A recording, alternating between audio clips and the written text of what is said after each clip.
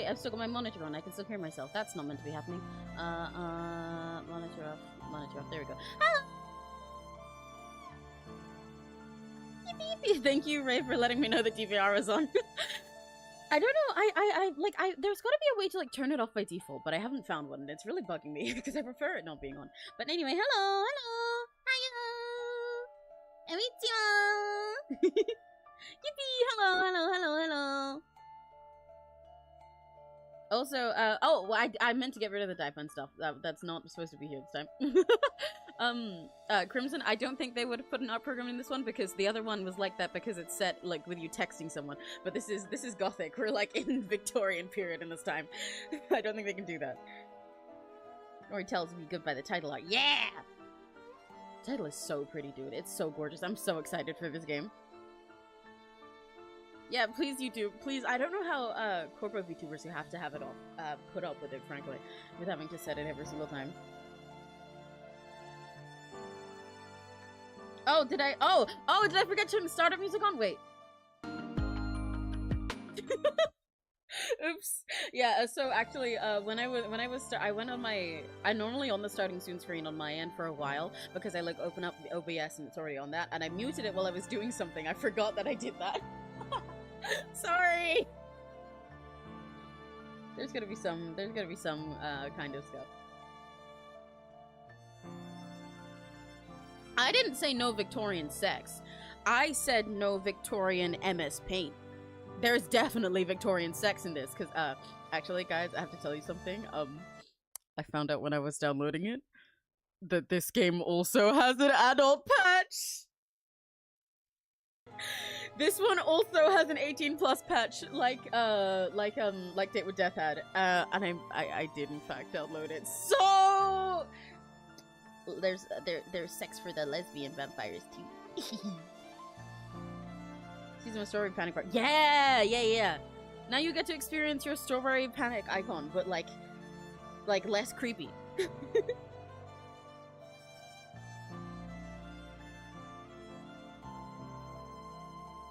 What do you mean, do I not learn? Yeah, I did learn. I learned that, hell yeah, they have great freaking in the last one. So then I'm definitely gonna get it for this one too. Hello? Oh, I need to change how this is like cropped and shit. State with Death is a different size. This one actually might fit in my little box better. It does fit in my little box better. There we go. Boom, boom. These characters are so pretty. I'm so excited. The only way it should be. Yeah! You guys get me. You guys get me. I need to...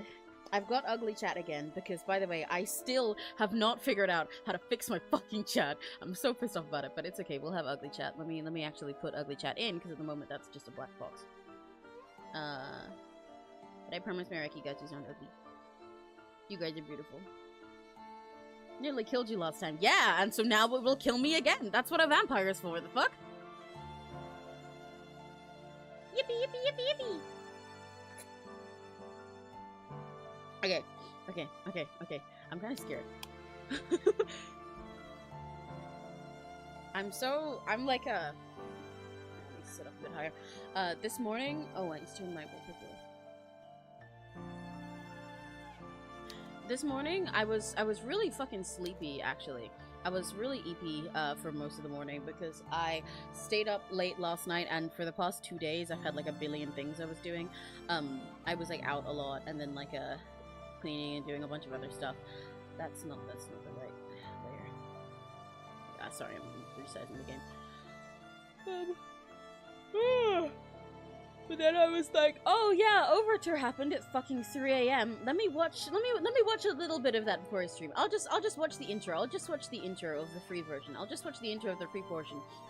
So jump ahead. I ended up watching the entire free portion for the EN part, and oh my god, I love these EN so much. I love Buddy Dude so much. So then I got a lot more of my energy. So now I'm good.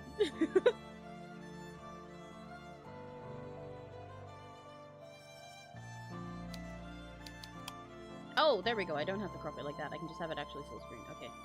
That's a little better.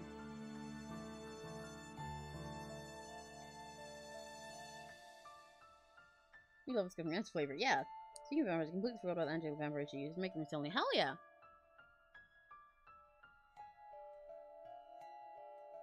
There we go. Now the game's in the right place. Okay. It's fixing that. Transitions. Oh my god, I'm gonna be trans! Listen, I'm probably gonna have one the text speed faster, so I'll do that. Cool. Oh, there it is. Dim me the live, please. I want to see. I will. Hang on. Let me send it to you right now because there's a paid version. I'm actually gonna.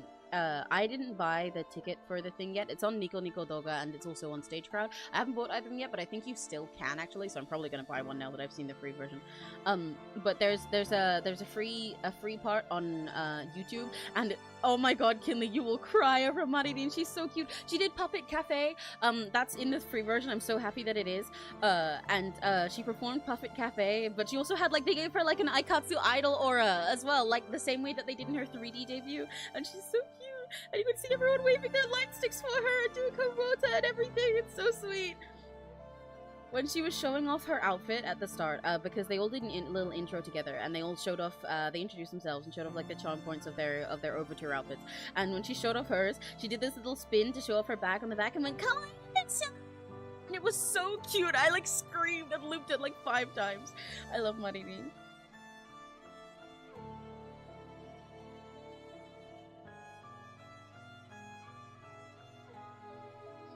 There's timestamps in the comments. Money, my wife! I love her so much! I love her so much! That's where money is going to. Well, actually, no, most of your money, some of it will be going to that. Yeah, that is a good thing. Most of the rest of your money, I mean, it didn't go to Monster, but I did spend some money yesterday on Faz Juice!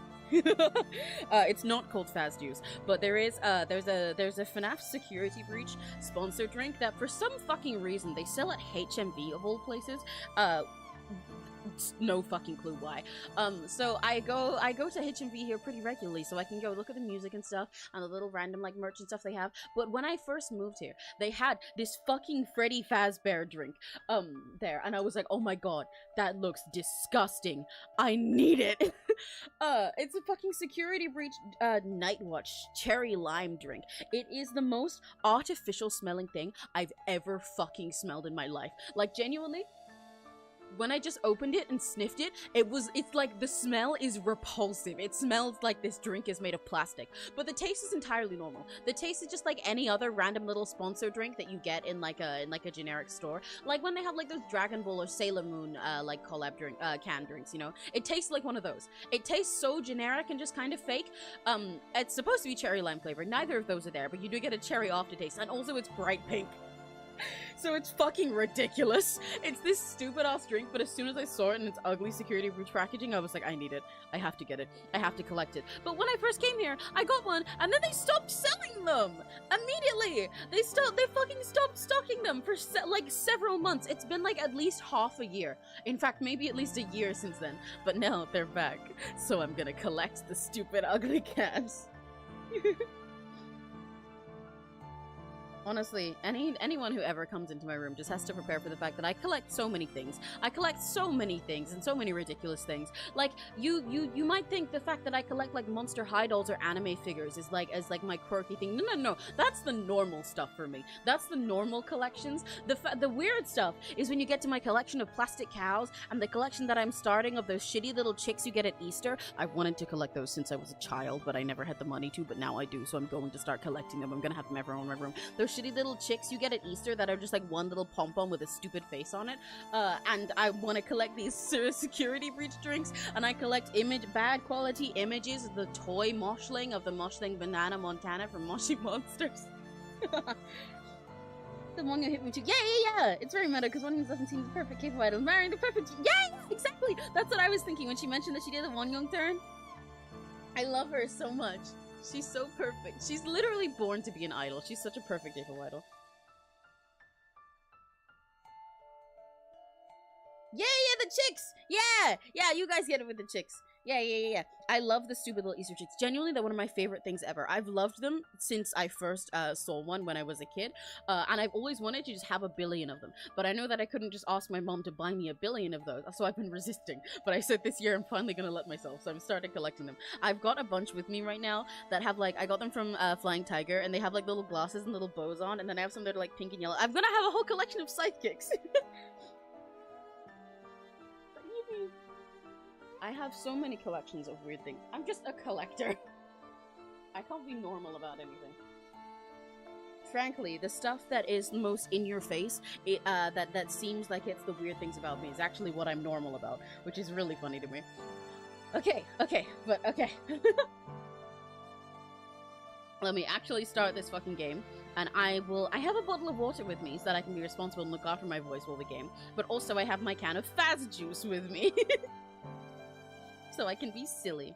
Okay, let's start. I'm scared. I'm gonna open my can and we're gonna start. Cage of Roses. Oh, okay, I gotta voice it. Faster, Mike! Wait, how the fuck do you pronounce that name? Wait, hang on. Hang on. We're already stopping for a sec. I do not know how the fuck. Is it Meike? Is it How the fuck do you pronounce this name? I've seen it before, but I don't know how to pronounce it.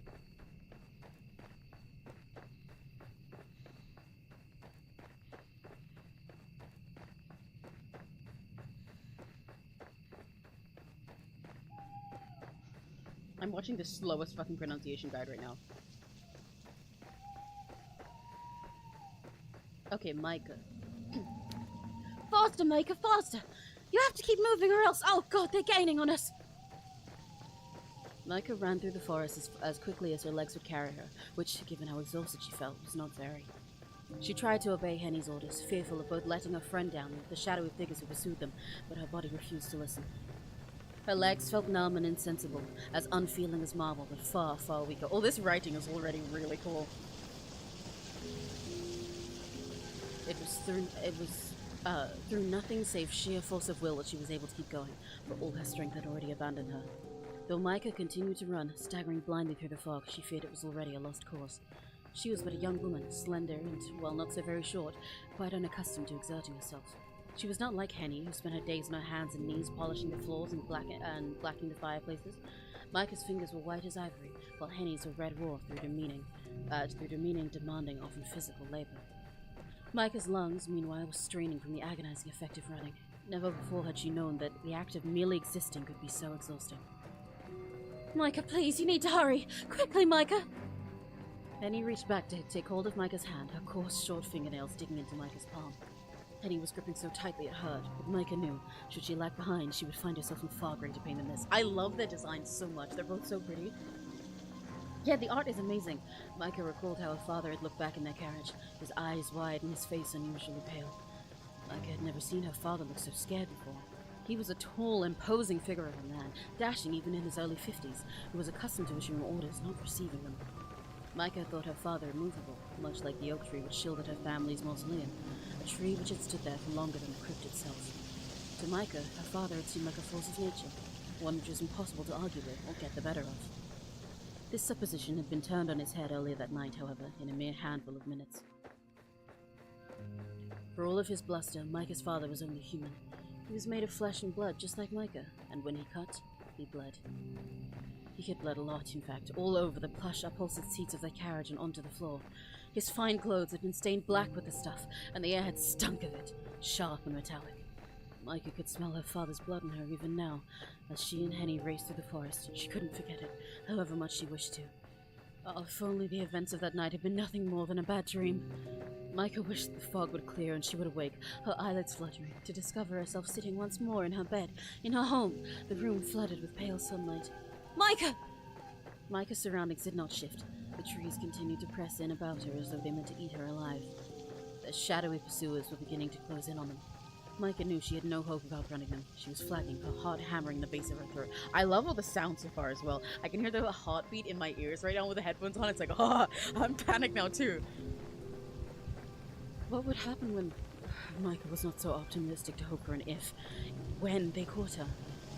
What would they do to Henny? The thought was almost more than Meike could bear. It had been bad enough to lose her parents, but to lose Henny too? Why, she had done nothing wrong! Unlike Meike, Henny was no lady. She was just a maid. She was only being targeted because of her relationship to Meike and her family. Had Henny been traveling alone, she would have passed through the forest quite unscathed. It wasn't as though Henny had any valuables upon her person that were worth the effort of pilfering. Henny! Meike appealed to her maid between sharp gasps of air, which pierced her lungs as keenly as knitting needles. Oh my god, the sounds are so cool! Please let go. Leave me be. I'm just slowing you down. I don't care. I'm not leaving you behind. But there aren't any buts. I told you I won't leave you. Now let's keep running. Meike wanted to run. Really, she did. But her body had already begun to give in. Her heart might have been pumping fit to burst at the base of her throat, but her legs were weak despite the excess blood which filled her, and her hand in Henny's felt cold and clammy. She had exhausted all of her energy simply in escaping from the carriage where her parents' bodies lay. Now she would die, only a few hundred paces away from their final resting place. Would her mutilated carcass be discovered in the days hence and taken back to her family's home? Would she and her parents be embalmed and sealed away in their mausoleum? Meike did not much like this thought. Her family's mausoleum was a terrifying place full of somber stone angels and spiderwebs. It was quiet, being situated amongst tall trees, but its quietude was not at all relaxing. Its quiet was the deep, fathomless silence of death. Meike did not want to die. She knew not how she would continue to live on, with both her parents slaughtered before her very eyes. But she did not want to succumb as they had, in this forest full of fog. She wanted to go on living, for her sake and for Henny's, though not necessarily for Walter's. God, they're getting closer! We need to keep running. Come on, Meike! But like the guttering flame of a candle, the last of her energy had been expanded. Meike's foot caught in a tangled tree root, which jutted from the ground like a bear trap, and she fell. How is this gonna go into Hog Vampire Love since well, it did say it was a gothic, tragic story. Her hand, which was slick with sweat, slipped free from Henny's. She reached out, searching for her loyal maid through the fog, but to little avail. No! Meike! Henny's voice echoed in Meike's ears, shrill and frantic. Meike's heart jutted in her chest, hard, as though meaning to stop altogether, but it did little good. Her head smacked against the ground with a dull, anticlimactic thud. Meike's teeth bit against her tongue. She tasted copper. Her vision swam. Meike! Oh God, Meike, get up! Please get up! And then everything went black. Damn! Okay, that's a crazy start. Holy shit. Oh my God. Yeah, they did say this was gothic. This is not just freaky. Holy shit. Oh my God. Let me take a sip of my fast juice. Oh wow. I forgot how the taste of fast juice is even more intense when it's actually fresh. What? She's so pretty. I know she's like dying right now, but she's so pretty. She's so fine. Hey, you coming? Well, no, I guess you don't come around. Sorry. Sorry. Meike was greeted upon waking by a dull, crushing pain that gripped her skull like a vice. A brackish taste akin to pond water filled her mouth, and with one hand clasped to her head, she coughed. Meike's body shuddered and her lungs burned. It took a minute before her coughing fit subsided, but once it did, Meike began to glance uneasily around her surroundings. I really like all the extra sound effects they have in this. Like the breathing and the heart racing and everything, it makes it so atmospheric. You're thinking the same, Henny. I shouldn't be at this time, but I am. Okay, you get me. I'm good. That's good. She hoped that her immediate surroundings might shed some light upon her predicament, but her hopes were in vain. Meike had no idea where she was. The floor upon which she was sitting, but why she was sitting on the floor of all things, was made of but why was she sitting on the floor of all things? Was made of stone, which felt hard and cold and uncompromising. The walls, too, were made of stone, as was the ceiling, which felt very far away. A wooden cot was pushed up close against one of the walls, but it was so steeped in shadows Meike could scarcely make it out. There was a chamber pot lying by the cot, which she did not care to examine too closely, but its rim and sides were stained with caked-on filth. A truly unpleasant odor exuded from the chamber pot, which made Meike's eyes sting. Ugh. It was fortunate that she had no immediate desire to relieve herself, for she had no wish to use this commode. A quick examination of the room, though really it was more like a cell, showed Meike that, save for the cot and chamber pot, it was utterly desolate. There was no other furniture to be seen, no shelves, nor cupboards, nor even a proper bed. There was no mirror either, so Meike could not see herself. Perhaps this was a blessing in disguise. Meike doubted she would be at her best, given she was in so much pain, and she was so very exhausted. She was so cold she could feel goosebumps rippling across her flesh, and her teeth were chattering badly. Yeah, the music is gorgeous. Meike wound her arms about her middle and shivered sadly. It was not only the chamber pot that stunk, the very air itself was rank, heavy with the stench of unwashed bodies and general decay. This room, no, she was sure that it was a cell, reeked of death. How had she come to such a place? What had happened to her? Meike could remember sitting alongside her mother and father in their carriage as it bore them through the forest, and then... There, at this most pivotal of moments, her memory failed her. Meike could recall nothing else. Oh! Had her parents been there, they would have given her instructions. They always seemed to know what Meike ought to be doing at any given time, but they were not there, and neither was Henny. Meike was all alone. Henny had been with her, Meike was certain, before... Before what? Why could she not remember anything? Meike thought sorrowfully. If only she was made of stone, then perhaps her head would not hurt so much. It really did feel that her skull might explode, not from the pain, though the pain still remained, but from raw, unbridled fear. Meike had often dreamed of stealing away from her parents' home to embark upon a brand new life, unfettered by expectations, but she had never wished for this. Tears began to trickle down Meike's cheeks in crystalline droplets. They scored tracks in the dirt which caked her cheeks and dropped, one by one, to the floor. Her head bowed, fingers splayed against the stone. Meike sobbed and sobbed until... What? What is going on? A soft voice spoke amongst the teamy shadows. Yay! I like Henny, she's really cute. Meike could not see the speaker. She could scarcely see at all, given the darkness, and now her own tears. Given the darkness, and now her own tears. But she recognized its familiar cadences. The voice belonged to Henny. Meike's dear friend was here too, in this stone cell which smelt of death, and though Meike feared for Henny, she could feel relief bubbling up inside of her. She was not alone after all. Henny? Meike crawled forth on her hands and knees, being too exhausted to stand, and stared into the shadows. Henny, is that you? Meike? A shaft of moonlight spilled through the singular barred window, hewn? Huh? It wouldn't be hewn high into the wall of their cell, and finally, Meike was afforded a view of her maid. Though christened... Oh! Henrik...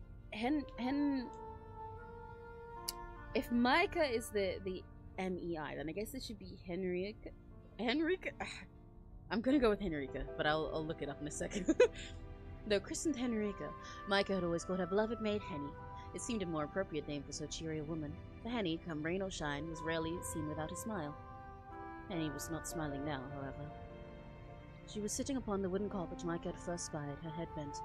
Henny's face looked woefully weary, and had lost much of its usual pinkness. Her apron, once white, now stained and sullied with dirt.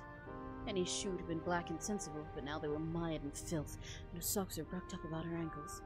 Henny's hands, which she held at her front, were trembling like those of a woman thrice her age. Oh, Henny! His hair might have been a mess, but at least she kept it short. There was not so very much of Henny's dark tresses to be walked into a state of disorder. Meike's own hair, meanwhile, was very long and curly, and though she had worn it in a chignon, she could now feel it straggling loosely about her shoulders. The back of her neck prickled, either from the cold or from a dislodged hairpin or two. Perhaps that was why Henny stared at Meike so, when she regained her own sense of equilibrium, as though she'd seen a ghost. My God! Meike! Right? Henny's so cute! I love her! All of the characters are so beautiful! Can I date every single character in this game, including the player character and her best friend? I love the rendering on them all as well. Like Meike's hand alone and the lace around it is so fucking pretty. Henny looked so alarmed, Meike felt almost ashamed. Meike was no stranger to shame. She felt it frequently, in fact, when she was with her mother, but it rarely raised its ugly head in Henny's presence. Since Meike's girlhood, Henny had been her one staunch, steadfast companion. She was the only person Meike knew who took Meike for who she was, rather than wishing, often aloud to her face, that she could be more appreciative, more amenable, more effusive, more like a lady and less like herself. Henny didn't want Meike to be more. She only wanted Meike to be Meike. Did that mean, then, that Meike did not look like Meike in this moment? But who else did she resemble, if not herself? What had happened to her? Are you alright, Meike? Oh, look at your poor face! Henny rose from the wooden cot, which creaked and crouched before her friend. Reaching out, still shaking, she cupped Meike's cheeks in her fingers and said, "You're bleeding!" I am? Yes, you've a nasty cut beneath your right eye and your cheek. Henny sucked in her breath, her expression grim. Oh, it's all banged up. You're positively black and blue. Your audio's cutting off every second. Oh, is it? Oh, that's weird. That's strange. That's not good. Is that happening for the rest of you guys too? So that's very not good. I do not know why that would be happening. Are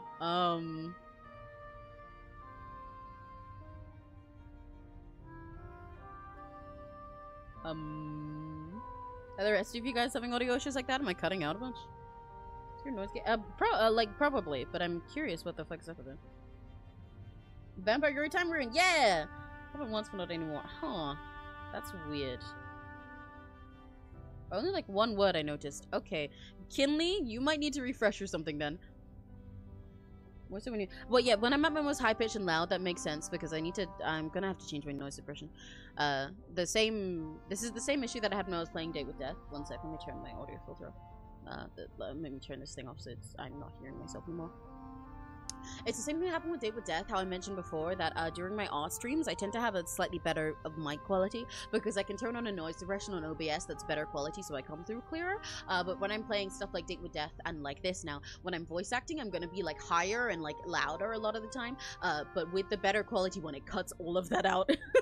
So, Kinley, that's very odd. If it's happening a lot for specifically you, it might be an issue on your end. Oh, yay, it stopped. Yippee. But yeah, that's okay. I will go with the slightly worse quality sound from my mic, because it'll mean it's not cutting out every time I'm voice acting. MC was the maid instead of the hot redhead. Honestly, both of them would be fine. They're both gorgeous to me.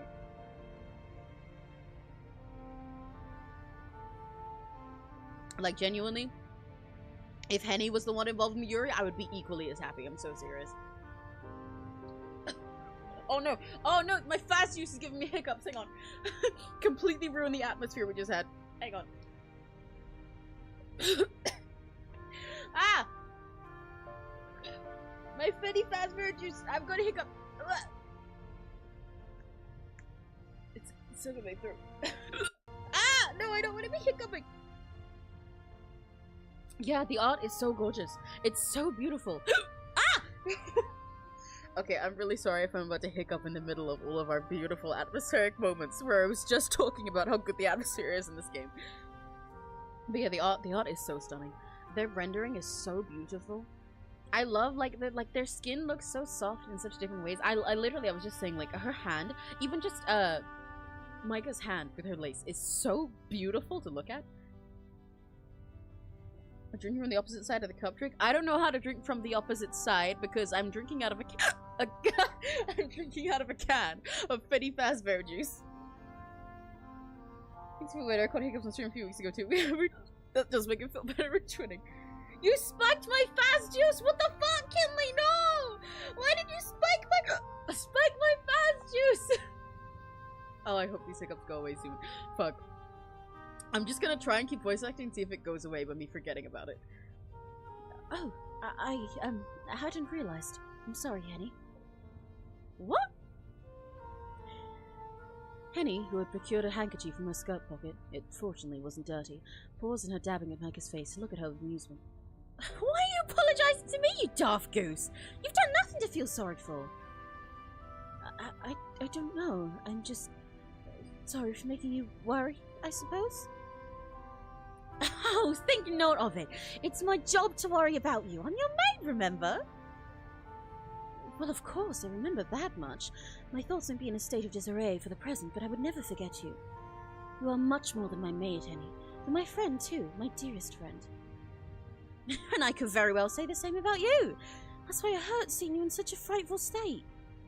Do I look so very bad? Well, now... Henny scanned Micah's face, her brown eyes now bright with mischief. Fluffy and cute and elegant. Yeah, right? They're so fluffy and soft. I'm fine, but I have got hiccups from my Freddy Fazbear juice that I'm drinking. Jumpsuit, you stop hiccuping. Exactly. Crimson, that implies that you were planning to spike my fast juice. Please don't. What the fuck? Henny scanned Micah's face, her brown eyes now bright with mischief. That depends on how honest you want me to be. Oh, dear. Do I look as bad as all that? You certainly look better. Your face is as banged up as a windfall apple. An apple? Meike shook her head in wonderment. I only hope that the apple isn't riddled with worms. I don't think you've anything to worry about on that score, at least. Well, that is a relief. I suppose things could always be worse. Right you are, that's the spirit. You're still alive, and so am I, and we're together. That ought to count for something, although... Henny finished wiping the worst of the congealed blood and muck from Meike's cheek, then drew back, her soiled kerchief gripped tight in her hand. Her expression newly dour, she said after a moment's pause. I am afraid that your parents mightn't have been so fortunate. What? Meike's heart leapt in her chest at this somber announcement. What happened to them, Henny? Do you know what's going on? You don't. I recall that we were traveling to Augsburg to visit my fiancé, but as for how we came here... Meike closed her eyes in the hope of remembering something, but again, nothing came. Her mind remained stubbornly blank, as featureless as a snowy field, all floor blanketed in untrammeled whiteness. The writing in this game is so beautiful, dude! Oh my god! Like, this is so... I love their way of wording everything. It's so flowery and wonderful. Like, it really feels like you're reading... like, I know it's a visual novel, so saying a novel is, like, a given. That's kind of stupid. But, like, it feels like you're reading, like, a gothic novel in its own, you know? This would be printed out in a book and it would be stunning in itself. I'm afraid I cannot remember. Not a single thing. Nothing. I see. Henny grit her teeth together for a few moments, her eyes dark. She seemed to be weighing up her words, as a baker might measure out flour and sugar before speaking. There's not such a surprise, I suppose. You hit your head pretty hard back there. It might be for the best that you can't remember all of the gory details. I wish I could forget what happened myself, but... Henny's voice trailed away, awkwardly, as she gripped her handkerchief. That kerchief had been the only clean thing in Meike and Henny's cell, but now it too was ruined, streaked with brown and red. How deep was the cut that Meike had sustained, and how much had she bled? This too remained a mystery. That meant he doesn't might show up and try and take her back. Well, if he does, then I will stab him myself, so... That's your theory? I'm curious if your theory comes true, though. Someone cooked it for real! Yeah, the writing is really Serena Core. Serena, this game is just literally built for you. Meike did not know. There seemed much, all of a sudden, she was ignorant of. She felt so very unworldly, she might as well have been a little girl again, enthused after she had successfully stolen the key to her family's mausoleum. Meike had not known, as she stood in the chill entrance of the mausoleum, that she was about to lower herself into a subterranean world of death and decay. A part of her had wondered. Henny? Meike took Henny's hands in her own, her cracked fingernails digging into her skin. What happened? Tell me, please. I want to know. Yes, I thought you might. That does make things a mite complicated, though. I don't want to be the bearer of bad news. Just promise you won't take against me for what I'm about to tell you. I've gone through a lot tonight already, and that would be the straw to break the camel's back. Henny, please, you should know that this is a trivial concern. I'm fully aware that none of this is your fault. You have only ever sought to protect me. I have no better friend than you, not in all the world. And it's precisely because I want to protect you that I don't want to go into all of this. I know it'll upset you. Christ. It upsets me too! It's an upsetting situation all around. It's rotten, really, what people are capable of, but... Henny paused. She sucked in a breath. Then, in a calmer tone, she said, Just how much do you want to know? How much is there to know? Oh, I remember everything. I'll always remember tonight, I expect. It made quite the impression. Horrible things always do. Oh dear, are things truly that dire? Pretty bad, yes. Give me an abridged account, then. I've no need to hear everything. Right you are. Henny bowed her head in acquiescence, her face half swallowed by the shadows. Damn, Emmy, you do a good British accent. Yeah, it's almost like I'm British. Yeah, I don't know where I figured out this British accent. Like, you'd think that I'm British, right? It's crazy. Imagine that. Imagine Emmy, but British. I could never. Henny bowed her head in acquiescence, her face half swallowed by the shadows.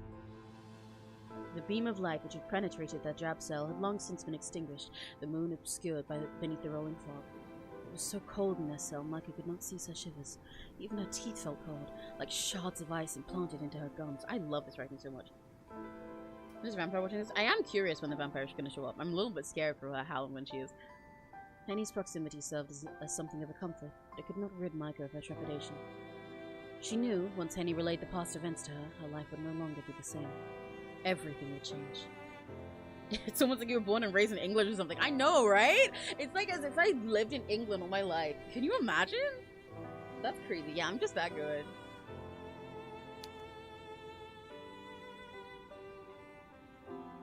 I'm drinking more fast juice. Please don't give me hiccups. Okay, I don't have hiccups yet.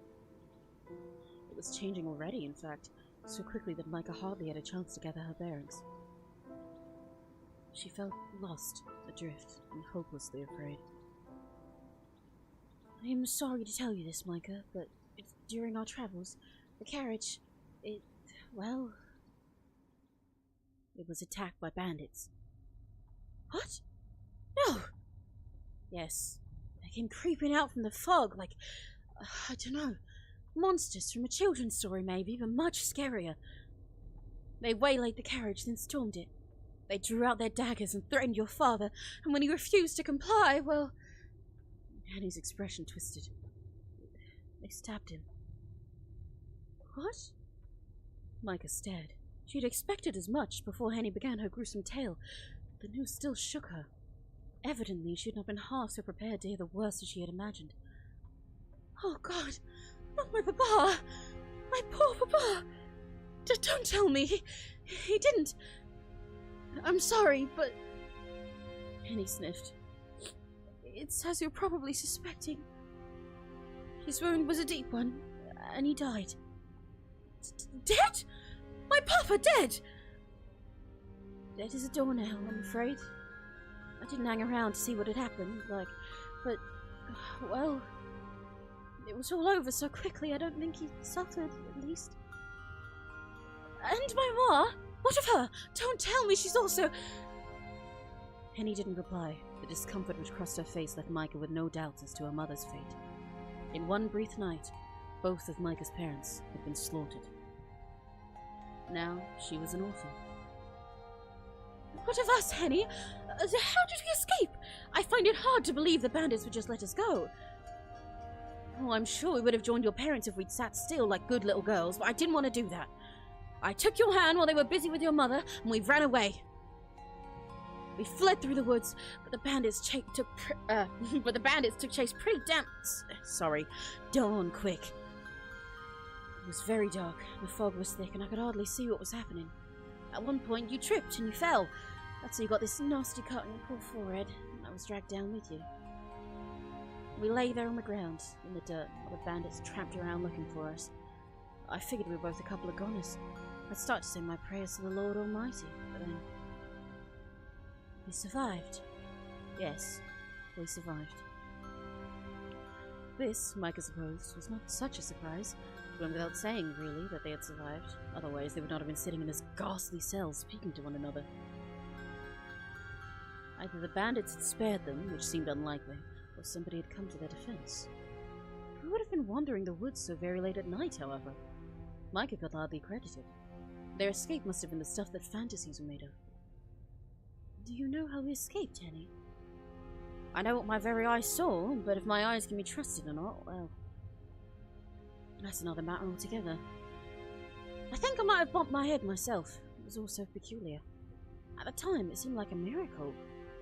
But, looking back on it, that ain't the right word. Miracles suggest God and all his angels, but there was naught holy about this.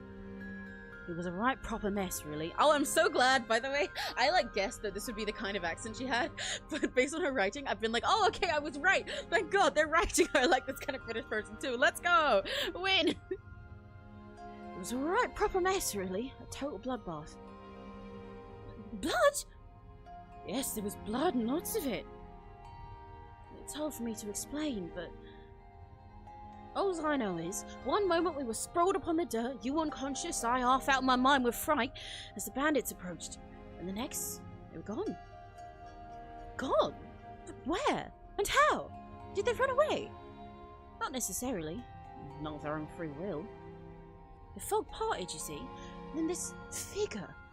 This woman. Yeah, let's go! Hot lady! Hot lady! She appeared so quick, it was like she sprung up from the earth.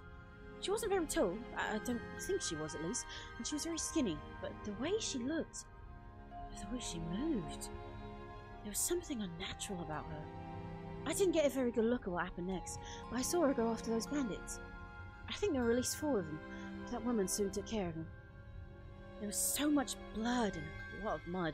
It stunk to high heaven. It stunk to high heaven, it did. Brought tears to my eyes. That woman, though, the woman in white, she didn't seem fussed at all. She stood there once she had finished, beneath the moon, like nothing had happened.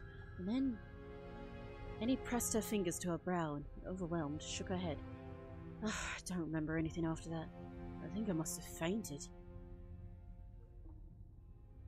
This is also how I end the scene with fog parting. Exactly! Serena, she's just gonna be you, for real.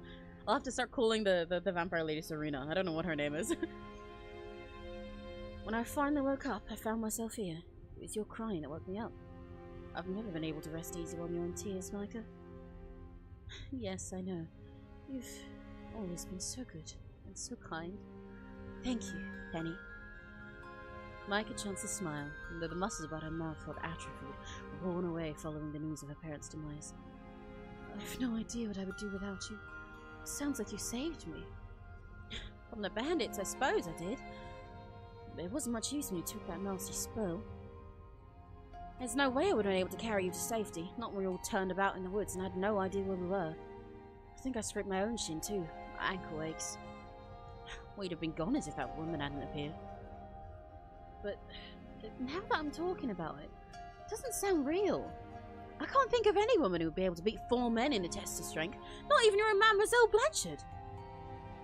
Meike's smile widened at this. Oh my god, her smile's so pretty! Look at her, she's so beautiful. So is Henny's. I'm so in love with both of these women and we haven't even met the fucking love interest. Meike's smile widened at this, despite the severity of their situation, and she was even able to manage a laugh. It was a weak laugh, which contained little in the way of mirth, but it was sincere. Henny never failed to cheer her up. She must have had a knack for it. Meike was too old to believe in magic, but when she was with Henny, she sometimes wondered, are you sure it was a woman who fended off those bandits? Perhaps it was some sort of animal instead, and you failed to perceive it in the fog. That could be it. Like I said, my mind's a mess. I feel like I've lost a good 10 years of my life, although... Here, Henny smiled grimly, in the manner of all survivors after witnessing something horrid. That's better than having it cut short altogether. We must be thankful for small mercies, yes, even if our lives were saved at my parents' expense. Meike squeezed her eyes shut. She could feel tears beating upon her lashes anew. This time, she was able to subdue them. The news of her parents' death was a heavy burden to bear, but Meike, not having witnessed their final moments, found it hard to imagine. You know, thinking about it, this whole stuff of her forgetting the actual moment is really painful. When the intro we got to this was her vividly remembering it all over and over while they were trying to run, while she was in pain and running, and she was like, oh my god, I'm never going to be able to forget this. The sight of my father's blood shooting at me, he's on my hands, on my face, she was so horrified and actively traumatized by it, and now it's just completely gone from her. That's so painful. Me on women, so true. Women when me! Yeah! I'm women, even though I'm barely women. Women every few business days if you squint. That's so fucking true. It still did not seem quite real. The shock of it all, perhaps, had blunted her senses. It would take a while for her parents' passing to truly register. When it did, however, Meike did not doubt that tears would come, thicker and faster than before. Not always been so, but her childhood misadventures in her family's crypt had left her something of a crybaby. Now then. Meike inhaled and glanced about. Maybe her mind blocked me. Well, yeah, that's what I'm saying. It evidently did. Especially, like, not only did she fall and hit her head really bad, which of course would be part of it, but, like, that happening so suddenly and then falling and getting a concussion, like, I'm not surprised that it also, she would have lost the memory, both from her mind, like, blocking it out while she was freaking the fuck out about it, but then also, like, you know, hitting her head at the same time. It's so sad. This game is so beautiful. I'm so fascinated and gripped by everything so far. Genuinely, this is incredible. I should mention, this game is published by 2.5 Studios, the people who made Date with Death. But the creator itself of the main game and the artist is different to the rest of the team with 2.5 Studios, because they've started publishing more types of different games that are like developed by different people, but then published by their team, so they can promote more types of games and stuff with their platform and do a wide range of things. It's really awesome. I really want to check out a lot of their other games actually. Maybe we'll just play every single one of the 2.5 Studios VNs every week. Where do you suppose we are? And how do you suppose we got here? That's a good question. I've been wondering that myself. It's not the nicest of digs, is it? Not particularly, no. It's awfully drab. It's damp too. I'm freezing. You poor thing, you. Come here. Henny shifted closer to Meike, then drew her arms about her. Holding her close, she then glanced about. Both maid and mistress squinted into the shadows, as though they might unearth some secret way of escaping. A trapdoor, perhaps, or a hidden passageway. But to Meike's disappointment, she found the cell quite unchanged. It was every bit as sparse as she recalled. The shadows did little to mask this fact, and still stank. Goodness me, it's not much to look at, is it? Might as well be in a prison cell. I think that might be what this is. Henny drew back from Meike, her legs crossed beneath her upon the stone floor, and frowned. Sorry, I'm sitting up. I reckon you're right. I wonder who brought us here. You and me both. It's nice of our mysterious benefactor, no benefactress, to rescue us, but they can't be all that kind if they're going to let us suffer in here. You think they could have at least have put us up in a nicer room? Not expecting first-class accommodations, but you deserve better than this, Meike. This place isn't fit for rats, let alone people. It's alright. Are you being serious? And he raised an eyebrow, while Meike smiled. It's better than being dead, at least, even if these lodgings are a mite uncomfortable. Only a mite? Well, quite a bit, if I'm being honest. Meike drew her arms about her legs, her knees beneath her chin, and said, When I woke up, I was lying on the floor. On the floor! I love her reaction. She's so cute. Henny's eyebrows shot up her forehead until they met her hairline. The gesture was so exaggerated it managed to bring another smile to Meike's lips, despite how very dire their situation was. I suppose it makes sense, there being only one bed, but oh, that is too much! I can't believe they fling you about like a sack of spuds! I'm having so much fun getting to do a voice like this after being so very American in Date with Death. When in Date with Death, like, the only other character we got aside from Casper is me being like, ultra American this way. Now I get to be extra British, yay! Many unbelievable things have happened tonight. Our benefactor must have been bucking the trend. Some benefactor? When I get my hands on them, I'll give them what for? Don't, Henny. It wouldn't do to pick a fight with whomever brought us here. Can't speak, God. I wouldn't want to anger them, not when we're at their mercy. Why, but that makes us sound like captives! Is that not what we are? This is a cell, after all, and we have no means of escaping. We're being treated like prisoners. I know. It still stings. I don't care about me, but I don't want to see you being treated like a convict. Not when you've been through so much.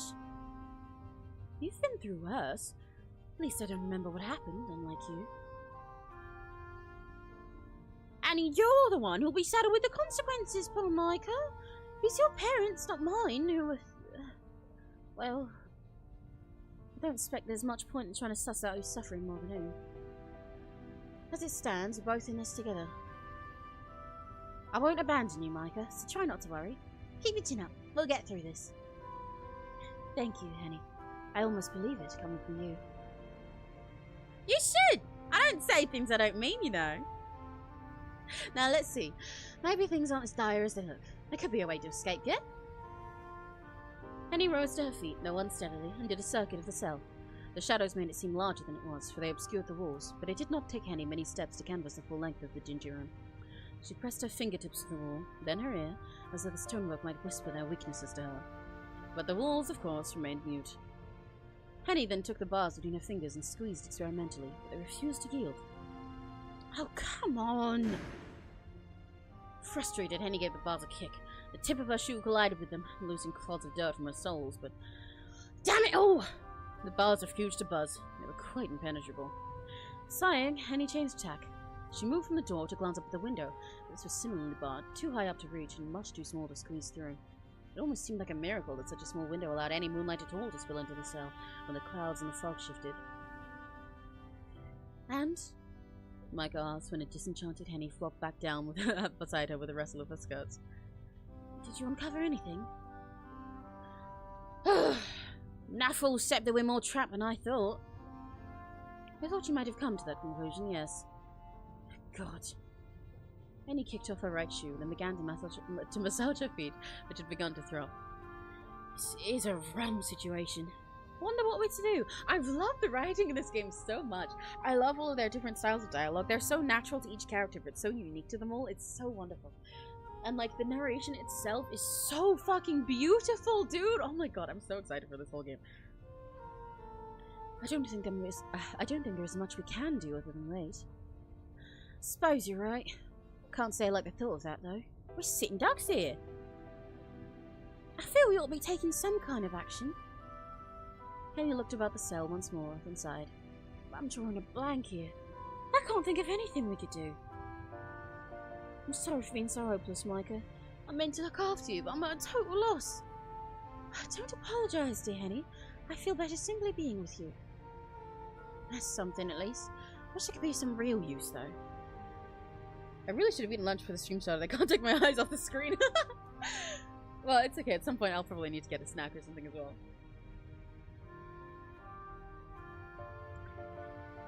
Fuck!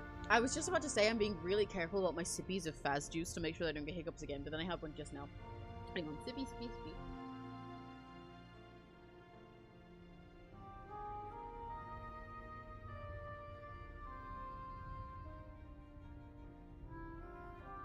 Come on, no hiccups, no hiccups, no hiccups. No hiccups. Okay, no hiccups. No hiccups. Any percent. No hiccup run. Okay. Pardon me? You are of real use. Without you, I'd be an unconscionable? I thought she was gonna say unconsolable. Unconscionable mess. Weeping on the floor. Well, we can't be having that. It breaks my heart to see you cry. Much as it breaks mine to see you self-flagellate so, for something that is not your fault. Touché. Now that we're well and truly stuck here, I suppose you ought to make the best of it. Although, I have a bad feeling about this place. It gives me the creeps. I don't know who imprisoned us here, or what cause, but they've no manners to speak of. Why, it's almost as if... Henny began, but she found herself unable to finish the sentence. A sound issued forth from the darkness, emitting from beyond their tightly sealed cell. It was a faint sound, but Henny still heard it, hovering in the sour, misty air. It sounded like a scream. I heard that as well! That scared me! I don't know if that picked up for you guys. God, the ambiance in this game is so good. They have so many tiny little sound effects to go along with everything, as if the music itself already isn't beautiful. But there was such a faint, distant, like, shrill scream. Oh my god. It sounded like a scream.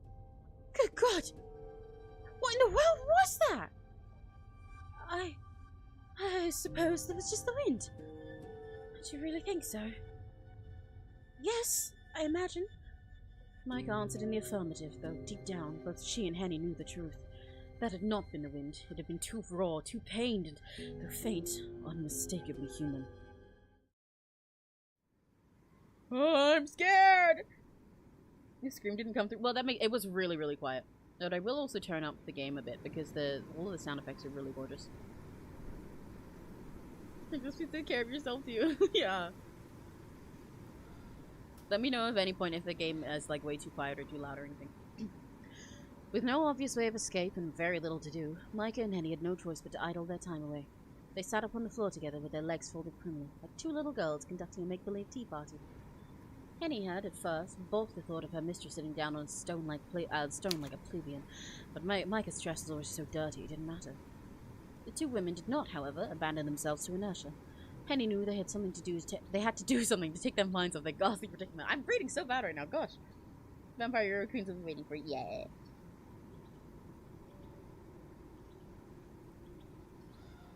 Don't worry about it. I just don't want to miss this when I make my entrance in the game. Right. Fortunately, Henny was not empty-handed. She had in her pocket, alongside the kerchief she had used to wipe Micah's cheek, a pack of cards. Oh, yay! These cards were worn and bent at the corners. They remained perfectly functional. For what better of a way to use their time? Oh, for want of a better way to use their time, Henny proposed to Meike a game of Joker, a game which Meike agreed to. Yay! Yippee! The two women played several rounds of Joker. Joker? Whoa! I can play Joker with a vampire. The two women played several rounds of Joker, examining their decks and dispensing cards. The game did not require a great degree of tactical thinking, but it helped alleviate some of Micah's worries. It could not, alas, alleviate the cold, but Meike had been shivering for so long that she had almost grown accustomed to it. She'd been in the dank, miserable cell for so long she could scarcely remember how it even felt to be warm. Had her journey to Augsburg continued unimpeded, she would now be sitting by the fire in Walter Gerhardt's living room, or else tucked up in one of his many guest bedrooms with a boiling pan at her feet. You know, if that's the name of her fiancé, no wonder he sucks. That's a lame ass name. Imagine being named Walter Gerhardt. Ugh. Damn, dude. No wonder she's gay.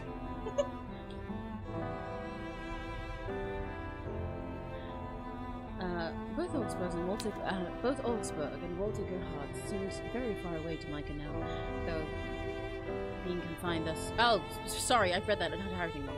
Both Augsburg and Walter Gerhardt seemed very far away to Meike now, though being confined thus in a prison cell. How long had she been sitting with Henny on the floor shivering? Meike did not know. She couldn't tell. All Meike really knew, in her infinite ignorance, was that the night seemed hopelessly long.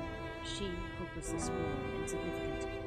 There was no clock in Meike's cell, and neither she nor Henny carried timepieces upon her. The only means Meike had of tracking the advancement of the hour was the silver of the sky, or the sliver of sky she could see beyond the narrow window, situated high above her head. She could recall that the sky had been dark upon her waking, and it remained so now, 3 games of Joker later. The moon, which emerged from the fog at irregular intervals, shone its pallid light upon Meike's head, and upon her hand of cards, lighting a Joker in his wide Richter screen. Meike had never much cared for the Joker in Henny's trusted pack of cards. His expression unnerved her. Cheer up. You struck me that before. About 30 minutes. I'm always going to be leaning over with an egg.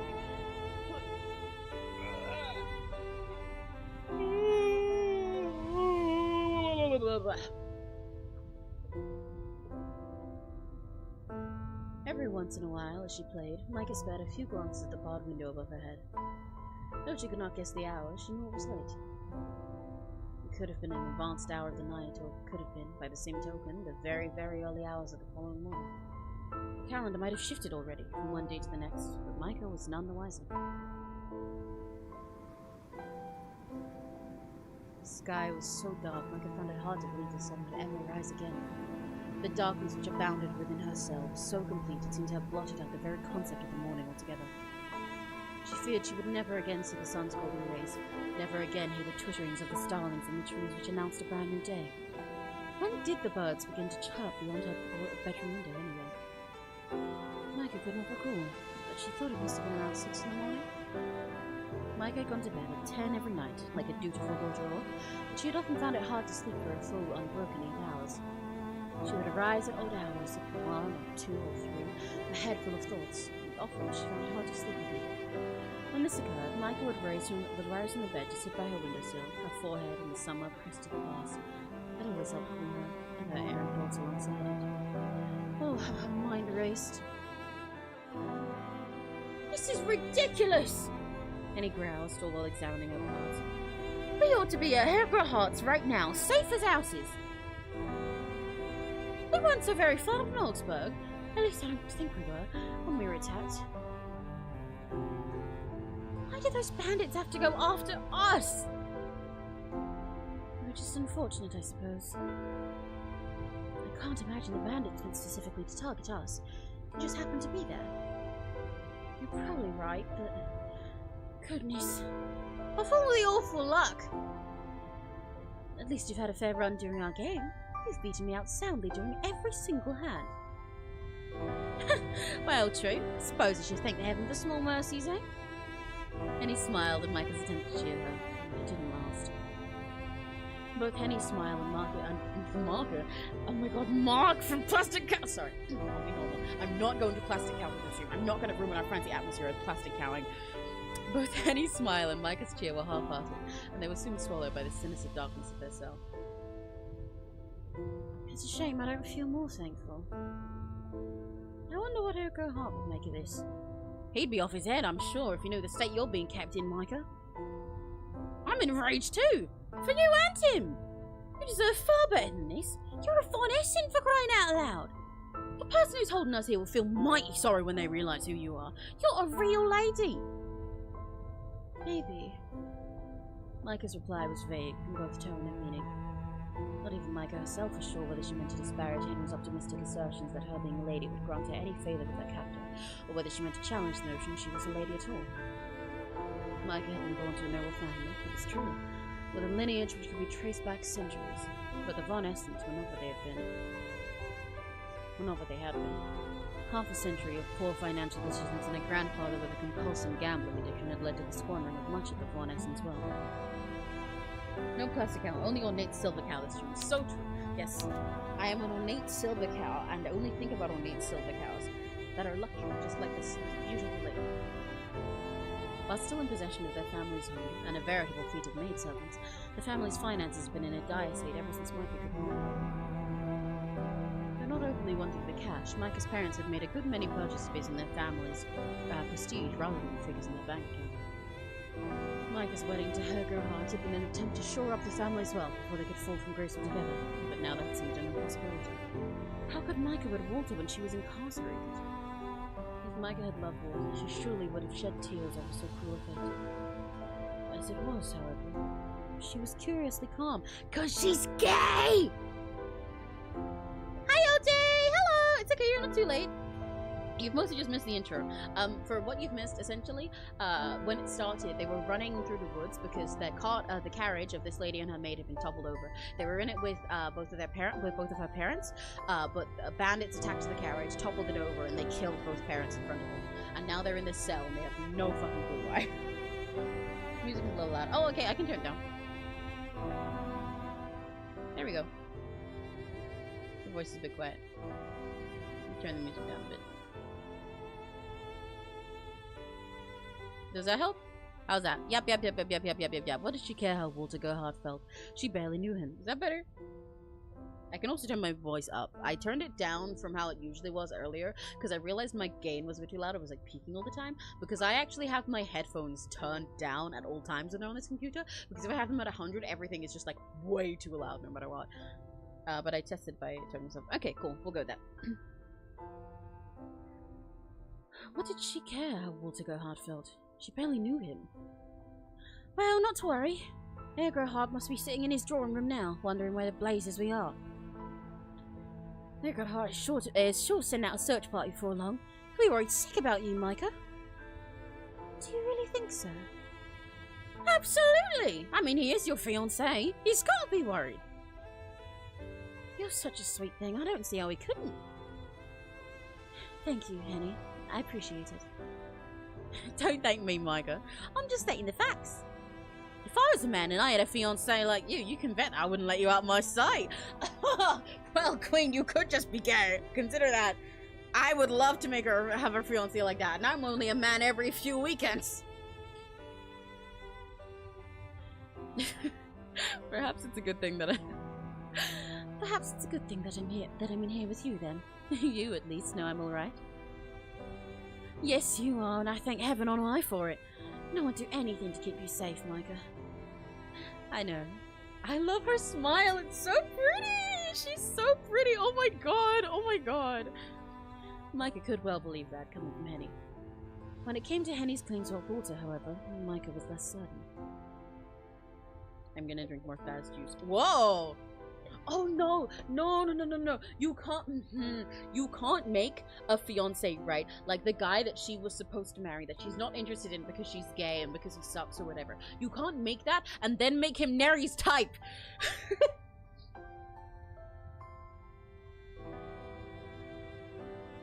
Please don't look like someone Neri would date. I love this one. Yeah, this game is so beautiful. It's so stunning. Let me drink some more of my fast juice. I've got Freddy Fazbear can of juice here. It keeps giving me hiccups. I'm not gonna hiccup. I'm gonna drink this like a pro. I'm gonna drink this on a no hiccup run. 100%.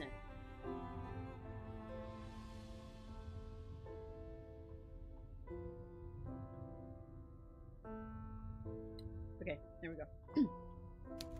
See, the thing is, I don't even necessarily think he's hot right now. It isn't an, oh no, he's hot moment, but not because I think I'm gonna want this guy. I can sort of tell that I won't. But I'm scared that he's gonna be someone that Neri would want. No, it works out because the gay gets one for him. That's true, yeah. Because then Neri can just accompany this man, and then he won't feel bad and come after their lesbian romance. Pointy ass chin, yeah. What did she know about Walter, really? Other than his age and his occupation and how fabulously excessively wealthy he was. Meike had met Walter on only 3 past occasions, and they'd exchanged almost as many words. The man was a stranger to her, and Meike's desire to marry him was inversely proportional with her parents' desire to see her walking down the aisle. Sorry. Oh my gosh. Meike had been dreading her visit to Augsburg for well over a month. Now it had been terminated. She felt a perverse sort of relief. She's real! Part of Meike had even begun to wonder whether the bandits' attack had brought with it some good alongside all the bad. But that, Meike chastised herself, was hopelessly cruel. Were her parents' lives truly worth that little to her? It was true enough that she... okay, well I guess it's a great time to say if I accidentally pressed it. It was true enough that she may never see Walter go hurt again, but she would never see her mother nor her father again either. It was not a fair trade, not by any stretch of the imagination. How could she ever have thought of such a thing? She really must have been wicked. Was that what she had found herself in such a dire situation? Perhaps this was God's way of punishing her for being a poor daughter, and a sinner who spent too much of her time lost in daydreams, imagining things which could never and would never be.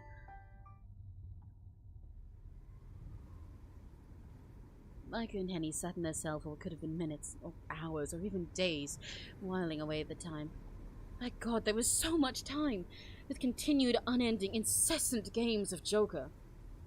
Meike's heart was not in the game, her head being otherwise occupied, and Henny trounced her soundly, 12-1. Damn, girl, that's kind of pathetic.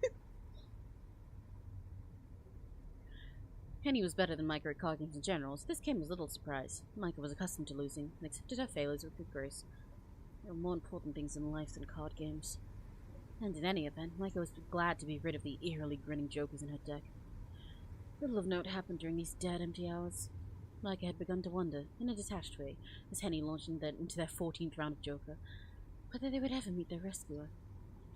Perhaps whoever had hauled them from the forest had done so, not as an act of kindness, but as a means of prolonging their suffering. Maybe they meant to keep them locked in the cell, alone, until time itself slowed to a trickle, then ceased, the squalid stone walls tumbling down about them to crush their emaciated corpses in the debris. But soon, shockingly soon, so it seemed, despite all of the interminable waiting, Meike found her hypothesis proved wrong. Woo! Okay, it's a vampire time. It's a vampire time. She could hear, above the sound of Henny shuffling the deck, a sound. Footsteps. The footsteps were quiet enough at first, but Meike wondered whether she had imagined them. But as the seconds elapsed, they became louder still, until even Henny heard them. Goodness me! Henny fumbled with the cards and threw them down. Red hearts and black spades spilt across the stone. Can you read that, Meike? Yes, I can. Somebody must be coming. A rescuer from the woods, do you think? They could be our rescuer, yes, but maybe... Meike chose not to finish his thought. Her saliva felt too thick in her throat, like tar, and she shivered. She didn't want to extinguish the hope which she could see, flickering now in Henny's eyes. That would have been cruel. Henny's head swiveled to the grated iron door, excited as a puppy, and wide-eyed she peered through the shadows. This is a turn for the better! I was beginning to worry they'd forgotten all about us. I can't wait to come face to face with them. I'll be sure to tell them exactly what I think about their so-called hospitality. You said that once before, Henny, and I wish you wouldn't. I don't want to anger them. Oh, stuff and nonsense. I'm sure it'll be fine. If they wanted to harm us, they had plenty of chances to do it already, surely. That is true, but... The footsteps drew closer still, echoing about the stone walls, echoing inside Meike's skull. I've got like chills. The footsteps could represent only two things. They would mean salvation if they were lucky, but Meike found it difficult to believe this. Neither she nor Henny had been very lucky that night, despite Henny's continued winning hands in Joker. It seemed far more likely that these footsteps would bring about yet more suffering, and, sure enough... Okay, hang on, I need to burp. My fucking burp's not coming good. I'm starting on a burp in the middle of being a vampire. I can't burp, okay. Well, well. Would you look what the cat dragged in? The voice that cut through Meike's musing was a proud, haughty one, the syllables polished to perfection like cut glass. The voice belonged, quite obviously, to a woman. Serena, it's you! And given her pronunciation, she must have been well-bred. She will be! Sorry. My bad. That was the voices. Perhaps their rescuer was a lady, then. A von such and such, like Meike, from a family whose ancestral home was vast and old and grand enough to have its very own disguise. A dungeon. Why did I say disguise? Sorry, there's something... Alright. Time to voice me? Yeah. Whereas most nobility used their subterranean storage spaces or mine cellars, this family seemed to prefer taking prisoners. The thought did not fill Meike with much confidence about her mysterious rescuer. Anxiously, she glanced up to meet the source of said voice. And when she did... Meike could not help but gasp in surprise. Yeah! Let's go! Hang on, let me drink some more water for that. Guys, look at her!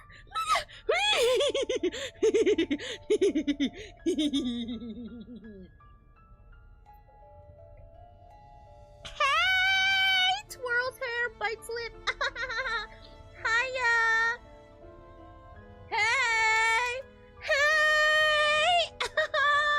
You come here often? Oh my god. The owner of the voice, who now stood upon the opposite side of the cell's door, was not at all what Meike had imagined. She was shorter than Meike had expected. Shorter than Meike herself? That's really interesting. I didn't expect the vampire to be the shorter one. Whoa! That's actually really fun. I love that. Oh, I love that. Let's go. Shorter than Meike herself, who was dwarfed by her wealthy or significantly older fiancé. And slender with it, her cheekbones high, her neck not too similar to the stem of a flower.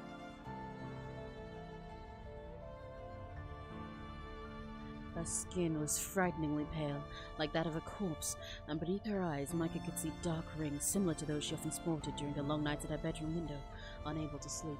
Her lips are so pretty. The woman, oh, was she a girl? Had hair so fair it was almost white, which almost seemed to glow in the moon's light. I like how big her ears are. I like pretty elf ears. She's so gorgeous. She's so gorgeous. She's so gorgeous. The height is not very Serena. Unkin. No, it's okay though, because she's gonna make up by it by having a tall presence, Serena. She's gonna have so much aura that it won't matter. Her hair was not worn in a chignon, but instead it was loose. It tumbled about her shoulders in waves, or disarrayed, in a manner which would have made Meike's mother swoon from the sheer impropriety of it all. The girl's appearance, but was she a girl? Was striking, not only because of her indeterminable age, but because of her eyes, which were widely spaced and fringed with the most luxurious of lashes. She's so gay. Describing someone like this is crazy. Her irises were not brown like Henny's, nor blue like Meike's. They were not green, nor hazel, nor grey, nor any of the other shades Meike had seen in the faces of her family's servants, and the attendants at the boutiques to which her mother took her, and the congregation to the local parish. Her irises were, instead, bright red, so much that they bordered on the visceral. These lovely irises were even redder than the blood which had seeped from Meike's sliced cheek and seemed to be full of violence. The girl was a perfect stranger to Meike, but her eyes told more than a pleasant chit-chat ever could. She was not normal. Meike knew instinctively as she gazed upon her that she should keep her distance if she could, but this only made her, conversely, feel even more enchanted. Yeah, me too!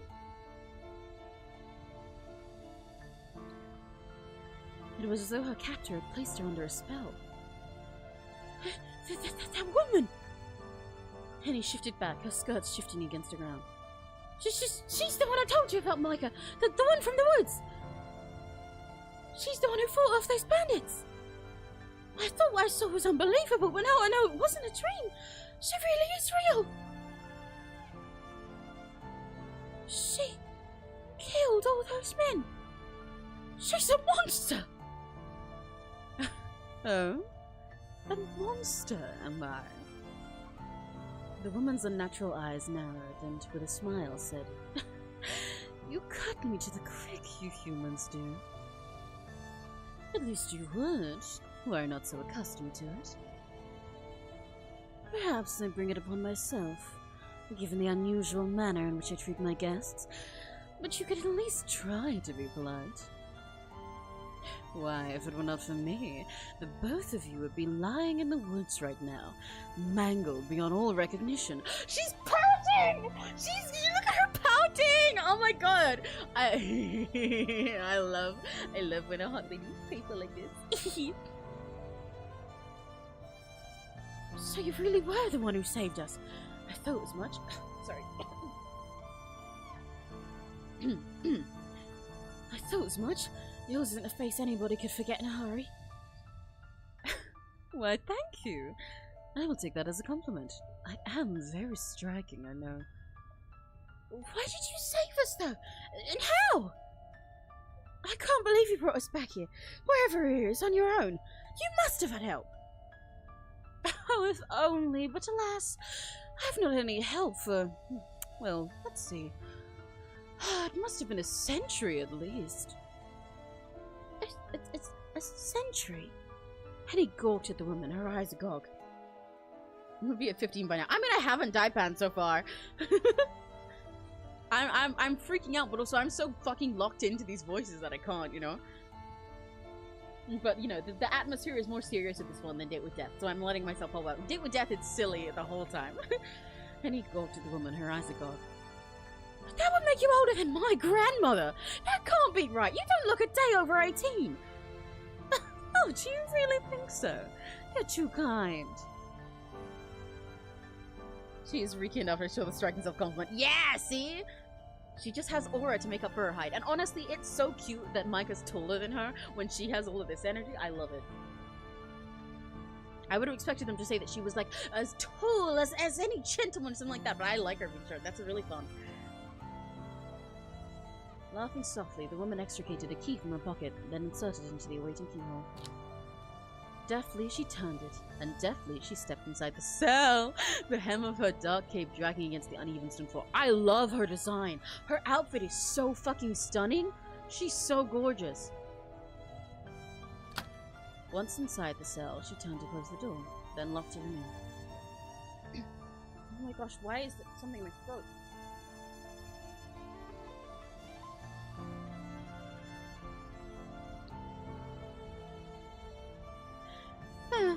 That ought to do it. It would be horribly tedious if you tried to run from me. I would be able to catch you, of course, but I'd rather not bother with all the fuss. With the door secured, the woman placed the key inside her pocket and turned to look at her prisoners. Her red eyes met Micah's, which were narrowed with mistrust, and, pouting, she said, Now why are you looking at me like that? You're making me feel quite unwelcome. I thought you would be relieved to see my face after being left to languish in the catacombs of my castle for hours on end, but maybe I was hoping for too much. In any case, you shouldn't frown like that, dear. It's an awful waste. It'll wrinkle your pretty face. This chastisement was familiar to Meike. She had heard it many times from her mother. While Meike had been trained to obey her mother without question, however, it was not so with this strange woman. Some of her reticence fell away, and, needled, Meike said, What I do with my face is my own concern. I'm sure it's none of your business. My goodness! You're feistier than you look. I took you for a shrinking violet. Maybe I was mistaken. Pride matters not anyway when you make a person kneel anyway. Exactly, that's what I'm saying. She has so much aura that it'll make up for it. She just has an incredibly tall presence, you know? Cherry's really beautiful, right? I'm so sure. Her smile like this with the fang. You might make for quite the amusing plaything. You'd be a good sight prettier if you smiled. I can't say I blame you for being so surly, though. I never liked smiling at command either. You know, it's been many, many years since anyone last tried to give me the orders. It's fortunate nobody can tell me what to do now, at least. It came at quite the price, but... Oh well, never mind. Where are my manners? My name is Magdalena, but you may call me Lena. I fucked that up. But you may call me Lena. My family's name, meanwhile, is of no particular importance. They might have commanded some respect back in the day, but it is not so now. They have long since been obliterated. I doubt history will remember them. It would not wish to. I am all that is left of their legacy. A fact I would have very much loved to rub in their faces, but alas, I never got the chance. She's so fun. I love her. She's so fun. I love her energy so much. It is very nice to meet you for the second time this night. So saying, Magdalena dropped a neat curtsy, taking hold of her cape in lieu of a skirt. Oh my god, I love her! As many since anyone tried to give me orders. Yeah! I love the voice you're making for her. Thank you! I'm having so much fun. I love voice acting these characters. Oh my god! This game is great. But I am afraid I will not be afforded much of a chance to properly know you. And while I would relish the chance to speak to a couple of young maidens such as yourselves, I have designs for you beyond idle chatter. And what do you mean by that, exactly? Only that, now I have brought you here, I cannot continue to let you live. You have already seen too much. What? Henny stared at Magdalena with wide eyes, so full of fear the air swelled with it. What do you mean? Oh shit! Yeah, she curtsies! She's so you! What I said. Do try to keep up. It's awfully tedious having to explain myself down to the finer details. But I suppose you have the right to know the bare minimum, prisoners though you may be. I would hate to keep you in suspense, and at this point, it doesn't matter how much you know. You won't be able to tell anybody else what you might learn here.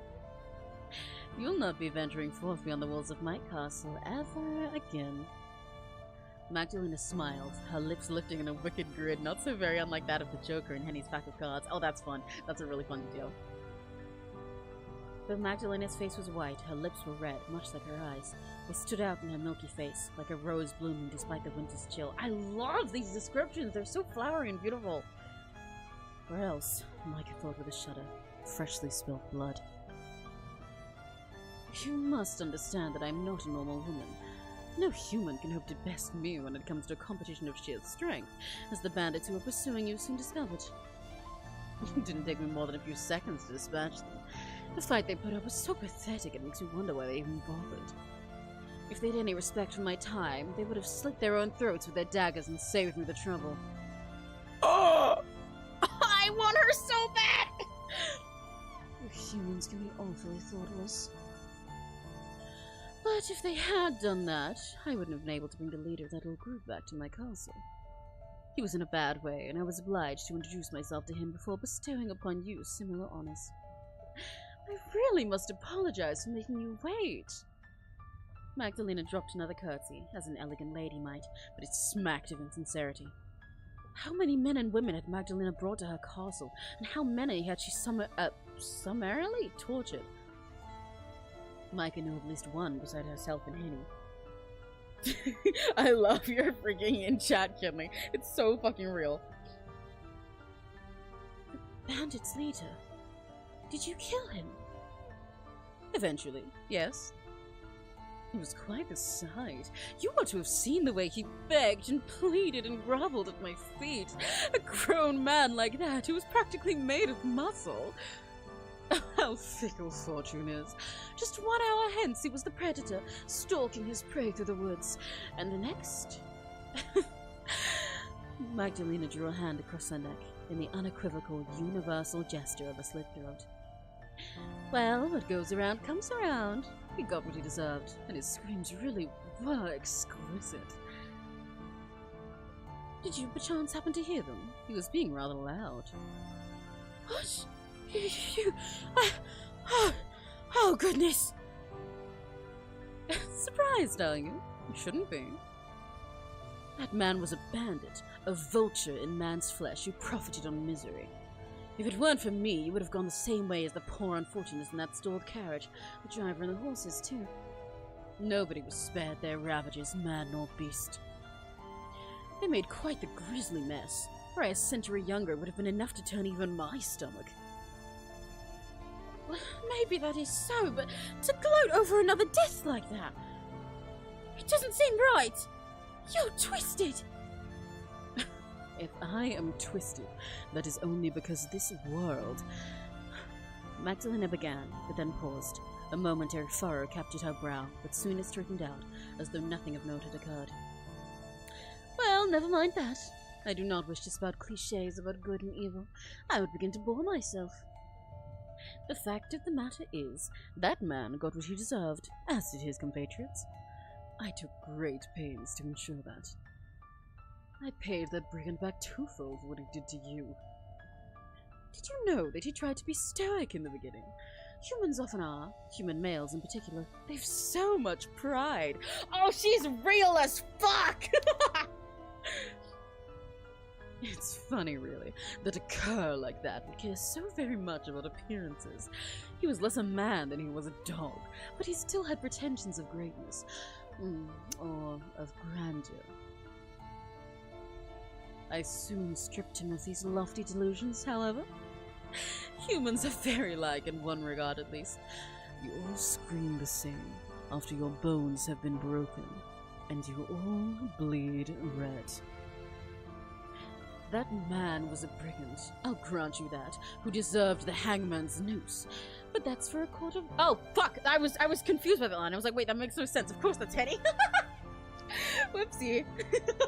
I was like, wait, that doesn't make any sense. I didn't read fucking Henny's name. That man was a brigand, I'll grant you that, who deserved the hangman's noose. But that is for a court of law to decide, not you! If you feel attacked, you should. I'm kidding. Well, no. I'm not. What you did isn't justice, it's barbaric! You shouldn't be taking a pleasure in other people's deaths! What gave you the right to kill him anyway? I had every right to kill him. He was trespassing— Oh, my music was lacking out for a sec. Oh god. He was trespassing upon my land, as were you and the young lady here. His life was forfeit the moment he encroached upon my territory. The Lord's Prayer may say that we ought to forgive those who wrong us, but I have no patience with such teachings, and they do not apply to me. The Lord has forsaken me. I am no longer a member of his congregation. He would have no love for me as I am now, and I have little love for him. I cannot conceive that he would have let me suffer so, if he truly existed. Sometimes I do wonder. So you mean to add blasphemy to your list of crimes? I've done far, far worse than that in my time. The morals of you good sententious churchgoers do not apply to me. I am not of your kind. I am a drinker of blood who walks the night. I have been alive for over a century, though my life is very different to yours and your mistress's. I doubt that you can understand me, and neither do I want you to. I have no desire to understand you either. There would be no point. We are much too different. A drinker of blood? But that would make you... a vampire. It was Meike who offered forth this label after Henny's voice faltered. Meike was an ardent devourer of books, and she had read before of such shadowy denizens of the night, much to her mother's chagrin. She reads Vampire Yuri! I'm headcanning her now. She's a himejoshi. She's a himejoshi. For real. Definitely. Definitely. Victorian himejoshi. Lady von Essen had thought that Meike, as a well-bred young woman, ought to not read at all. It will only excite your mind, dear, but should instead busy herself with embroidery. Oh! Oh, so it's not even that she didn't like her reading vampire stuff. Oh, she didn't want her to be fucking literate. Oh, man. Okay. Damn. Damn, the dynamic between these two is going to be so interesting with their different lives. Meike, however, had always preferred books to busy work, particularly work which involved needles, and she found herself returning to stories time and time again whenever she needed a break from her own dreary life. Meike had read all manner of books over the years, but she preferred adventure stories full of mystery, intrigue, and, yes, even murder. Meike knew from her reading that vampires were nocturnal creatures, often aristocratic, who shunned the sunlight, dwelt in ruinous castles, and supped upon the lifeblood of fair maidens. Yes, Meike thought, in an oddly detached manner, that did make sense. She had sensed there was something strange about Magdalena when their eyes had first met. Magdalena really must have been a vampire. It all made sense. At least it would have, had Meike been a heroine of one of her novels. But life, Meike reminded herself, was not akin to a story. Meike might have consumed books like a starving man, but she had sense enough to know that the words written within the pages of adventure stories were all kinds of fiction. Vampires ought to have remained within the realms of make-believe. They had no business walking about as humans did, made of cold, unfeeling flesh with hearts that no longer beat.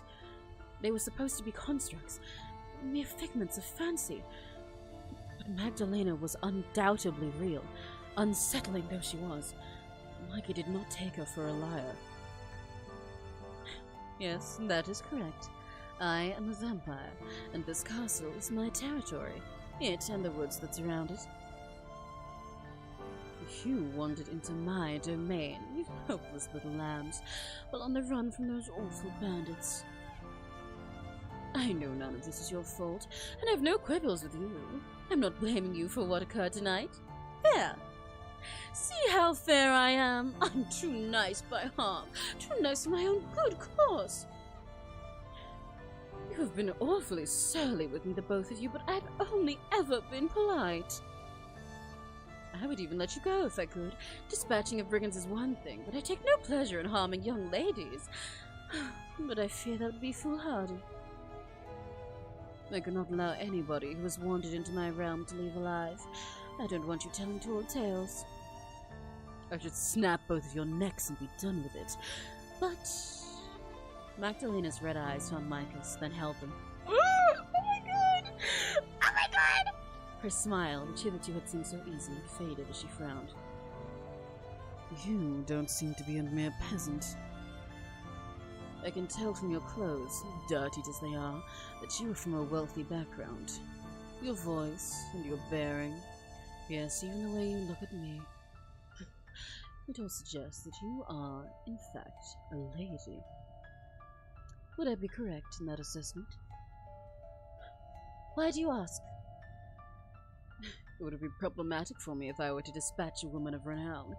I would not want your disappearance to catch the attention of men in high places. If they were to send out a search party into these woods, it's not wholly impossible that they would stumble upon my home. I have lived out of sight from the public eye for nigh on a century, and I have no desire to invite half of Augsburg's constabulary into my home. The idea is incredibly unpleasant. Magdalena pulled a face, as a small child might when confronted with a plate of food they did not much care for. If you really are a lady, I might do well to exercise some caution. I suppose I can always spare your life and kill only this dowdy common girl. Your maid, I take it? Magdalena looked to Henny now, her lips curled into a mean smile. What do you say to that? It is not a bad trade, is it? Her life for yours. Precious few people who find themselves in my abode are ever able to live to tell the tale. You would be one in... Goodness, how many guests have I had over the years? There must be a good 200 or 300. Aren't you touched by my thoughtfulness? Silence ascended into the decrepit cell following Magdalena's announcement. Stuck for words, Meike could only stare at her, her lips parted. What was she to say to Magdalena's proposal? How was she to feel? There was relief, certainly, at the prospect of escaping the cell, but Meike could take no real pleasure in it, not when it would come at the cost of Henny's life. How could she abandon her friend, who had been by her side since her early childhood? Were it not for Henny, Meike knew she would be dead already, butchered like a farmyard animal in her parents' carriage. Henny had rescued her once already. It seemed unconscionable. That word is crazy. Unconscionable that she should leave her now. Meike turned this over in her mind, worrying her teeth with her lower lip when...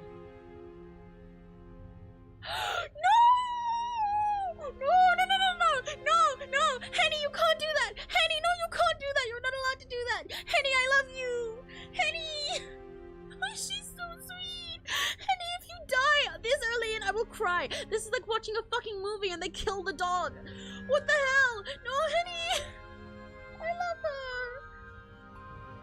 Well, if my life's all you're after... Henny reached out, taking Meike's hand between her own, and then said, "What else is there to think about? Sounds like a fine suggestion to me. Don't you agree, Meike?" What? Meike stared into Henny's round, soft face, her eyes vast and uncomprehending. Surely you don't mean that. You're not all right with this, are you, Henny?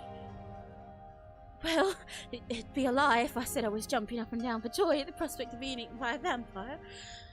Henny's smile wavered, though she tried to maintain a brave face. If it's what I've got to do to save your life, Meike, then I'll do it. I do love you, after all.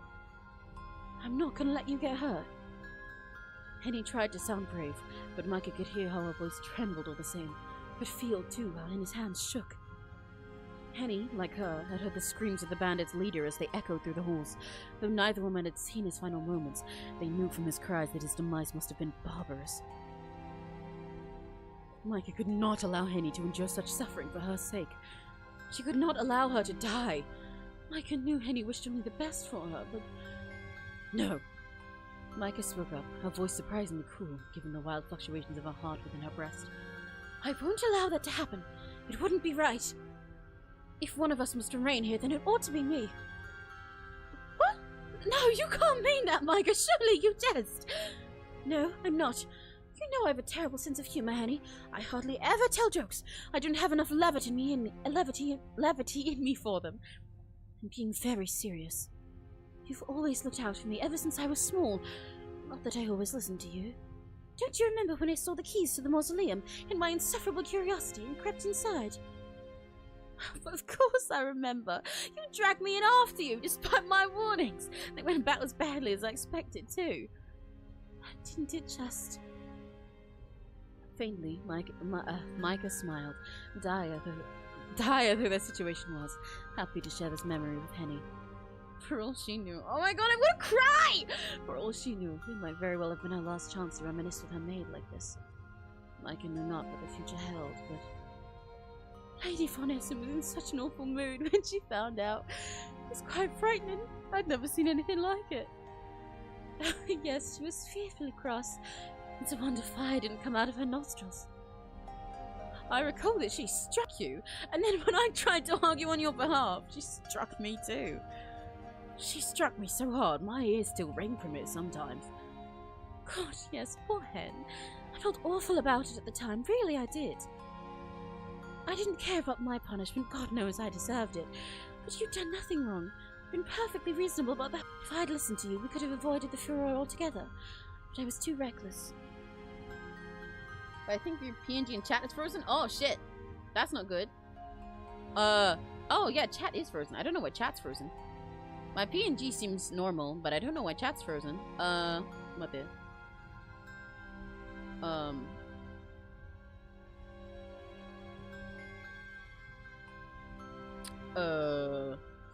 I don't know why chat's like that. Hello? Chapo. Oh, wait, no. Okay. The PNG, the chat's fine. It's just slow. Hang on.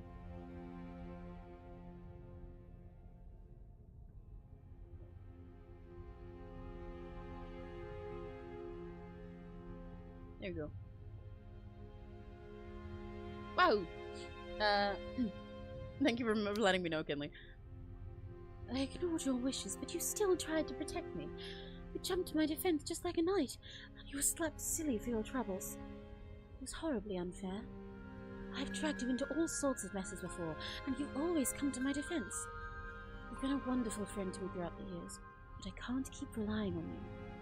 I don't want to take advantage of your kindness. But Meike. I like it when you rely on me. Please feel free to take advantage. That's what I'm here for. No, I can't. It isn't right. It's long past time that I repaid you. By offering yourself as a sacrifice in my stead. That isn't what I want, Meike, please. Henny stared at her mistress, her wide eyes entreating. I love you, but you're acting like a crazy woman. And you are the pinnacle of rationality, are you, considering this crazy deal? That is truly insane. Don't tell me you've accepted all this. Of course I've not accepted it. I'm terrified, really. See how my poor hands are shaking? But if one of us buying it has to be better than both of us. If I can protect you, then I must. I will. That's my job.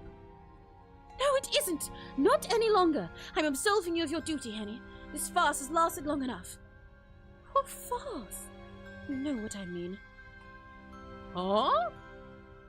That's interesting, huh? What? Magdalena.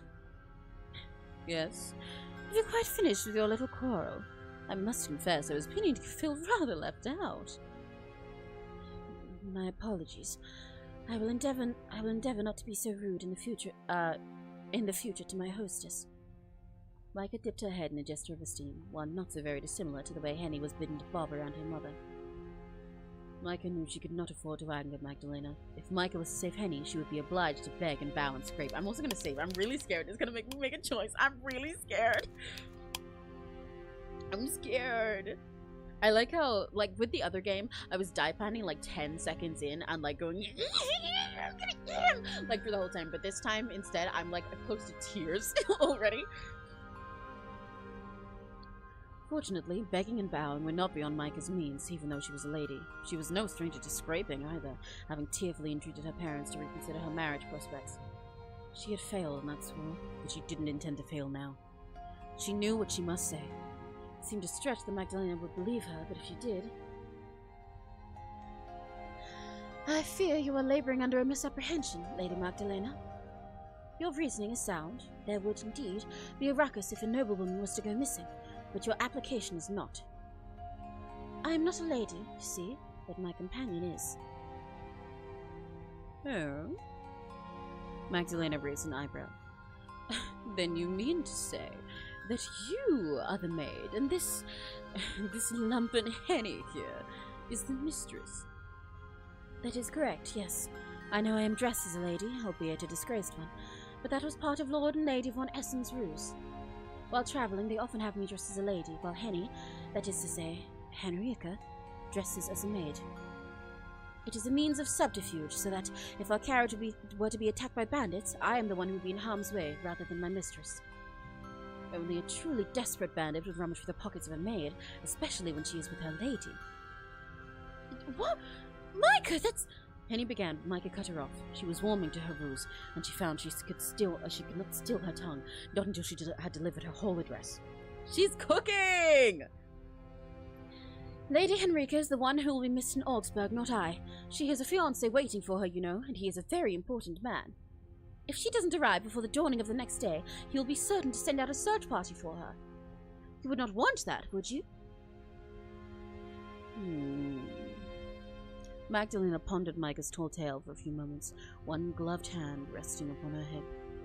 As she thought, Meike stared at her, compelling her through sheer force of will to accept her tale at face value. Meike knew her story was patently unbelievable, but she didn't need to convince a whole jury. She needed only to convince Magdalena. An age seemed to pass, during which nobody spoke, until... Oh, very well. If that is how it is, then I suppose I have no choice. You may leave my abode, Lady Henrietta. Here, Magdalena dropped into another effusive curtsy. If that is, indeed, your real name.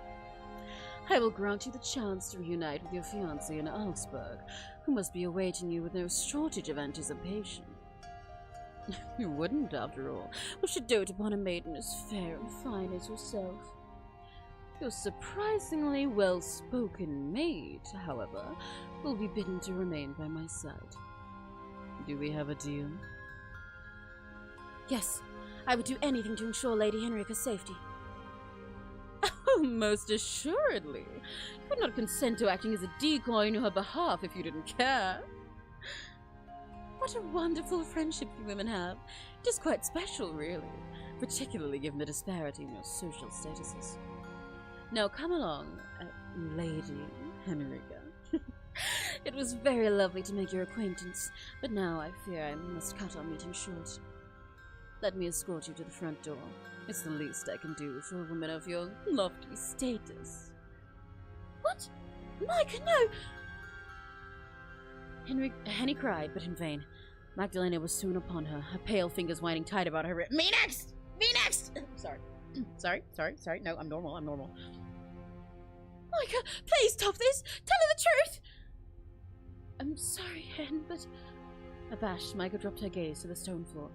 Though she'd given her life for Henny's sake, she found she could not meet her friend's gaze as she was dragged bodily from their cell. The hurt in Henny's countenance and the betrayal stung far too much. This is how it has to be. She's dripping with sarcasm, right? She doesn't believe shit, but she's like, you know what? This is funny. Sure, I like you. And I love that about her. She's so interesting. Sisu! I was willing to go along with this woman's plan, but you scuppered it up! I don't understand you at all, Meike. Why would you start such a tissues of lies for little old me? Magdalena, please! Henny stared at Magdalena, all while trying and failing to dig her heels into the stone floor of her cell. Surely you can't believe my mistress. It's obvious she's lying. There's no way she's a lady, not with her fancy proper way of talking. She's far, far more genteel than I could ever dream of being. Her manners are certainly more polished than your own, yes, but perhaps this comes from years of servitude. You could stand to learn a thing or two from your maid, Lady Henrika. Your fiancé won't think much of you as you are now, I'm afraid. Why, you're speaking almost like a fishwife. Now, come along. Let us not argue. You'll give me a headache. But, Meike, I can't leave her! Let me go! Henny cried anew, squirming now, but Magdalena's hold upon her did not loosen. If anything, it seemed to grow stronger, to such a degree that Henny screamed. Ah! Henny's cries echoed throughout the cell, more unbearable than those of the bandit's leader during his final moments.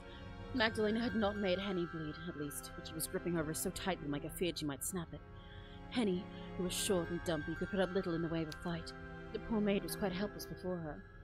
There was nothing which could be done, not any longer. Henny would have to leave, while Meike would remain incarcerated in this dreary cell, alone. This was what Meike had wanted when she had spun her frankly untenable story. So why, then, did she feel so guilty? Let go of me! Let go, I say! Meike, please!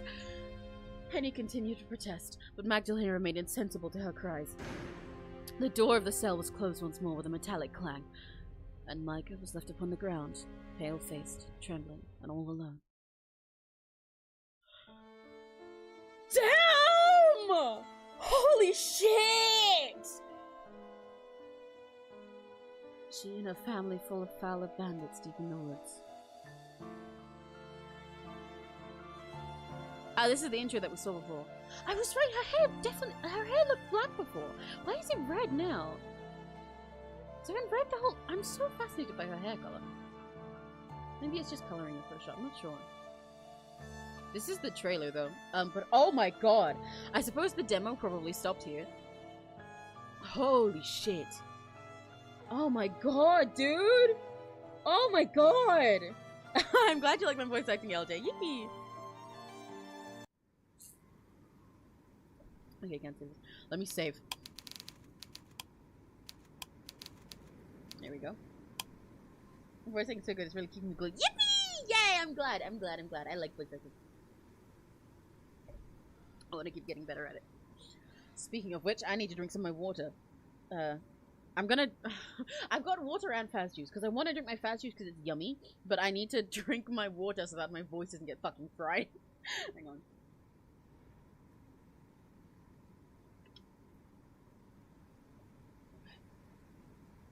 Where's fast juice? Now I sip water. Remember to eat and drink, guys! I gotta make sure I don't end up frying my fucking voice before I've even done half the voice acting.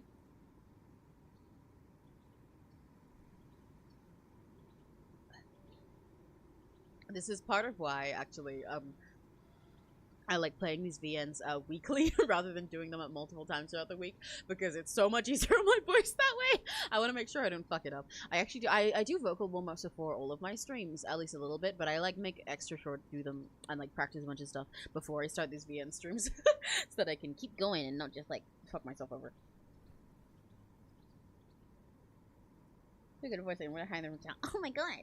I mean, you can, technically you can do that.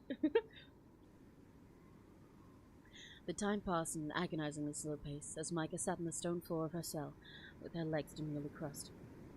Without Henny to cheer her, the air felt colder than it had before, the shadows darker. Magdalena had taken Henny from the cell so abruptly she hadn't been afforded the chance to collect her scattered playing cards. Now these cards were strewn upon the floor, red diamonds, red as Magdalena's eyes, and coal black clubs. Damn! You're thinking about her eyes? Yeah, straight person thinking about the other girl's pretty eyes when you see the color red all the time. I don't know. God, she's so pretty. She's so pretty when she's suffering. I hope she never feels better. The product nor the cash for that, sadly. Well, one day. She knew she was being paranoid, but she felt almost as if the card was mocking her. Meike reached out, fingers trembling, to grab the card, then flipped it over. She did not want to look at the Joker's grinning face. She did not want to think, either, about what Henny was doing, how she was feeling, and she certainly did not want to think of her own future. It would be easy to drive such musings from her mind, and yet... Though Meike tried to keep her thoughts placid, like the smooth surface on an untroubled lake, sinister queries, sharp-toothed like eels, writhed just beneath the surface. God, I love their writing! All of these metaphors are so fucking beautiful. They have such vivid imagery. They paint such beautiful pictures with each thing. It's so cool. It really helps set this whole atmosphere. Oh, it's so wonderful and gothic and amazing. Oh my gosh, I'm so in love with this game. And with all three of the women so far as well. What happened when Magdalena returned? Did she mean to kill Meike quickly? Or did she make her suffer first? Magdalena had seemed to derive great pleasure from the torture of the bandit's leader, but she had said that she did not care to harm young ladies. But she meant it? Meike could only hope if Magdalena did mean to kill her, she would do so quickly. She had suffered enough for one night, no, for one lifetime. Meike, despite her heroism, did not want to die. The thought terrified her. When she imagined how Magdalena might kill her, a blade to the throat, perhaps? Poison, drowning, strangulation? Her skin, which was now icy cold, rippled with goose flesh. That's a fun detail. They also, I think I find really interesting about the writing. They're really good at setting it for the time period it's in. All the characters have such, like, they really get the characters' voices in their writing so well, both in their descriptions of their movements and everything, but and in their speech. But I like little details like that they say rippled with goose flesh rather than saying that she got goosebumps. Well, there's a weird little sound effect I couldn't tell with me. Jump scare. She did not want to be stabbed or poisoned or drowned or choked. She wanted to live. Meike had read stories of knights and their exploits, but she was no chivalrous sir herself. She was a young woman, though not, as her mother might have reminded her, so very young anymore, and she had little experience of the world beyond her parents' home. From an early age, Meike had been taught to hold her tongue, to hold her thoughts, to be sweet and pretty and patient, and above all else, pliant. She was not supposed to think for herself, let alone stand up for herself. It wasn't appropriate conduct for a lady. Meike had endured 25 years as such, living only to please her parents, and her parents' esteemed visitors, and later her parents' chosen fiancé. But it had not felt like living. Oh, that's too real! Oh, that's too real. Oh, I can already tell I'm gonna end up sobbing in this fucking VN later. I really love sapphic stories, like about a character discovering their gay in the first place like this as well, but about them like coming into their own strength as a woman. It's so fun to tie them together like this. It's so, I don't even know how to word it. I'm just thinking about the words and being like, oh man, because it's such a real and raw experience. Being caged into this box her whole life and expected to be pliant and just to be nice and just be whatever other people need you to be at any time and never have any expectations of your own. But now she's gonna get to learn to be herself and be strong and to kiss girls. They really raised her to be a bottom. All right, Serena, that's one way to take something from that, I guess. I mean, you're right. The only times Meike felt herself were those when she, the only times Meike felt herself were those when she played cards with Henny, or read her books, or sat up by her window at night and stared out into the garden. Meike was 25, almost 26, but she knew nothing of the world.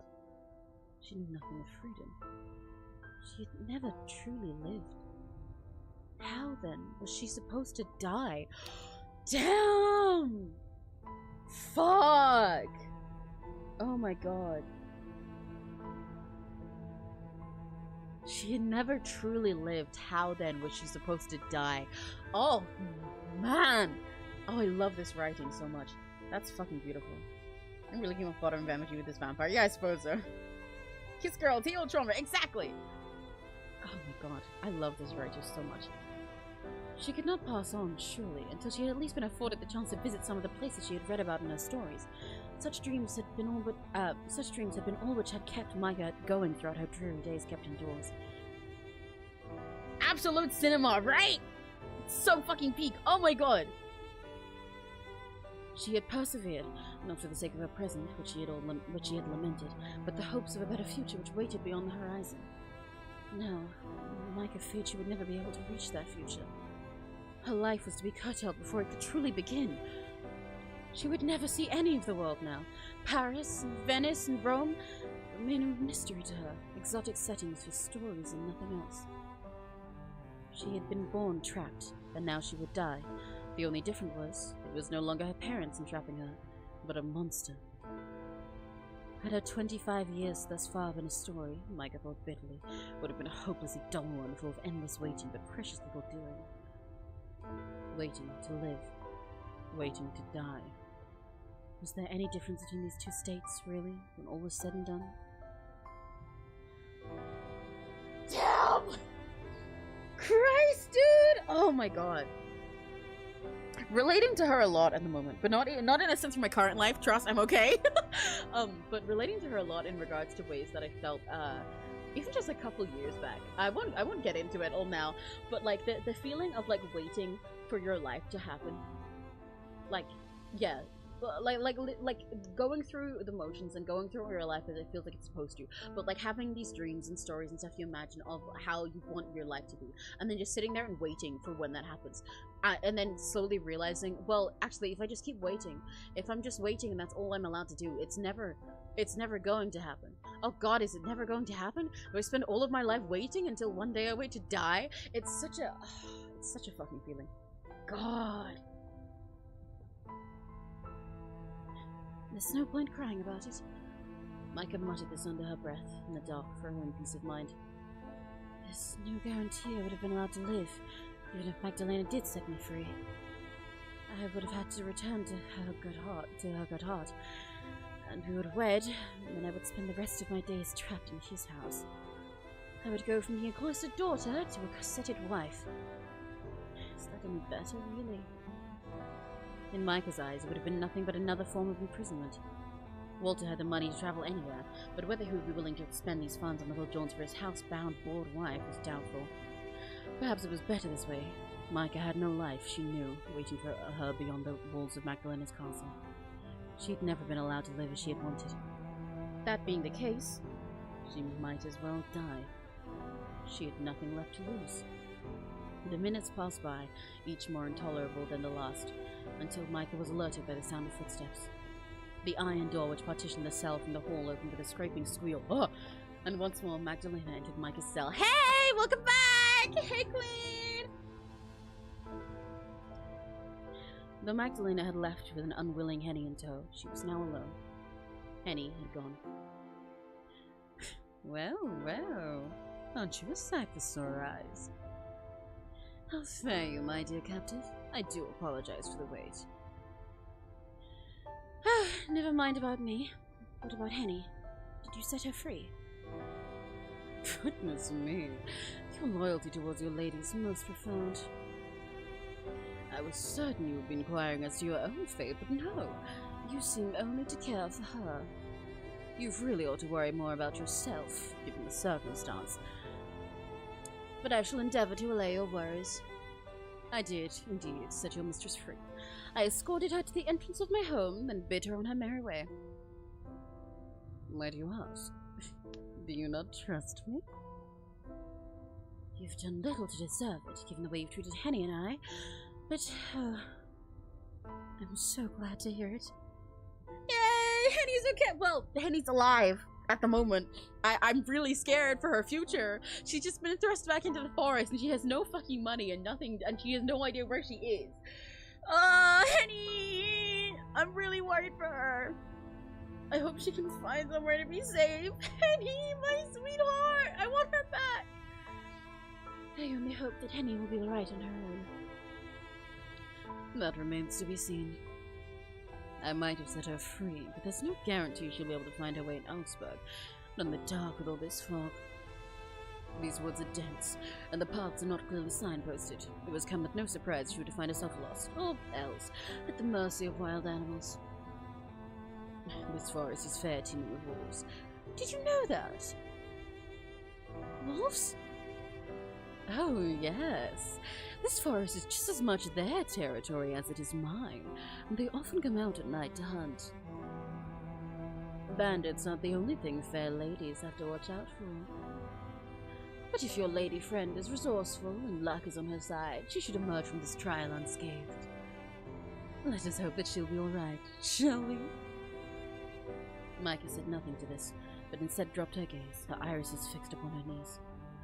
Her mind turned, not to her own indeterminate fate, but to Henny, who would now be staggering through the woods, wreathed in ephemeral fog. Henny! Henny! I hope she's okay! Oh, I'm gonna cry if they say she's dead later! I'm serious! I'm so fucking serious. I will bawl my eyes out. Meike saw Henny backed against a copse of trees, their branches slender, sinister, as a pack of hungry wolves bore down upon her, their eyes glistening madly in the moonlight. But this was only one possibility. Magdalena had said Henny would need luck on her side, and Henny had that in spades, if her performance as a joker was anything to believe. She had always been better at cards than Meike. Now, enough about Lady Henrietta. She is no longer my captive, and as such is of little interest to me. I would far rather speak to you. To me? Yes, indeed. I have designs on you. Oh, whoa! I know she means that, like, as in how loyal she's been to Henny, but, like, damn, girl, you can call me that anytime, honestly, I don't mind. Yes, indeed. I have designs on you, my loyal little serving girl. I do hope you make yourself useful during your stay. Designs? Then, you mean... Meike pressed her fingers to the base of her throat. She could feel her pulse beating beneath the surface of her cool skin, as erratic as a rabbit's caught in a snare. Do you wish to drain me of my blood? Do you want me to drain you of your blood? I do! Sorry. I approve of this employment, yeah! Magdalena tittered. How very eager you are. It's not that. Do not misunderstand. I wish only, if you mean to kill me, that you would do so quickly. I've grown sick of waiting. Oh, yes, that look in your eyes is delectable. Maybe more so even than your blood. You're so very defiant.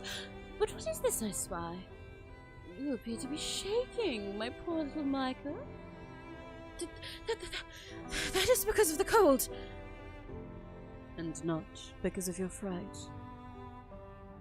I was able to protect my dear friend. I have nothing to be afraid of now. Then you care nothing for your own life. I have never been afforded a life.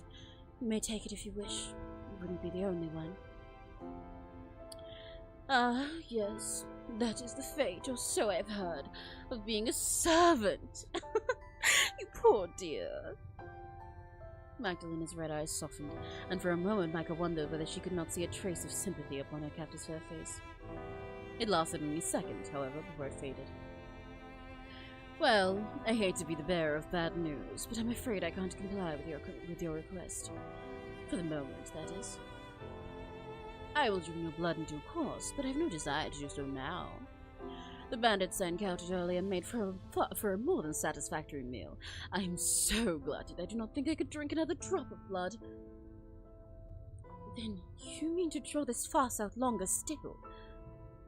I'll draw it out for as long as I wish, until I'm sufficiently thirsty. There seems little sense in overindulgence. I'm sure that your blood would taste sweeter than a bandit's, but that only makes it more imperative that I save you until I truly want you. Bark! Yeah! Me too! Oh my god! I'm in love with both of them, by the way. I hope you know. I'm not even just fucking thirsting for her. I want both of them. Can I just, like... I was gonna say put me in between them. No, actually, just like, I just want to be both of them. Yeah, that works. That works for me. That works for me. Just picture... Hang on.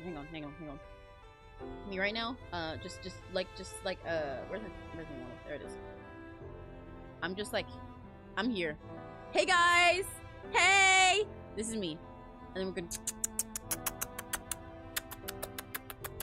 Yeah, that's me.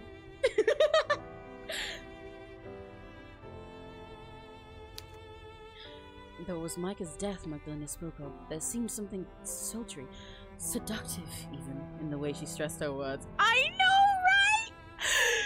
Yeah! Meike, who was unused to being wanted, found the blood pooling beneath her cheeks. Yeah, let's go! Despite the chill which clung to her. Oh my god. Oh, that's so fun. Literally, this woman is threatening to fucking kill her and drink her blood. But the feeling of this being the first time someone's wanted her, actually wanted her, and not just like looked at her and been like, oh, we need a woman who's pliant. Even her fucking fiance has not made her feel like someone is attracted to her and wants her. But this woman who is saying she's gonna eat her is making her feel that way. That's fucking crazy. This is peak.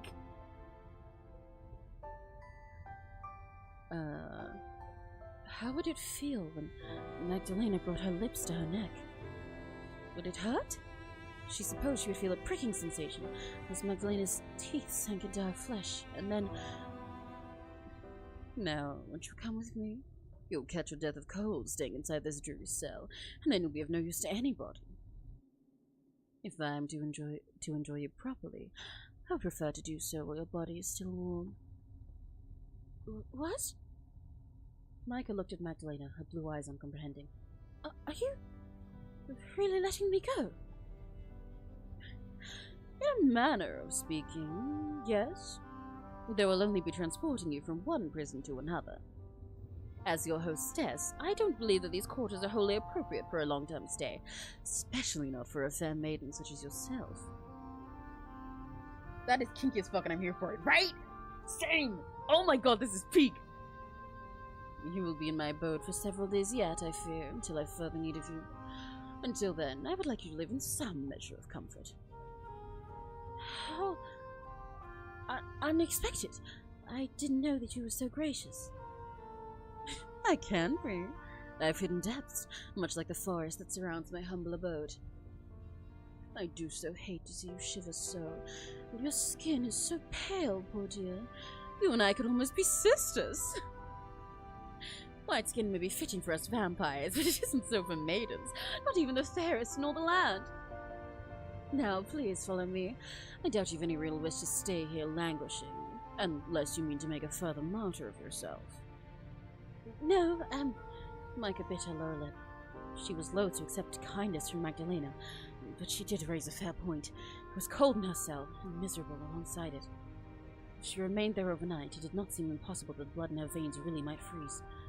Meike had already given up on her own life, but she did not want to die as a stray dog racked with shivers. If that is what you want from me, then I have no reason to refuse.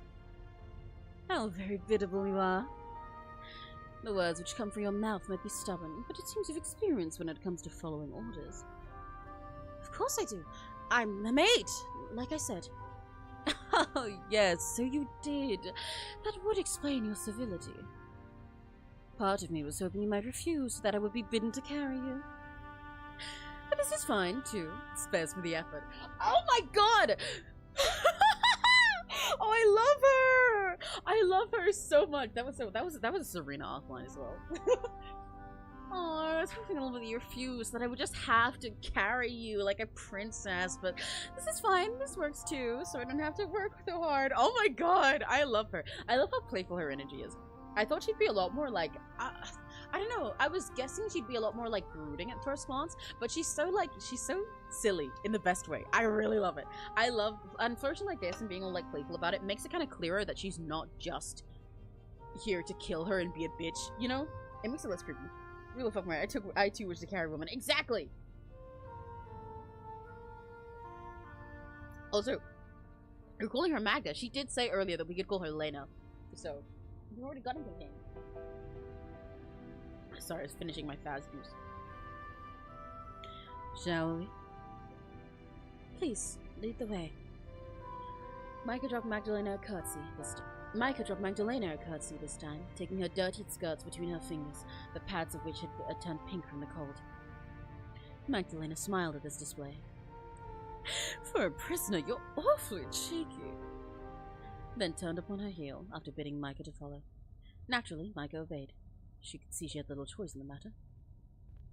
Magdalena led Meike down a twisting hallway packed full of cells identical to the one Meike and Henny had been imprisoned in. Meike tried not to peer into these cells as she passed them, but curiosity soon overcame her, and she found her head swiveling. She feared, as she stared through the darkness, that she might encounter sights more horrific than she was capable of comprehending. Rusted torture instruments, perhaps, or dead bodies. But it was so very dark in the bowels of Magdalena's home that Meike could scarcely see anything. Not even the moonlight, which spilled intermittently through the barred windows, could fully illuminate this sprawling prison complex. This, Meike supposed, tearing her eyes away from one of the cells as she passed it, was probably a good thing. She had witnessed enough horrors for one night. Lena definitely actively wants to believe Meike is a maid. Totally, definitely. She's so silly, I love it. Magdalena eventually brought Meike to the foot of the staircase, which led her up from her subterranean cells. Careful, Magdalena cautioned Meike before they began their ascent. These steps are steep and slippery too. If you fall, you may break your neck. Had Meike been less nervous, she might have laughed to hear a jailer fuss over her so. A broken neck didn't seem like so very cruel a fate when compared to Magdalena's designs upon her. Perhaps it would be quicker to die thus, rather than having her blood drained.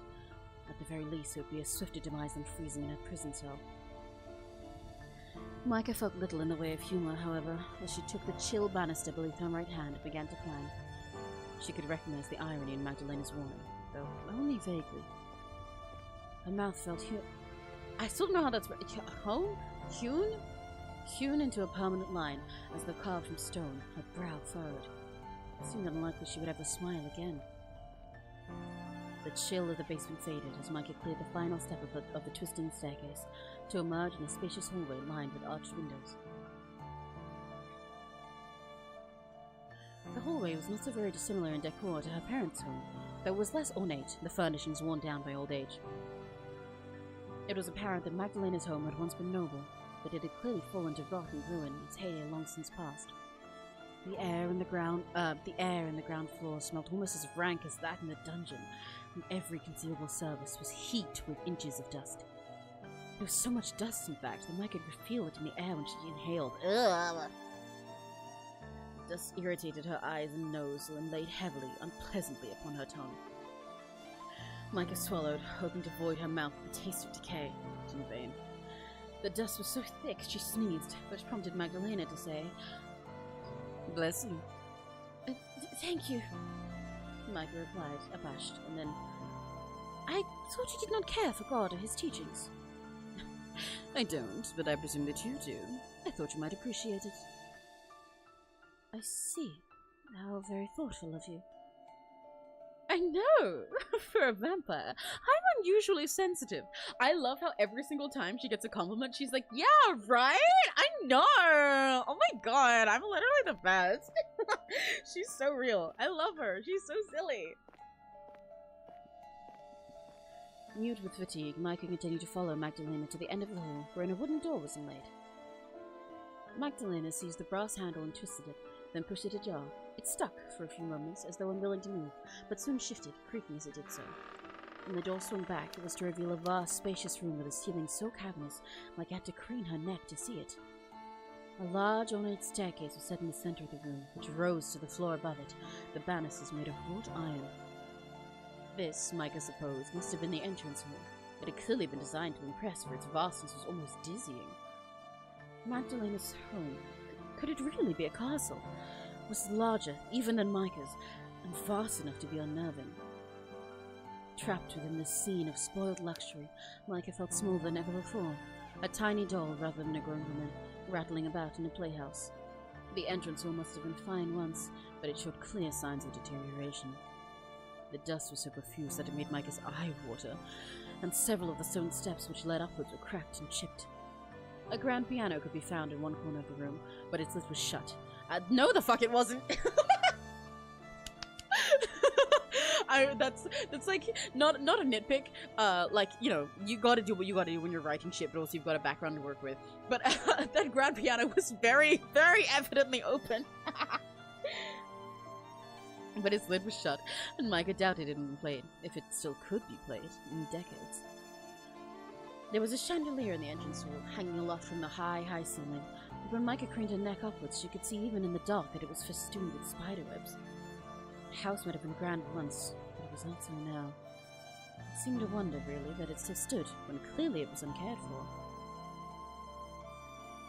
Your servants do not seem to be working very hard. Meike spoke lightly, her voice swallowed by empty air. Perhaps you want to see to hiring new staff? My mistress would never permit... Meike brought her hand to the banister of the grand staircase, then drew it back, wincing. The pads of her thumb and index finger were fuzzy with dust. Yeah. This. Oh.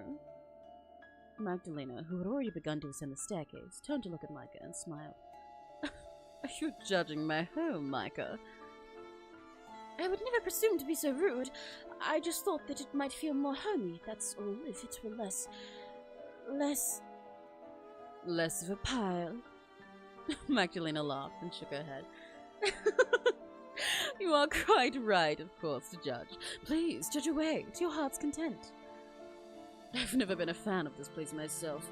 Its scale is too grandiose even for my liking.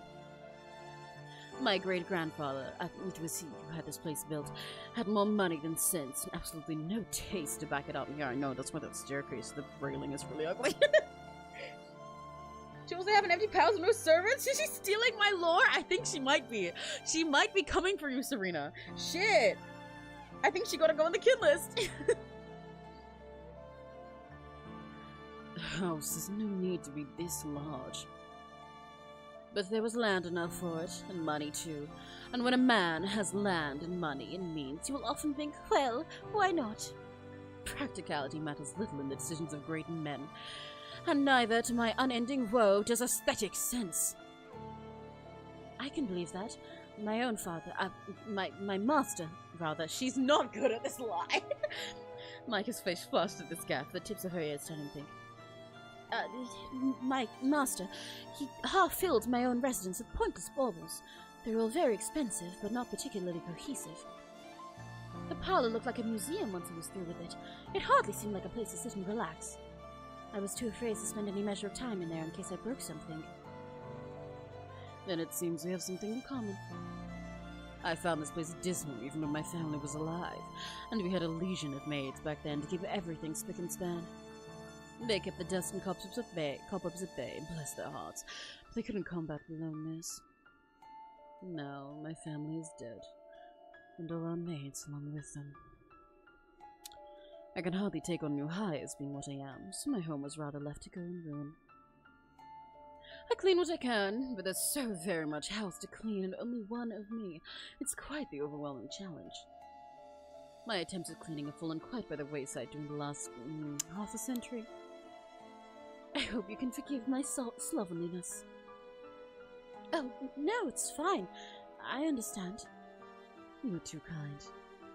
Magdalena's red eyes softened, as they had back in the dungeon, with something akin to sympathy, but before Meike could ponder this, her jailer turned. Oh, listen to me prattle on. It is most inconsiderate of me, especially when you must be tired.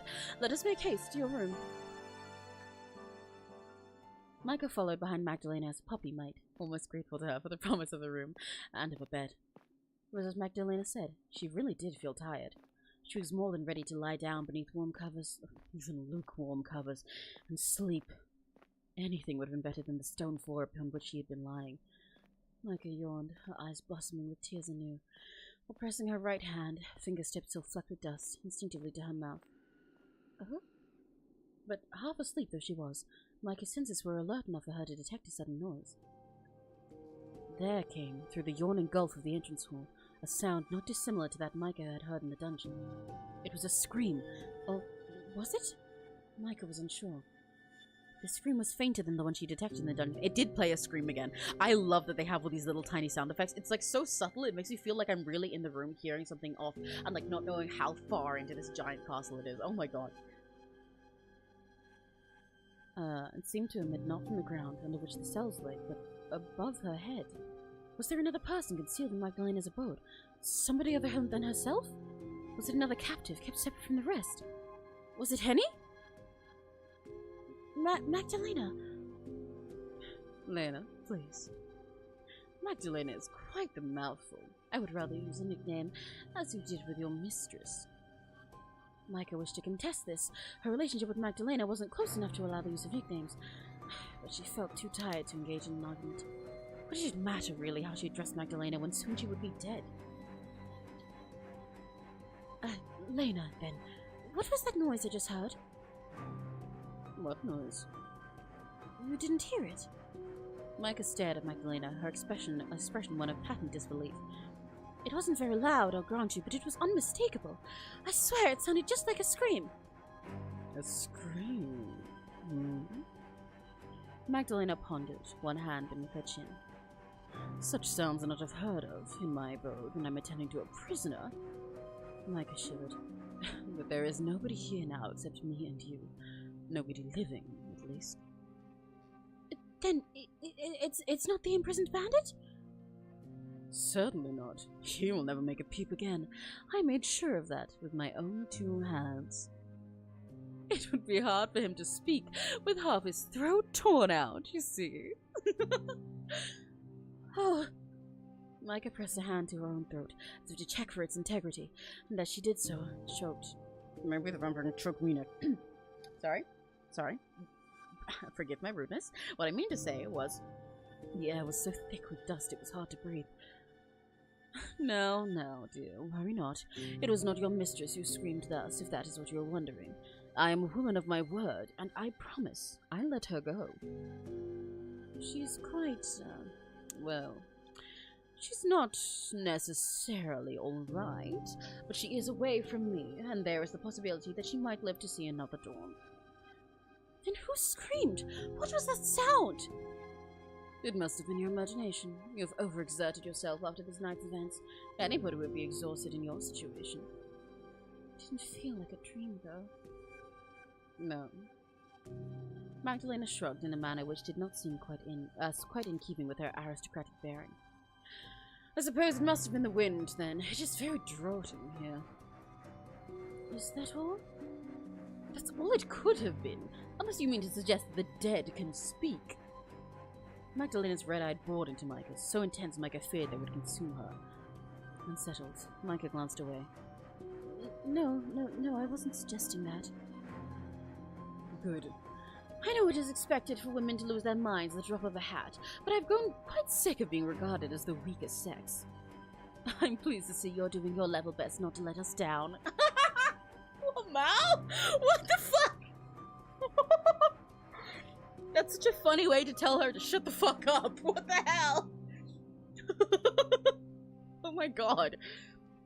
Well, you haven't swooned even once, which is more than most men can say when I bring them here. It's really quite commendable. Oh my god, I love her. Serena, she's just like you for real. Being like, you haven't even swooned once. Most people already do by now. I love her. Oh my god. You know, like Casper said when we were playing Date with Death, confidence is sexy. You might swoon, though, from a lack of sleep if we continue to tarry. I know it's pronounced drafty. I read it as draughty, and then I was like, that's not the word. Oh, well, I'm just gonna keep going. Let us be off, or we shall never make it to our destination. Meike nodded, then followed along behind her hostess anew. She could no longer hear the scream, but its memory haunted her all the same. That cry she had heard, though briefly, had not sounded like the breeze, regardless of what Magdalena said. Meike was certain it sounded belonged to a person, but why would Magdalena lie about such a thing? It was impossible to say. Oh, wow, we get to see them in normal lighting now. Oh my gosh. Oh, her hair is less intense of a red color than I thought. It's actually quite soft of a tone. Oh, that's interesting. I thought it was a lot more intense than that. But that's fine. Makes her look more natural next to Magdalena, where every single red that's on Magdalena is like a full intense saturation red, but all the ones aside from the blood on Meike are like really like they're like toned down. That's a really fun way to make her look extra alien. Even the whites actually on Meike are a lot softer than the ones on Magdalena, and I just noticed her legs. Sorry, don't mind me. I looked below the text box for a sec, and I'm a normal, respectful person who respects women. So I'm gonna keep reading. Here we are. Home sweet home. So, Magdalena looked at Meike, an amused smile playing about her lips. What do you think? Meike examined the room mutely, her hands folded at her throat. The chamber Magdalena had brought her to was dark, lit only by a pair of candles on either side of the bed. Meike could see, despite the darkness, that it was every bit as derelict as the rest of Magdalena's home, however. And even if she hadn't been able to see it, she would have been able to smell it. The air was fusty, as though it had been left to circulate inside of the room for years upon end, which it most likely had. Every surface, meanwhile, was covered in dust.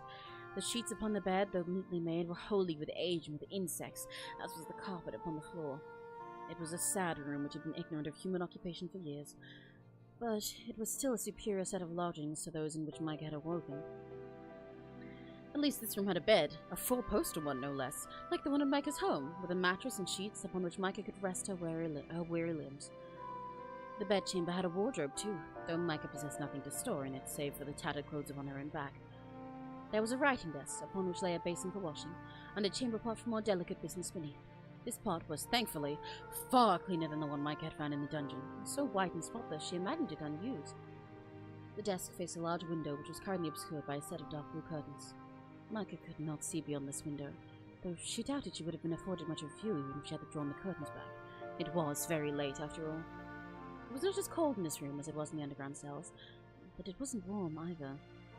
The wind crept in through fine cracks in the aged windows to toy with the reddish-orange flames of the two lit candles, to toy, too, with Meike's hair and the hem of her dress. She shivered. Do you not have a tongue in your head? Magdalena needled Meike, who had yet to speak. Don't tell me that you've come over all shy. I brought you to this room solely so that you might sleep. I have no wicked designs in your innocence, regardless of how pretty you are. Whoa! Damn! Okay! I mean, if you did have wicked designs in your innocence... Sorry. No. She's literally showing that she's respectful. She's showing that she's respectful. I'm not gonna say something freaky and weird and ruin it. She's being respectful. She's being respectful. I only want your blood, not your body.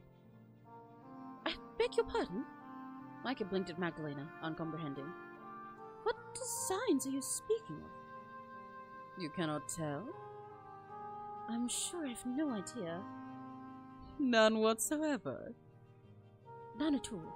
I'm wholly ignorant of such affairs. Goodness me! Magdalena rolled her red eyes upwards to the ceiling, which seemed to sag beneath its own weight. I just noticed she's wearing leather fucking pants, by the way. She's so fine. I say hi and say bye, I gotta work mean things. Hi, Homa! Bye, Homa! Thanks for stopping by to say hi to the lesbians. I can't tell whether you were being dense on purpose or whether you really are that ignorant.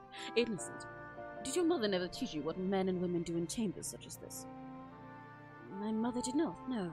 She thought such topics beneath her. That was my governess's job, although I don't think that I would care to do much of anything in a chamber like this one. It smells like the grave. Tut tut! You're being rather rude about my home, you know. Here I am, trying to be a good hostess, and you throw my kindness back in my face. I know you do not like your home much either. You told me. Touché. I did try to pick out one of the pleasanter rooms for you. There's so very many of them, it's difficult to keep abreast of them all. I rarely have visitors over, and when I do, they all get thrown into the dungeon. Lesbians, yeah! There's some little point, therefore, in keeping these rooms spick and span. I hope you can forgive all the dust and general disuse. Oh, I have more to take issue with than that. Yes, I suppose you do. You must have quite the bone to pick with me. Maybe I do, but not right now. I'm too tired. Yes, you do look it. Your face is frightfully pale.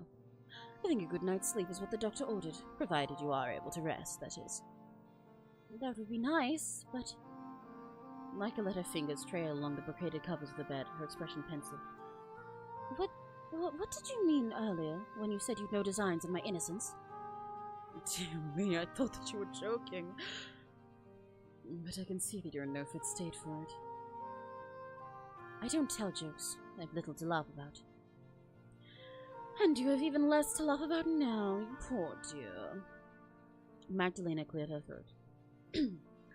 I meant only to say that I would not do unto you as a man might, regardless of our surroundings. I've no nefarious intentions, of that you can be assured. Meike thought of her governess's explanation of sex, and of Walter's explanations come their wedding night, and flushed. She's so cute when she's blushing. If the sudden rush of blood beneath her cheeks enticed Magdalena in any way, she did not show it, though her fingers did twitch in their tight constricting gloves. Yo! I know she's talking about her being a vampire, but that is very charged description. Let's go. I don't understand. I know what men and women do behind closed doors, but... Oh no! Oh no! Baby's first lesbianism! I've literally brought my laptop and headphones into the kitchen to eat lunch without letting go. Oh wait, let's go! Baby's first lesbians!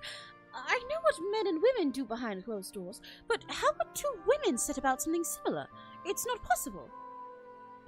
You think so? I know so. My governess explained everything to me in great detail. When one wishes to make a baby, well, two women cannot do that. There would be no sense to it. And you think people ought to do things only because they make sense? That is quite narrow-minded. But people are often uneducated in such affairs, both in my time and your own. In some ways, the world has changed a great deal, yet in others... Well, never mind. I can see I'm only confusing you. You're so very innocent it hurts. Perhaps it is to be expected, though. Ladies ought not to know of such things. They are born and bred to be ignorant. What? Meike had not understood the full implications of Magdalena's previous lament, but she understood well enough what she meant by this. Why would you call me that? I already told you, I'm not a lady. I am Lady Henry's faithful servant, yes, you did say.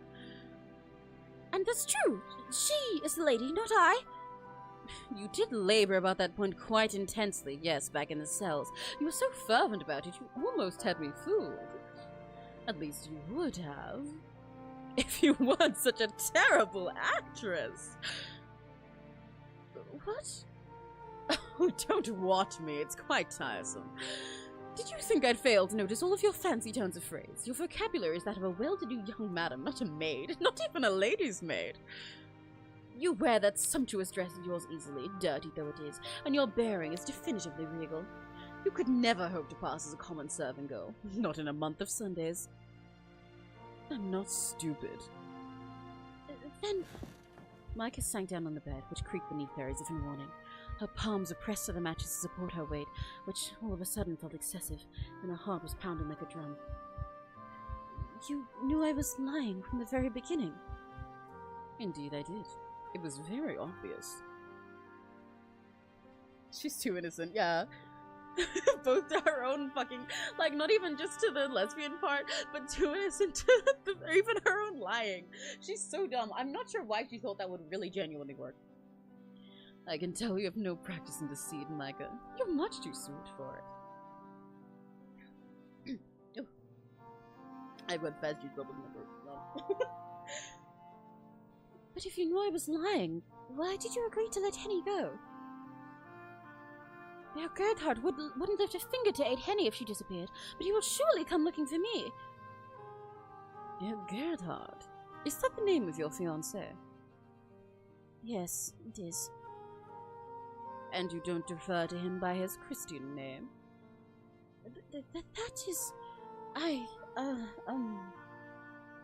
Dear me, you mustn't be very close to the man. Why, you make him sound like a stranger. Do you truly wish to marry him? I hadn't any choice. My parents... Ah, yes, it was silly of me to ask. That is how it always goes, isn't it? And what of your fiancé? Does he know you well enough to try and rescue you? I think he might.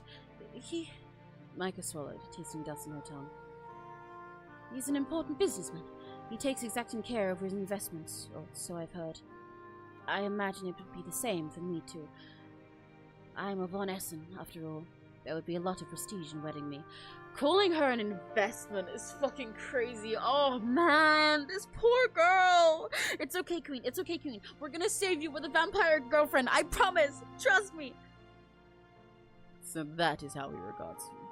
As a profitable purchase. I cannot say. After all, I hardly know him, and therefore cannot judge. Oh wait, no, sorry, that wrong one.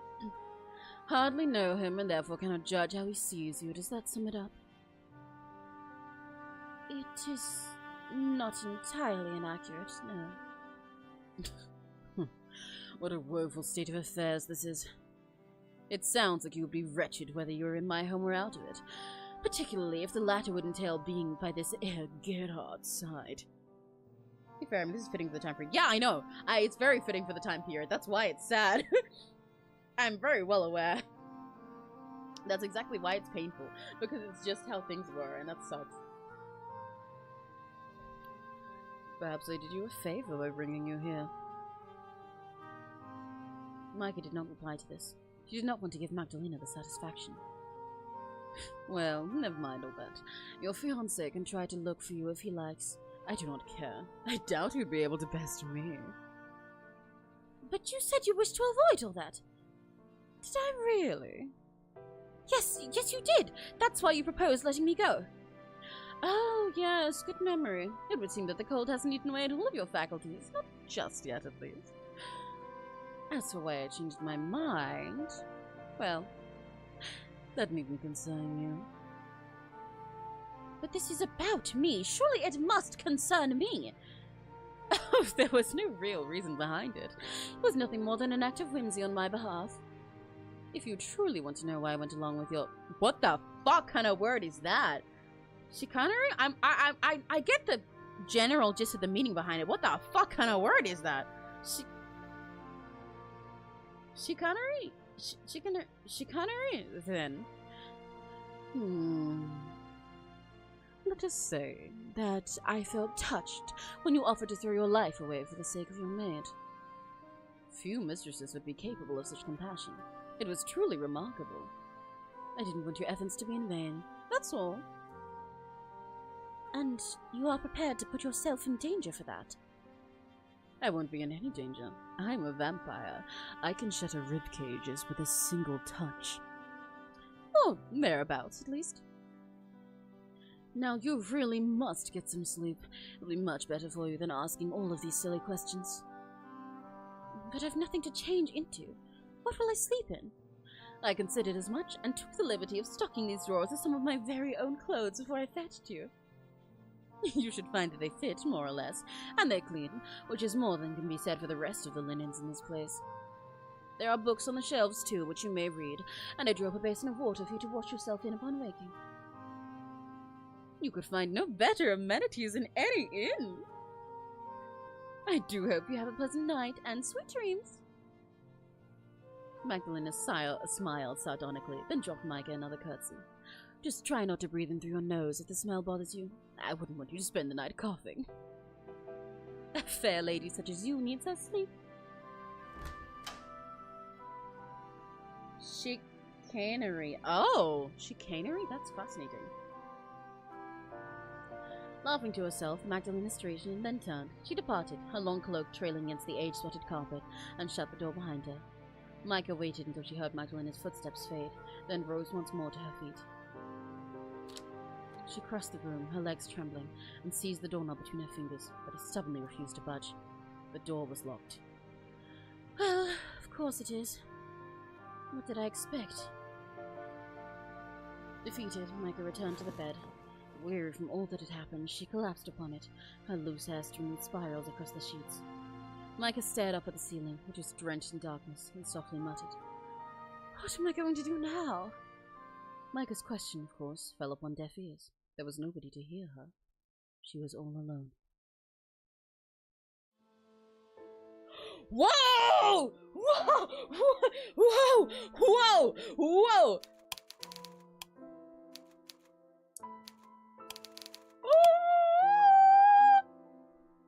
Guys, I like women.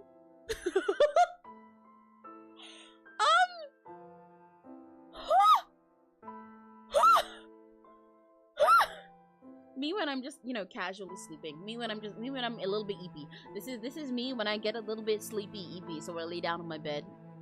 Just casually, just chilling. She's so pretty. She's so pretty. This is far too early. Well, to be fair, it's not like this is not like a sex scene or anything. She's just that pretty. Oh my god. Yeah, this artwork is insane. Oh my god, the painting of her skin is so breathtaking. Oh my god. Yeah. She's so pretty. Oh my god. This is so gorgeous. This is also like I know I keep mentioning it, but the atmosphere in this game is so wonderful. They create such a beautiful, gorgeous mood. When they say it's like this beautiful gothic romance, they're really not lying. Because like having this whole like painting for a moment of her just like laying on the bed, thinking over everything that just happened, really captures it. You know, it feels like she's in a fucking Renaissance painting. Oh my god! Whoa! She's so pretty. She's so pretty. She's so pretty. Okay. I need to read. I need to read. I need to read. I need to read. I'm gonna pass out pretty soon. I'm gonna get lightheaded looking at her right now. I need to read and be respectful, and be normal, and fuck. What did you say? The bed was more comfortable than the cell in which she had been held, but it was almost as cold. Its thin sheets eaten away by old age and insects. At least the dungeon with its sole wooden cot and solitary window was supposed to be inhospitable. This bedroom, meanwhile, was a different matter. It was richly furnished, but all of its decorations had seemed ravaged by time's unrepentant advances. The men and women who must have stayed in this room once, more than a century ago, would surely be dead now. In that sense, the room felt akin to a crypt. Did that make the bed a sarcophagus? Meike, a corpse? They have such beautiful writing. I really love, by the way that her family own like a mausoleum and everything, and then she's coming here. It's a really nice way to theme them together. Yeah, it has such a distinct and aesthetically pleasing vibe, but it's all over the bed. Kill me! I was literally just about to agree with what LJ said and be like, yes, their aesthetic is so like distinct and beautiful and so thought out. Even in the writing, it creates this whole beautiful atmosphere. It feels like you're stepping into like a painting or something. But then fucking kill me. You're both real though. You're both real. These are the two. There are two wolves inside of me. One of them is LJ and one of them is Kinley. Magdalena was not, Meike reminded herself, a human, but a vampire.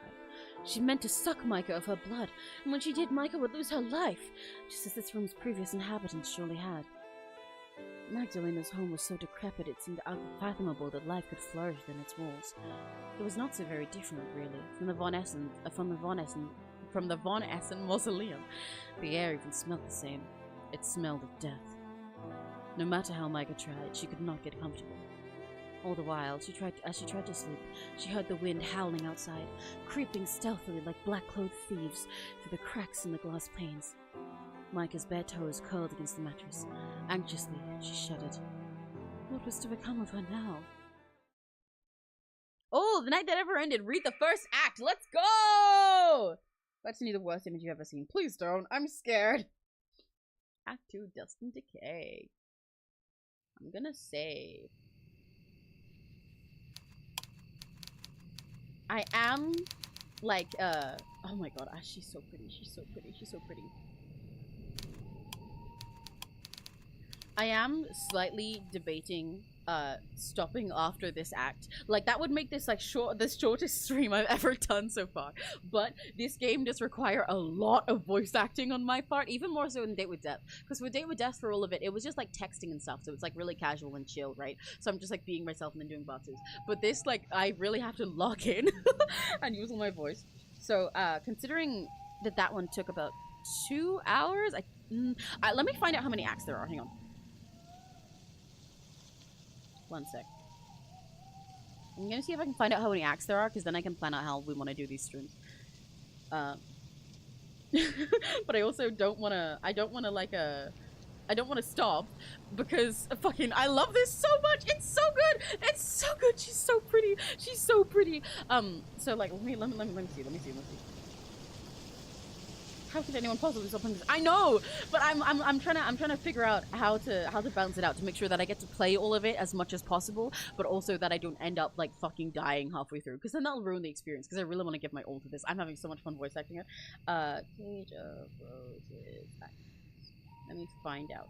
Hang on.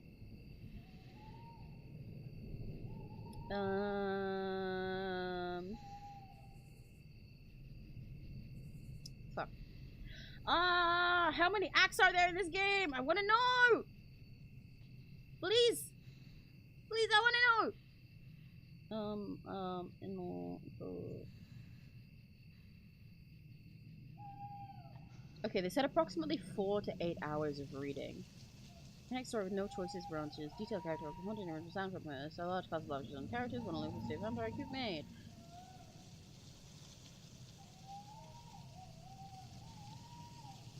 It says on the itch.io page for this game that it takes approximately 4 to 8 hours of reading with 95k words of text. So I might actually fuck. Okay, I can't tell basically if I want to split this up into like 3 or so streams, or do more of it now and try and split it into 2. Because I am my voice is already pretty worn out. But I don't want to stop because it's so good. Okay, I'm gonna keep going and see how it goes. I'm gonna keep going because I'm loving this. I'm fucking loving this game. And we're only about to hit Act 2 after all. What's it? And like streaming for 2 hours feels weird to me. It already felt like I hadn't streamed enough when I streamed 4 hours. Streaming for 2 hours feels wrong. Let's see how it goes. Let me drink some water first though.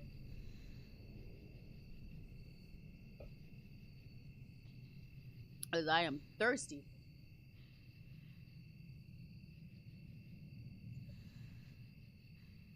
Images in your home set? Okay, let me go look.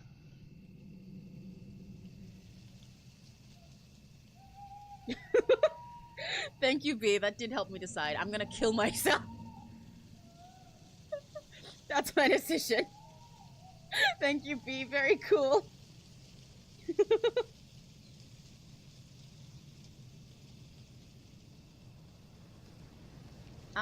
Did it disappear?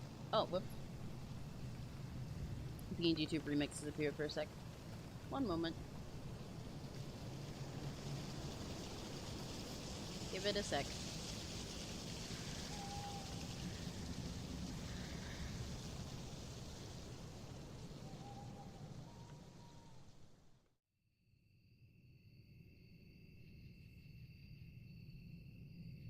B sent a beautiful selfie. That's what B sent. There we go. I'm back. I'm alive. I promise I'm alive. Trust. B. Yeah, only I need to know. Only I need to know. Only I need to know about my poop. Okay. Let me sit up. Ow. While Meike began to drift off into an uneasy slumber, Henny was busy cutting her own way through the dense sprawling forest. Oh my god, Henny's alive! Henny's alive! Henny time! Okay, I'm glad I kept playing. Oh my god, I need to see how Henny's doing.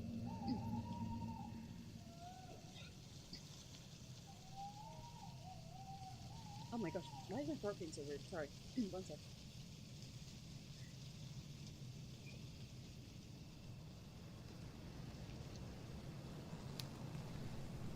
There we go. I mean, the tail. Did you not know I had a tail? Yeah. I have my tail on this the gaming model because I just took off the jacket to make it easier to draw the like hands holding the gaming controller. And now you can see my tail. Look, I can make my tail boogie. I can make my tail do a little dance. Woogie, woogie, woogie. Summer, autumn, winter, and disco! Boing, boing, boing, boing, boing. Shake your tail, baby. Shake your tail, cause we're here to have a party tonight. Shake your tail, shake your tail. Yippee. Okay. Henny! Henny, baby girl! Magdalena had been as good as her word, and she had indeed set Henny free, a concession that Henny hadn't expected from her. Monsters weren't known for their amenability, nor for their sincerity. Henny had believed when Magdalena dragged her bodily from that cold, hateful prison that she would be put to death, torn apart just like the bandits in the forest had been. Henny's heart had hammered in her chest with each step through those subterranean cells, and inwardly she had cursed Magdalena's name. She had thought of demanding that the vampire let her go, but common sense had told her any act of resistance would be in vain. Magdalena would not listen to her. Why would she, when Henny was but a human woman, and a short, dowdy one of unprepossessing features beside? Henny had been prepared to die for Meike's sake, but she hadn't wanted to die needlessly while Meike suffered still. Fear had dogged her, sewn beneath her skin like 1,000 needles. But in the end, Magdalena had surprised Henny. She had, after all, led Henny through her large, dust-covered entrance wall and out to the front door.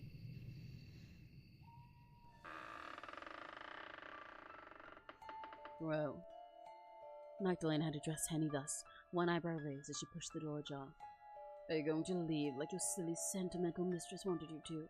Or would you prefer to stand there looking stupid? What? You know that Meike is my mistress all this time?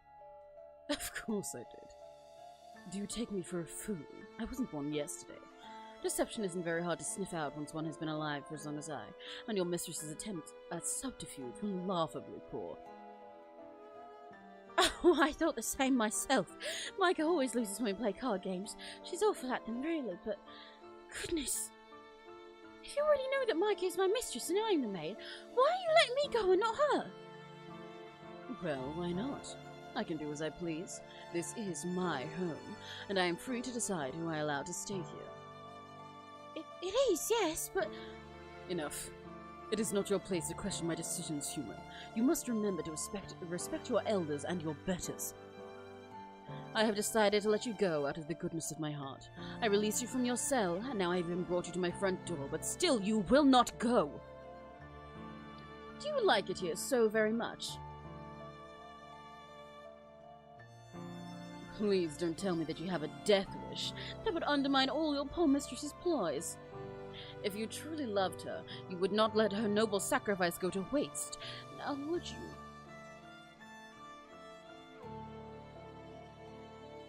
You... Henny had grit her teeth together as she regarded Magdalena, stung by her words. Magdalena was not so very tall, nor very... I'm starting to realize... Wait, hang on. I think the reason why my PNG isn't moving... Let me change the game's options really quick.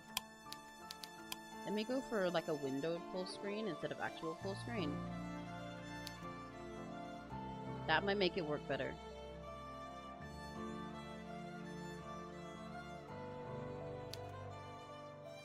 Let me move the game around a little bit. Hang on. What thing?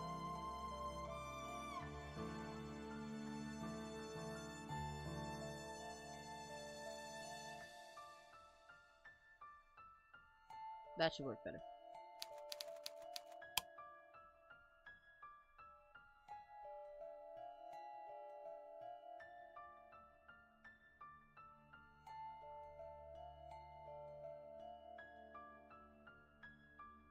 There we go.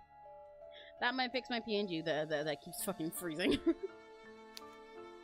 Can I hit quit? No! Magdalena was not so very tall, nor so very imposing, but her supreme self-confidence was unsettling, as was the latent malice which lurked beneath her pristine smile. Had Henny not seen what Magdalena was capable of in the woods, she would not have known to fear her. Henny had seen what Magdalena could do, however, and it unsettled her. The bandits screamed and their severed limbs would not leave her, daubed against her eyelids just as their blood had been splashed, red and streaky, across the forest floor. Henny had known that she could not fight against Magdalena, but neither could she argue with her. It had been abundantly plain, much as the nose upon Henny's own face, that she would not let her Meike go. She had already made up her mind. All right then.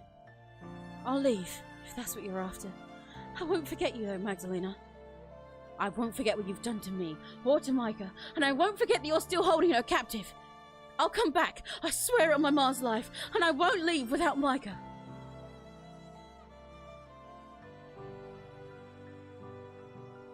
Really now? That is quite the declaration.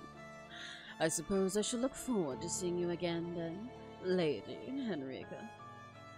It gets so lonely here, living in this desolate old pile. I do love entertaining guests. I will be sure to save a place for you at my tea table, ensuring that you are able to make it out of the forest in one piece, of course. It is awfully dark out there, and look at all the fog. I don't much fancy your chances, but what do I know? You might be more durable than you look. Burger! Oh my god! Burger! Hang on, hi Burger! Wait. Wait, I gotta get my image. Hang on. Hang on.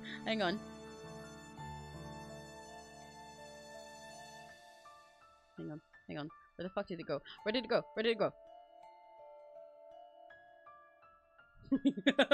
Hi Burger! Hi Burger! Hello!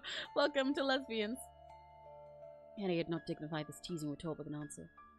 Instead, she had turned, trying to assume as much dignity as she could, which, given her life spent serving the Von Essen family, was more than one might have assumed, and marched up with her head held high. Burger mentioned! Hello. We're playing Vampire Yuri. So far, this lady, not that one, and her maid, that one, they were traveling in a carriage with the lady's parents. The carriage got turned over by bandits, and the parents were killed in front of them. They ran for their lives, passed the fuck out after she tripped. They woke up in the cell of this vampire, who is very hot and slightly evil, and after them failing a trick, she agreed to let the maid go, but she's keeping the lady with her. Her shoulders had trembled when she entered the forest. It had not been too apparent. Me when burger! Me when the burger! Now free from Magdalena's clutches, Henny continued to pick her way through the woods. Henny thought of Magdalena, and of Meike, and how her poor mistress must have been faring as she trudged onwards. Her thoughts strayed too, on occasions, to her own safety, and whether she really would be able to emerge from the woods unscathed. But whenever she began to doubt herself, she bit the inside of her cheek in self-rebuke. It was not, Henny told herself, a case of if she would escape from the woods, but when. Henny knew that if she succumbed, either to wild animals or to the icy air, Meike's fate would be sealed. Meike was relying upon her, which meant she had to keep going. There was nothing else for her but to keep putting one foot after the other, no matter how many times it took. Henny! I'm so worried about her! Can I ask cheeseburger, please? Cheeseburger. Henny continued to walk, her dark eyes focused on the uneven path ahead. It was very dark in the forest, and the moon did little to light her way. The trees were dense, their foliage vast, and only a few slivers of milky light could penetrate their bower. The wind blew cold and sharp, further teasing Henny's dark hair into disarray. Her dress, which was stained and dirty from the night's exertions, fluttered about her legs. Back then, Henny had thought only of escaping from the bandits. She had squeezed Meike's hand tightly in her own, and had pulled her along as a child might a beloved toy, careless of which direction they had been fleeing. Henny hadn't known where they were going. She hadn't cared much either. She had only wanted to save herself, and her mistress too. Now, Henny walked at a more regular pace. Her limbs were too weary to run. By God, her legs felt like lead, and she had felt the need to preserve her strength. The hours passed by in a blur, unbeknownst to Henny, who had no timepiece as she walked. It took a bite out of me! Yeah, it was yummy, thanks. She did not know where Augsburg was, or if she was even moving in the right direction. She could have been doubling back upon herself for all she knew. It did not seem to matter very much. Henny was no stranger to physical labor, but she had been walking for such a long time her soles were beginning to blister. Each step induced new, exquisite agonies within her which made her grasp. Her bones seemed to scrape together, and a canker on her ankle burst, filling her shoe with blood. Ew! Oh god, these descriptions are wonderful. I was about to say this is beautiful and painful and real and wonderful. Ew. All the while, the cool wind tugged at her hair, nipped at her cheeks, whipped at her skirt about her thighs. Henny heard, or thought she could hear, a faint howling in the distance, like that of stalking wolves. Agitation seized her, an agitation so great she could not quell it even by biting the inside of her cheek. Her mouth filled with blood, her tongue tingling with its coppery tang as she hurried on. She moved between the trees, fitfully aware of the howling, which no longer sounded as distant as it once had. It was growing louder and louder, rattling about inside her skull like a stone until... Oh! Henny exclaimed, surprised, as she burst through a copse of thickly packed trees and out into a mud path. She had emerged at long last into a road, one of many which twined through the tall trees of the forest. There, not so far away, she could see the source of the noise which she had heard. It was not a pack of hungry wolves after all, but a carriage drawn by two thin, hungry-looking horses. Hardly able to believe her luck, Henny dashed to the carriage, then cried out breathlessly to the coachman seated upon it. "Wait! Oh, please wait! Will you not stop for me? I'm in dire need of help! I need to go to Augsburg immediately, before it's too late! It's very, very important, I swear, good sirs! My poor mistress's life is in danger, and I am the only one who can save her! If you don't help me, I fear she might die!"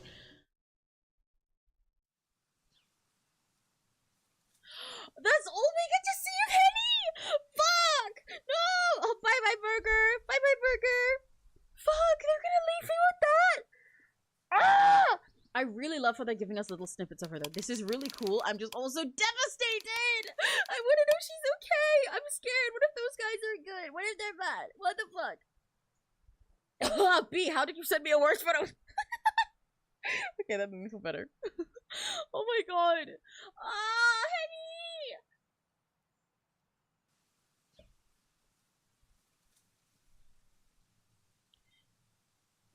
Meike felt disoriented when she awoke the following day, in the unfamiliar bed which smelled of something spoiled.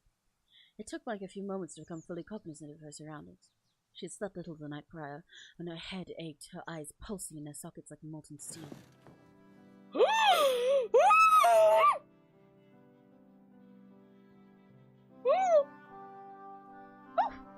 She's so pretty!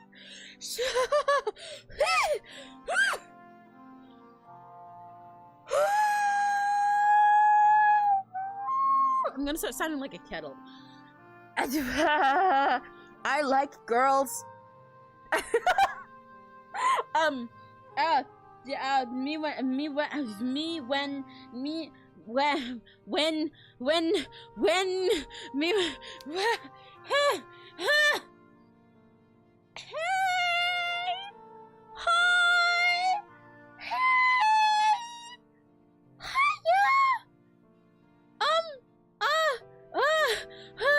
Are you Willow?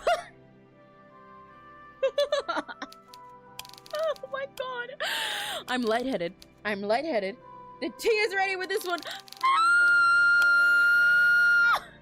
Oh my god. She's so pretty. I'm breathing. I'm drinking water. I'm not gonna pass out. She's so fucking pretty. No wonder Magdalena's so taken with her, dude. Look at her. Holy shit. Groggily, Meike pressed the heel of her palm to her eyes and rubbed them. Then she looked around in earnest, but soon found herself confused. The bedroom Meike found herself in was so unlike anything she had seen before that she initially wondered whether she was still dreaming. She pinched the inside of her arm in the hopes that the room would shift like water, but it remained immutable. She must have been awake then. And credit to this game, or one of the people who helped make it was in chat watching. That would be wonderful, but I'm sure they're not. The pain made this irrefutable, even if the chill which assailed her did not.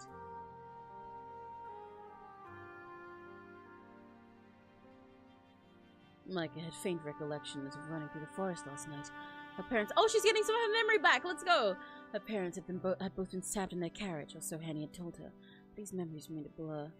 Meike could not recall her parents' final moments, but she could remember awaking in the dungeons of an unfamiliar abode, governed by an unfamiliar woman. Hey!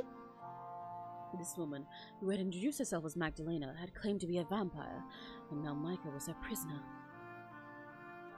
That's a lot to take in one night, huh? The bedroom Meike found herself in seemed even more miserable in the daylight than it had last night, obscured by a veil of darkness. It was more dilapidated than the servants' quarters at Meike's home, and had most assuredly seen less use. The furniture, though luxurious, was scuffed, the carpet threadbare, the basin upon the bedside table covered in hairline cracks. Dust covered every conceivable surface, and spiders had made their homes in the corners of the room, their gossamer webs outstretched like grasping fingers. The air was so stagnant, Meike felt compelled to open one of the windows, but her attempts were in vain. The windows were locked, and she could find no key to aid her. Perturbed, Meike slumped down at the desk by the window, then stared through the stained, smeary glass. Magdalena's garden swirled out before her in a dense, twisted tangle. Ooh! Perhaps there had been flower beds in this garden once, neatly planted, and an apple orchard, and any number of other arboreal delights, but age had spoiled it all. Meike was no gardener, but she could deduce at a glance that Magdalena's garden had been unloved for years. Beyond the walls of Magdalena's garden was the forest, all tall, imposing trees not so dissimilar from the proud oak which guarded the von Essen family mausoleum. The trees emerged from the fog, their boughs raised towards the sky, festooned in darkly verdant leaves. God, the narration is so beautiful. I love the descriptions in this game. There were so many trees that Meike couldn't see very far beyond them. Perhaps there wasn't much to see at all out here, other than nature. The rest of the world seemed very distant indeed. Meike herself might have been a figure from a fairy tale, a languishing maiden trapped inside a tower by a wicked witch, unable to escape. The sun hung above the treetops, suspended, half hidden by clouds. Its rays were weak, and did little to dispel the cold which pervaded inside Meike's bedroom. Looking out the window made Meike feel more trapped than lying in her bed had. At least, in her bed, she could imagine that somebody might come and rescue her. Seeing the dense trees which surrounded Magdalena's gardens made these hopes feel hopelessly naive, however. Who would dare venture all the way into the woods in the hopes of finding her? Walter might well send out a search party, but he would have no idea where to begin searching, and Meike wasn't certain if she much wanted Walter to find her either. God, I keep fucking up my sentence. The fairy tale description is very romantic. Yeah, everything about this is so romantically worded. It's so wonderful. Like I said, it really helps with the whole atmosphere of the entire thing. Even when there isn't like anything romantic going on between them yet, they word everything in such a beautiful way that it sets you into this whole lovely mood. I really love it. I adore it. This game is wonderful. She would languish inside Magdalena's home, wasting away like the flaking paint upon the walls, until... Oh! Meike's dreary thoughts were soon interrupted by the discontented rumblings of her stomach.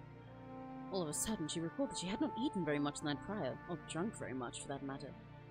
Her throat was parched. It seemed almost heartless to experience such base desires after her parents' death, but Meike's body knew little of propriety.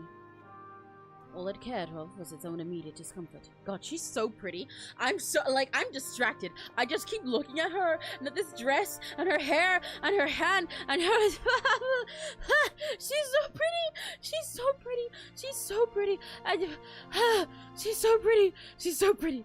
I'm so distracted, dude. Fortunately, Meike did not have to search for long to find a means of alleviating her hunger pangs. Somebody, Magdalena presumably, left a tray on her bedside table, which bore a plate of scones, a teapot, and a saucer. Meike soon discovered that the teapot was still warm, a few indistinct ribbons of steam unspooling still from its spout. Magdalena must have entered her bedroom less than half an hour prior, while Meike had been asleep, to set her breakfast down. Aww! Proof that she's perfect and you should date her. The scones, meanwhile, seemed plain, but they would be nutritious enough. Meike was surprised that Magdalena kept any food at all in her home, given the curious nature of her diet. As a vampire, did she not suck only on blood? Where had Magdalena procured these scones? Had she made them herself? For Meike's sake? Oh, her smile is so pretty! Her smile, the way her eyes, softened there. The thought of her vampire host laboring in the kitchen, her sleeves rolled up like those of a common drudge, was an amusing one. It was almost enough to make Meike smile. Wedged underneath the teapot was a note, which Meike extricated. She smoothed the note out, then examined it. The note was a perfunctory one, written in elegant, swooping cursive. It said, quite simply, "Eat up and get your strength back. You'll need it." Nobody had signed the note, but Meike was sure it was from her mysterious hostess. Meike wondered whether the note had been intended as a friendly gesture or a threat. Perhaps it was a mixture of both. Meike wasn't sure how to feel about it, but she supposed it was nice that Magdalena had gone to the effort to care for her.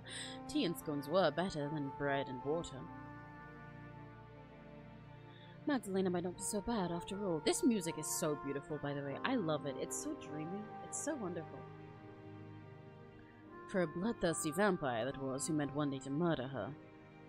Meike brought the rim of her teacup to her lips and sipped at the amber liquid within. She had half expected to taste astringent. Oh, I'm learning so many new words today. Astringent, of sharp, tangy iron and of blood. But soon she found it was quite inoffensive. Maybe it's a song? Meike took another sip of the tea, and then another. Though she had meant to be cautious, what if the tea was laced with something? Her thirst soon got to the better of her. She drank the whole cup in half a minute. Setting the cup back down on the saucer, Meike then turned her attention upon the scones. She ate delicately, taking care not to drop any crumbs upon her lap, or the floor, though why did it matter really when the cup beneath her was so warm? A few crumbs would hardly spoil this bedroom more than time already had. In fact, they might serve to make the room more homey. But then again, perhaps not. It would have been a tall order to breathe even a modicum of life into this room. Meike doubted even Dr. Frankenstein himself could have managed such a feat, despite the cadavers he had stitched together and raised from the dead. I love the little things like that to call back to the fact that she loves books. Her characterization is so interesting to me. Meike was so cold, even with the tea on her tongue. She was starting to feel distinctly cadaverous herself. She had finished her breakfast, then looked about her room once more, unsettled. Surely she could not stay there, motionless, waiting for Magdalena to stop by and slaughter her? There had to be something she could do to escape her predicament. Meike rose to her feet, buoyed by sudden nervous energy, and padded, barefoot, over to the door. She grasped the door handle and tried to turn it, but in vain. The door was locked, and it stubbornly refused to shift. Meike had expected as much, and wasn't particularly surprised. Slipping out through the door would have been too easy. Next, Meike turned to the window, but her hopes of escaping via the window had already been dashed.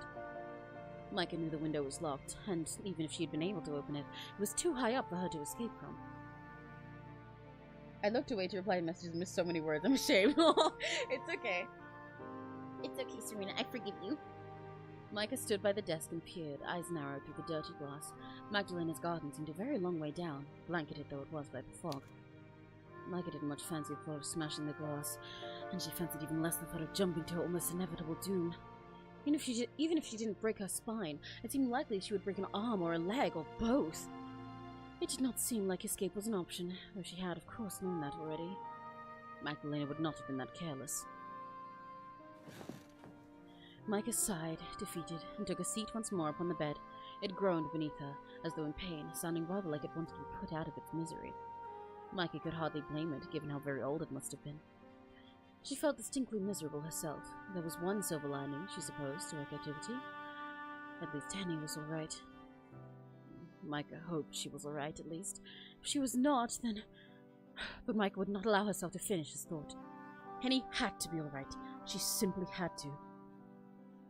Otherwise, Meike's sacrifice would have been for nothing. Feeling the need now to distract herself, Meike rose, then shed the nightgown Magdalena had given her. She changed, not into her old dirty dress from the day prior, but into one of the new clean gowns. Oh, we get to see her in another outfit too! Let's go!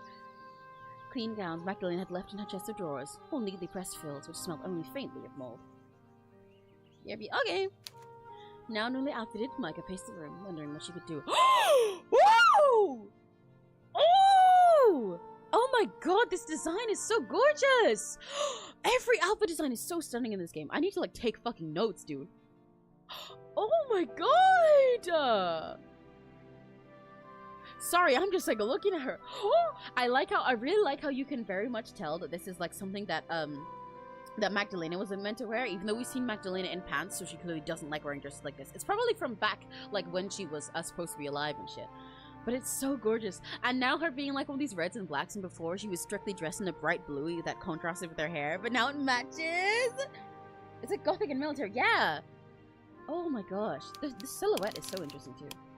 It's got such a sharper shape than her old one. It's so much more imposing. While living with her parents, Meike's mother had often instructed her to work on her embroidery hoop. Lady von Essen had thought sewing a suitable pastime for a young woman. That, or playing the piano. Meike's mother had always thought music too passionate to be appropriate. However, Meike's mother had always thought music too passionate to be appropriate, however. And in any case, Meike had never been very good at piano. Damn, her mom sucks! Her fucking mother thinks that even piano is too much for a lady. Jesus Christ, no wonder she felt like she's not been alive. She had never been very good at embroidery either. Meike had sewn cornflowers and magpies until her fingers threatened to fall off, until she had become so thoroughly sick of those twee, repetitive patterns, she had felt like hurling a hateful embroidery hoop clean through the window. She considered herself fortunate, indeed, that Magdalena hadn't left an embroidery hoop upon her breakfast tray for her. Magdalena might have been a vampire, but at least she wasn't that cruel. Meike had such enough hateful curlicues to last a lifetime. To last a lifetime. Though there was no hoop, and thank goodness for that, there were books. The shelves in Meike's new bedroom were full of them, old and dusty, with worn spines and crinkled pages, but quite readable. Meike perused their spines with the wide, curious eyes of a child, her unfamiliar gown brushing against the unfamiliar floor. Magdalena had told her last night that she might help herself to any of the books upon her shelves, but there were so many of them it was hard to know where to start. As there was nothing else to do for her to do save sit and worry, Meike decided her time would be better occupied reading. She reached out for a promising book among Magdalena's collection, The Monk by Lewis. I need to cough 1 second. She settled herself down upon her bed, among the thin covers, then opened the yellowing pages of the old tome. The pages within the leather-bound book crackled like autumn leaves, and Meike had to handle it carefully lest she tore them. All the wonderful words were still there, however, unblemished by the passing years. Oh, whoops. Meike shifted, attempting to get comfortable as she could in so unfamiliar an environment, then began to read. Oh, book time! Oh. Meike is... Oh, I thought it was going to tell us about the book, and then we were going to have, like, a cool, like, parallel or something. God damn it, maybe I'm just a fucking nerd. Maybe I'm just too much of a nerd. Meike spent the rest of the day abed, poring through the pages of Lewis's The Monk. It was a very gripping story full of lust. Oh, no, never mind. We do get to read it. At least a little bit. Lust, murder, and intrigue, featuring a monk so debauched that he took Meike's mind off her immediate concerns. Meike tore through the text, both delighted and disturbed by the twists and turns. Though the scenes near the end, which occurred in Dingy Dungeon, reminded Meike a touch too much of her plight to be fully immersive. Meike skimmed these pages, which detailed the virginal Agnes's suffering, and soon reached the conclusion wherein the wicked monk Ambrosio was tortured for his crimes. As Meike read, the sun began to sink outside. Shadows stretched along her bedroom floor, bidding her to light the candle which rested upon her bedside table. This light was feeble, but it was enough to read by. Meike continued to scan the pages of the text, holding the book close to her nose so as to devour it, so enraptured by Ambrosio's suffering that she did not hear the sound of a key turning in her bedroom door. Yay! Yippee! She did hear the sound of the door creaking open, however, a low, guttural sound which split the silence like a moan. Meike raised her head, disoriented once more to find herself in Magdalena's home, in the dingy bedroom which Magdalena had prepared for her. Hiya! Hi! Oh my god, now you guys are matching. Now they look even more married. You guys are matching. You're married, for real. Oh my god, they're so pretty together. The little flower on the dress is interesting. Her hostess stood in the doorway, shockingly fair and white in the gloaming, returned, perhaps, to make good on her initial promises. Did she mean to kill Meike at last? Meike had but a scant 10 pages left to read of Ambrosio's ill-fated adventures, yet she feared she would not see how his life would end. Her own existence would come to a close before that of the vile monk. I return! Welcome back, Serena! Meike supposed she could slip past Magdalena, then make a hasty retreat, but no, she had dawdled for too long. Magdalena had already locked the door behind her, and now surveyed Meike with a detached sort of amusement. Good evening to you. It feels like it's been a while since I last saw you. Did you enjoy the breakfast I brought you? Oh, yes, thank you for your kindness. I didn't expect you to be so considerate. You believed that I would let you starve? Magdalena tittered, and her red eyes sharp and knowing. Please, I'm not that cruel. I have even brought more food for you. Look, it has been a while since breakfast, and I thought you might be hungry. First, what did I miss? She went to sleep, and now she woke up. She's trying on an outfit that Magdalena left for her, and she read a book. And now Magdalena's back. So you didn't miss much. I returned again. No, don't worry, I could tell. Now that Magdalena mentioned it, Meike could see her in her hand she held another tray, much like the one she brought earlier. This tray was laden with another teapot, and a teacup, and a plate upon which sat a meat pie, still steaming, and some vegetables. Oh my god, she's cooking for her! That's so cute! I love her! Oh my god, I love her so much. The food smelled surprisingly delicious in the derelict air of Meike's bedroom, and Meike was almost embarrassed at how hungry she was. Why? She was almost salivating. Magdalena loped over to Meike, the tray in hand, then inclined her head to the bedside table. Would you mind moving that? I can't set the tray down otherwise. Oh, right. I'm sorry. Meike moved her breakfast tray onto her lap, to which Magdalena curtsied, playing once more at being a maid. Much obliged, young madam. I'll take that away soon, but first... Magdalena unburdened herself with the dinner tray, and observed Meike, one hand resting upon her hip. Are you all right? That seems an odd sort of a question, don't you think? Do you believe anybody would be all right were they in my shoes? I hope you aren't wearing any shoes, not in bed. They were filthy when you arrived here, and quite caked in dirt. I didn't mean it literally. I know. I was just teasing. I love her so much. Girl is living her goth-lita dream real, and she's matching with her new wife. I wish she wouldn't. Why? Are you afraid you might grow to appreciate our little spats? Hardly. I fail to see the need to converse with my captor, that's all. How fiery you are! I'd almost forgotten. You look so very wan, you know, and wary, too. The bags beneath your eyes are terrifying. They're almost black. Did you not get much sleep last night? I tried. I failed. I take it you had a lot on your mind. Yes, indeed. Not that this should come as a surprise. Were you thinking about your own fate? That, and the fate of my parents. Henny, too.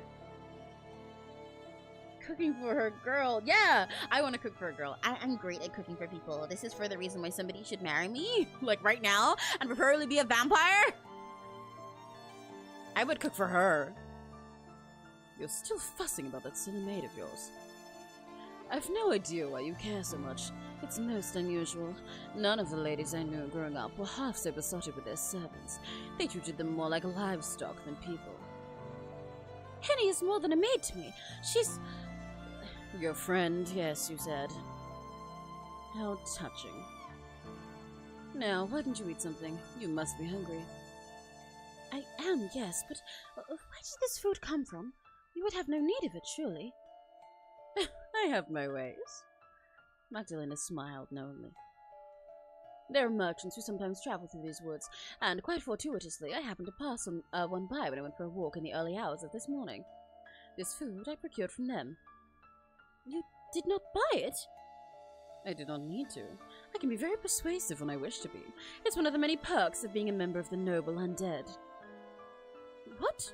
Oh my god, she's a member of Undead from On Stars? No way, she's trans! Do not tell me that you... slaughtered him. Oh no! I don't kill indiscriminately. I'm not a brute, no matter what you might think of me. And my hunger has already been satiated, for the present, by last night's feast. I use nothing so nefarious as my powers of flattery. It is not so hard, you know, to bend men to your will. Not when you smile at them, and you remember to bat your eyelashes. I hadn't prepared enough food to keep you going for a few days in a knapsack, plus some eggs and flour, the basic amenities, then baiting a fond farewell. You should recall our meetings as little more than a dream. Does that satiate your curiosity? For the moment, I suppose. Good. You have such a lot of questions, Meike. Not that I mind them. It's nice to meet a woman so inquisitive. Now do eat up. I'm sure that your dear Henny would not want you starving yourself. Meike did not much like the thought of eating in front of Magdalena, but she supposed her captor had a point. It was foolish to go without sustenance, especially when it smelled so tantalizing. Meike set her dinner tray upon her lap and began to eat. She dug into the meat pie with a knife and fork, which were darkly tarnished.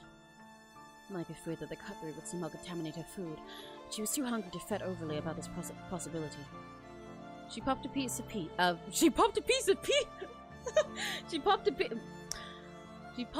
of meat pie into her mouth and chewed, and as she did, Magdalena watched. Magdalena's red eyes were wide, as though she was observing something very interesting, an exotic animal in a cage perhaps, or a reaction between two volatile chemicals. I love her! Yeah, she can just verbally control people with her charm. She's so fucking good. I love her. She's perfect. She's literally perfect. Meike did not think of the act of eating, Meike did not think the act of her eating was so very special, but it must have been different to Magdalena.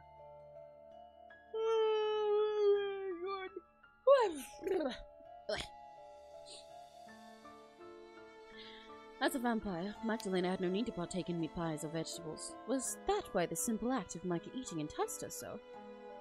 As Meike ate, horribly self-conscious of Magdalena's stare, what if she were to drop any food in her front? The vampire began to talk.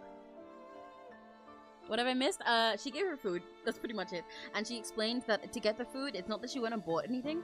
There's sometimes merchants passing through the forest. So she met a merchant which is like, oh, please, I need a little bit of food. And she has like charming powers and also just knows how to trick dumb men. And that's where she stole the food from. Well, not stole, he gave it, but... It's been a long time since I was able to observe one of your kind going about your day-to-day life.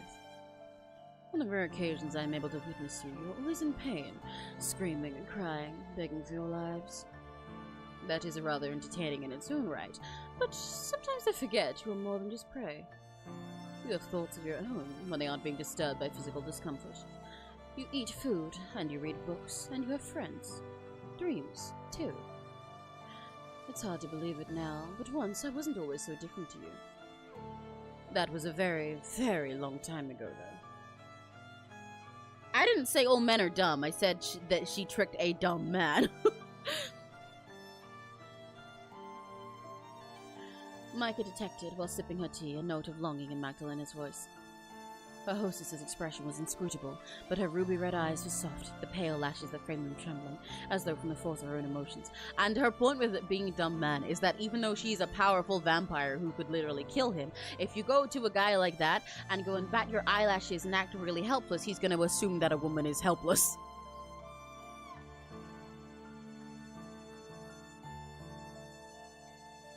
Hello, Mario. Hello. We got lesbian vampires. How you doing? Had Meike not been afraid of Magdalena, she might have sympathized with her. For a few brief moments, Magdalena appeared, for all the years she had lived and all of the hurt she had caused, to be a young girl, younger even than Meike herself. Not for the first time, Meike wondered how old Magdalena had been when she had been turned. Her face was so smooth, so devoid of blemishes. She could not yet have been in her 20s. She would have been 18 or 19, if that. It seemed a woefully young age to be consigned to an undying eternal life of blood-sucking, which reminded Meike. Aren't you going to bite me yet? You said that you would. I fucked up my sleep schedule again. R.I.P. Well, you know, it's okay, because you fucked up your sleep schedule. Oh, my mic is caught on my shirt. But you get to look at Vampire Yuri, so it's a win! For context, this girl, Meike, with the red hair, her and her maid ran away after they were in a carriage with her parents, and it got turned over by bandits, and her parents were killed in front of her. They woke up in a cell with this hot vampire lady! The vampire agreed to let the maid go, but she is keeping the girl. She's wearing her clothes at the moment, and they're talking while she eats. And the vampire lady's really hot, and I like her! All of the people in this game are so fucking beautiful, actually. This game is just so beautiful all around. Oh, why is everything lagging out? Ooh, my audio went crunchy for a sec. Okay, I think I'm fine. Is it really Yuri, though, with non-Japanese writers and art style not being... Well, I don't care. I'm calling it Yuri. Because it's fun. Like, it's Yuri by way of it being girls loving girls. So I'm just gonna call it Vampire Yuri for funsies, to be silly. So... Vampires are cool. I love this vampire in particular. Oh... Magdalena blinked, and when she did, the sentimentality which had once pooled in her irises dispersed. Nearly amused, the young woman smiled and said, You said that yesterday, too, after I brought you to this chamber. Are you that desperate for me to drain your blood? No, I'm not. Of course I don't want you to drain my blood. I'd really rather you didn't. But if you're to do it anyway, I fail to see why you should drag things out for so long. Unless you want to make me squirm. Making you squirm does not sound like too awful of a proposition, really. You are quite charming when you are sitting, and even when you're eating. Few women can pull that off, you know, but you manage it. You have such small, considered bites. Like a fairy. Like a fairy?! Like Serena?! I love vampires as well, although I like the idea of mixing vampires with other things than humans. That's fair. All lesbians are Yuri. Exactly. Exactly. I imagine you would be lovelier still when squirming, particularly if your face is red as it is now. Oh! Okay! Or now, even.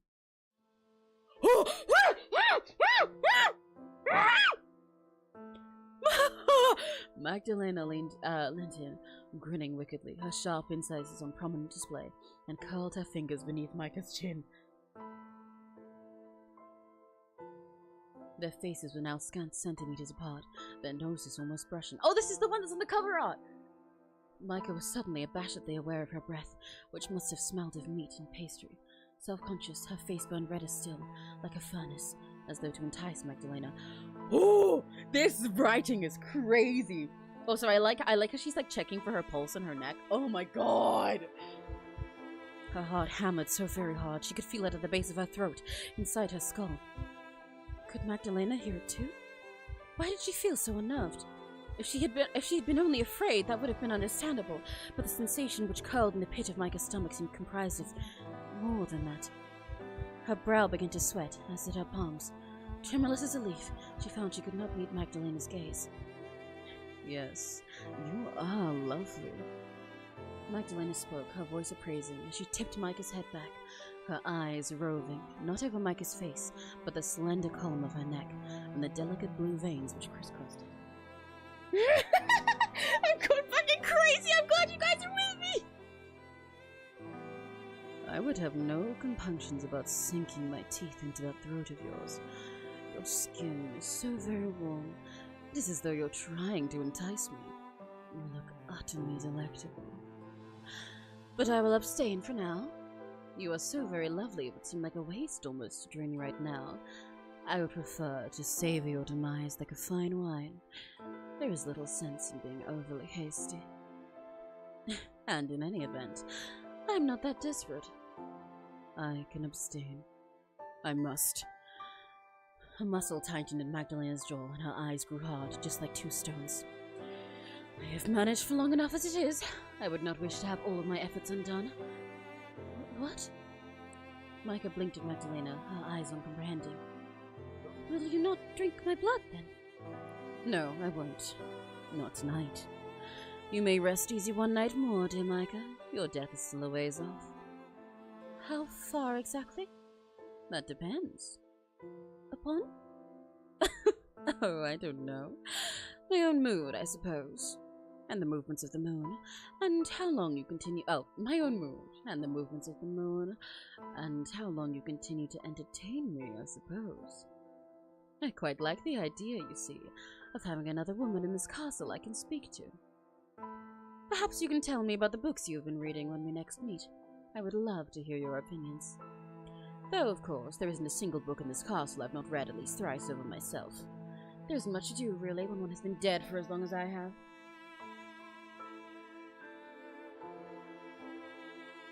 No, Crimson, you clearly misunderstand. She's not pretending not to find her attractive. She has very openly found her attractive since literally the first moment they met. She said it openly. There's no secret. She said that herself. She said that directly just now. She's just holding back on drinking her blood and killing her. She's not pretending she doesn't find her hot.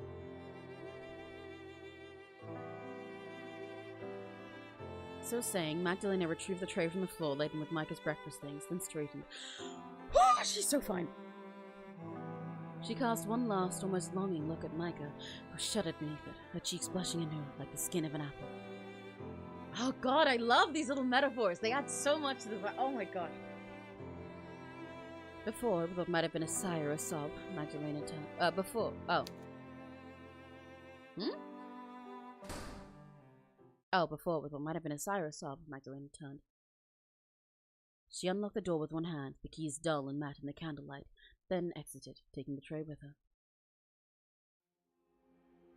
Ah! She's back to being pretty and winning in!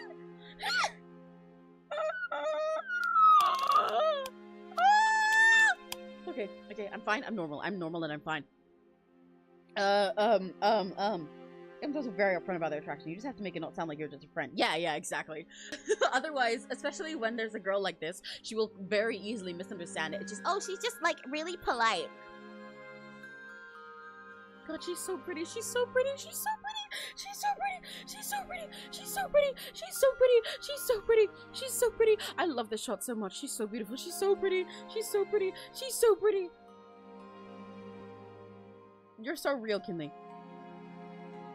Meike passed that night much as she had the previous one, namely by laying abed in the nightgown Magdalena had bequeathed her, trying and failing to fall asleep. Thoughts. Sorry, my throat went red. Thoughts of her parents continued to play upon her mind, and of her own fate, and more personally, even than any of that, of Henny. Meike wanted to believe that Henny at least had been able to escape. She wanted to believe that Henny would continue to live.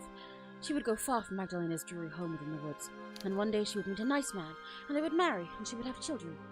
Henny would be happy, whilst Meike would soon be reduced to a pallid, wizened corpse, drained of all its blood. But was such a fate so different from the one she would be afforded if she had wed Walter? Meike might, in a perverse way, have been better off as Magdalena's captive than she would Walter's bride.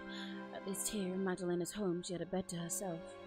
It was an aged bed, yes, which creaked beneath her weight, but it was hers. There was no danger of Walter, nor anybody else for that matter, joining her. If Meike was to die in this bed, then so be it. She would welcome it. If Henny was right, then she did not care what happened to herself. God! Oh, her relationship with Henny is so sweet! Fuck! I want them both to be okay. Her own life was, and had always been, unimportant. Oh my god. If Meike slept poorly that night, she was not the only one. Unbeknownst to Meike, Henny was finding it similarly hard to escape into the warm embrace of sleep. Henny's day had been a busy one, and she was still reeling from it all. Sitting upright in her own bed, Henny found herself turning the events of her own day. Oh, she got somewhere? She got somewhere safe? Let's go! I love you, Henny!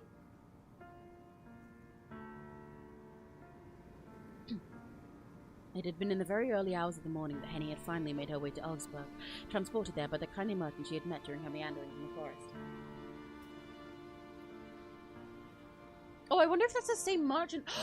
I wonder if that's the same merchant that that Magdalena saw, and that's why he's being so kind and nice, because he was so like charmed and dreamy after that. Oh. Henny had thanked the merchant profusely for his help, and had then set about looking for Walter Gerhardt's home. Henny knew its location well, though she had only been there twice before. It was a large, imposing building, one of the finest in the vicinity, which could have rivaled the von Essen home, but it was more modern in construction. It was not the sort of house one could forget in a hurry. Sorry, there's something on my... Something on my...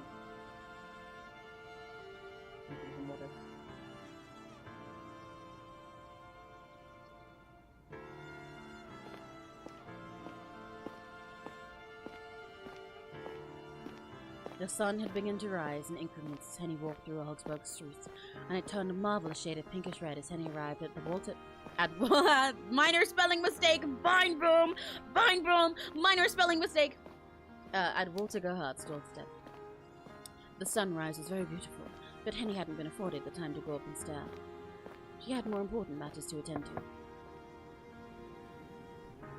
Walter's maids had been beginning to stir when Henny set her knuckles to the door and rapped, anxious all the while that she would be taken for a beggar, and turned away. Henny's clothes, once neatly pressed, had endured quite the battering during her wanderings in the woods. Her apron had been torn and flecked with dirt, and the soles of her shoes were encrusted with the stuff. Henny's cheeks and hands had been marred with cuts, and her fingernails had been rendered opaque with mud. She had looked so very grimy, she would not have been at all surprised if Walter's servants called the bailiffs on her. Her appearance had not been one which would inspire confidence, nor invitations inside Walter's spacious drawing room. Henny had fretted, that Walter's housekeeper might send her away in disgrace. Despite her fears, however, Henny had refused to move. It had been too important that she speak to Walter, that she speak to somebody. She had known as she stood there that she needed somebody to listen to her. Henny had knocked and knocked, her knuckles sore against the wood, until she had finally heard the sound of oncoming footsteps.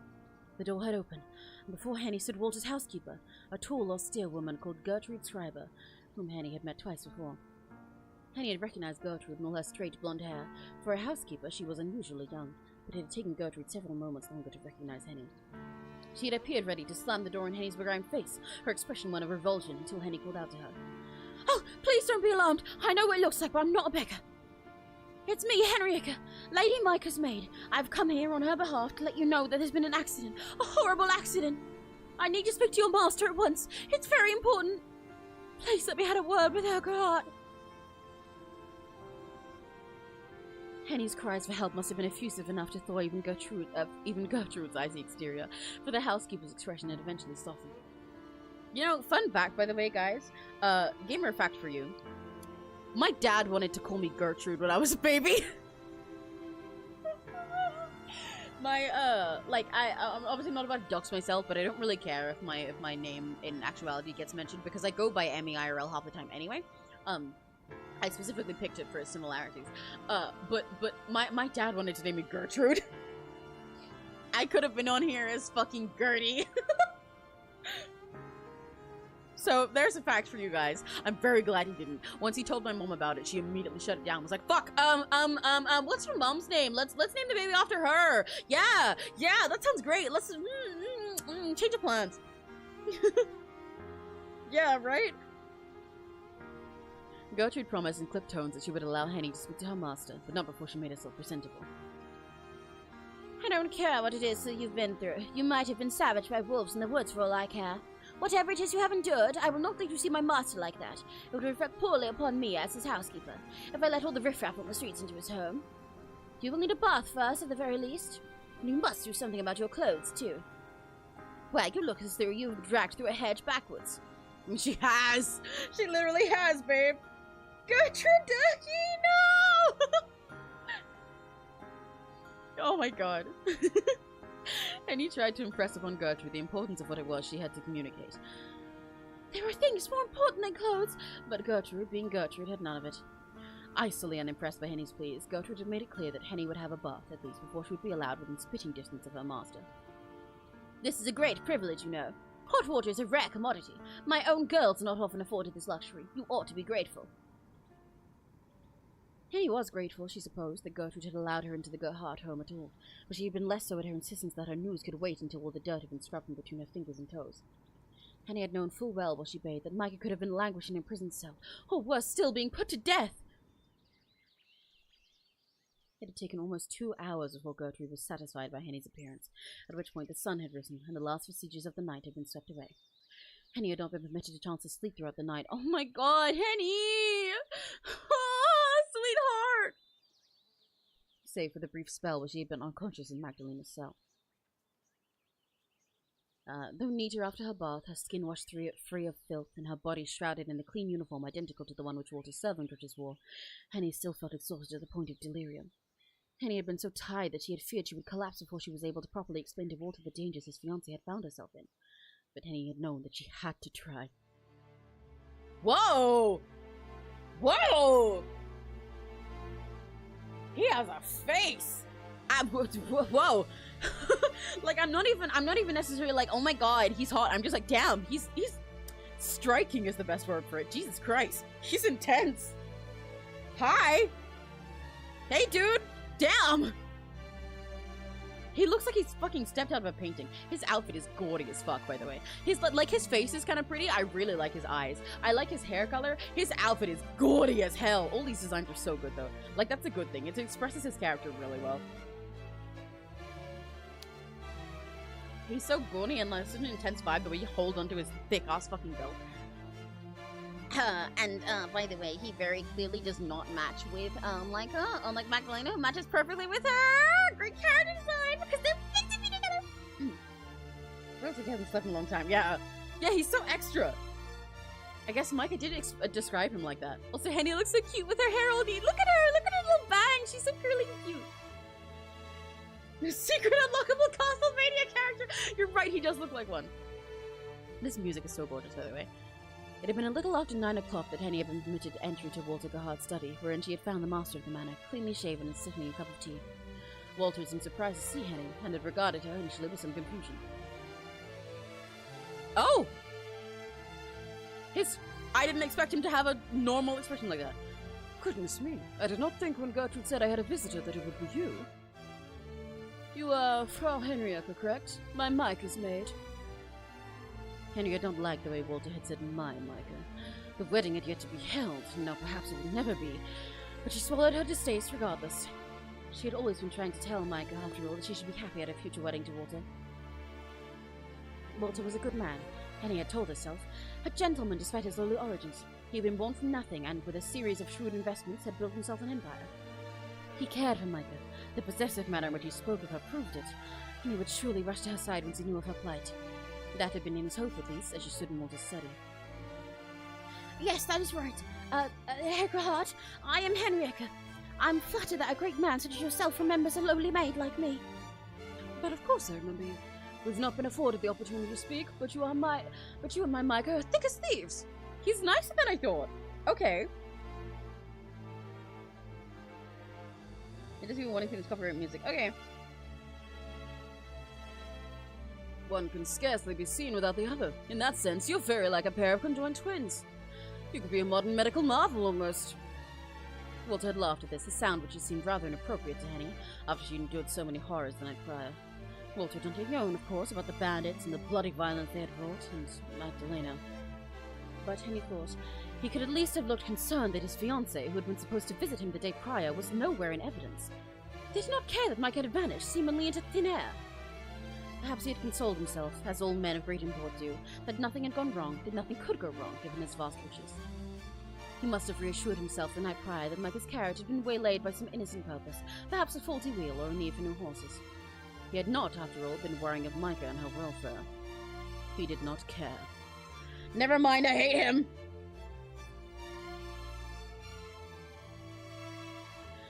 Speaking of which, Walter had leaned forwards in his chair, his laughter ceasing, to examine Henny with a newfound degree of thought. I do not see your twin with you right now. Is my lovely Meike not in your company? About that? Oh, don't tell me she's fell sick on the journey here. That would be truly heartbreaking. I'd hate to think of my dear fiancé convalescing in some miserable inn on the roadside.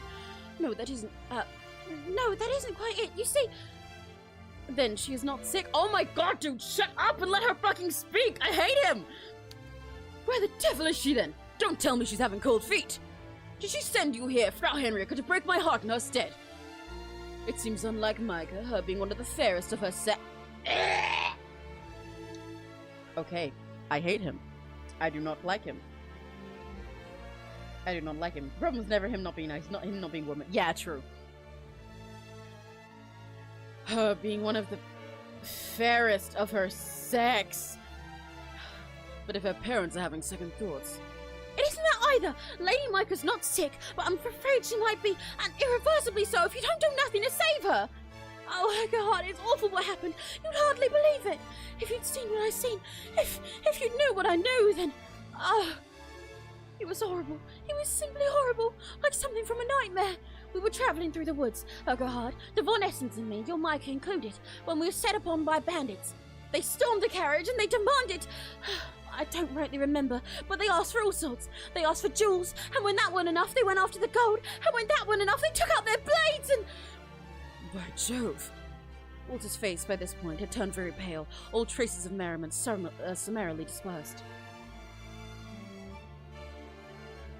They didn't harm my Meike, did they? They meant to, Herr Gerhardt, but they couldn't finish the job. They made short work of Lord and Lady Von Essen, and their coachman too, the poor bastard. But they didn't get their grubby hands on Lady Meike, I saw to that. I took her hand during the hubbub and I led her out into the woods. We ran and we ran and we ran, but the bandits were fast and they gained on us. I feared all was lost, but then...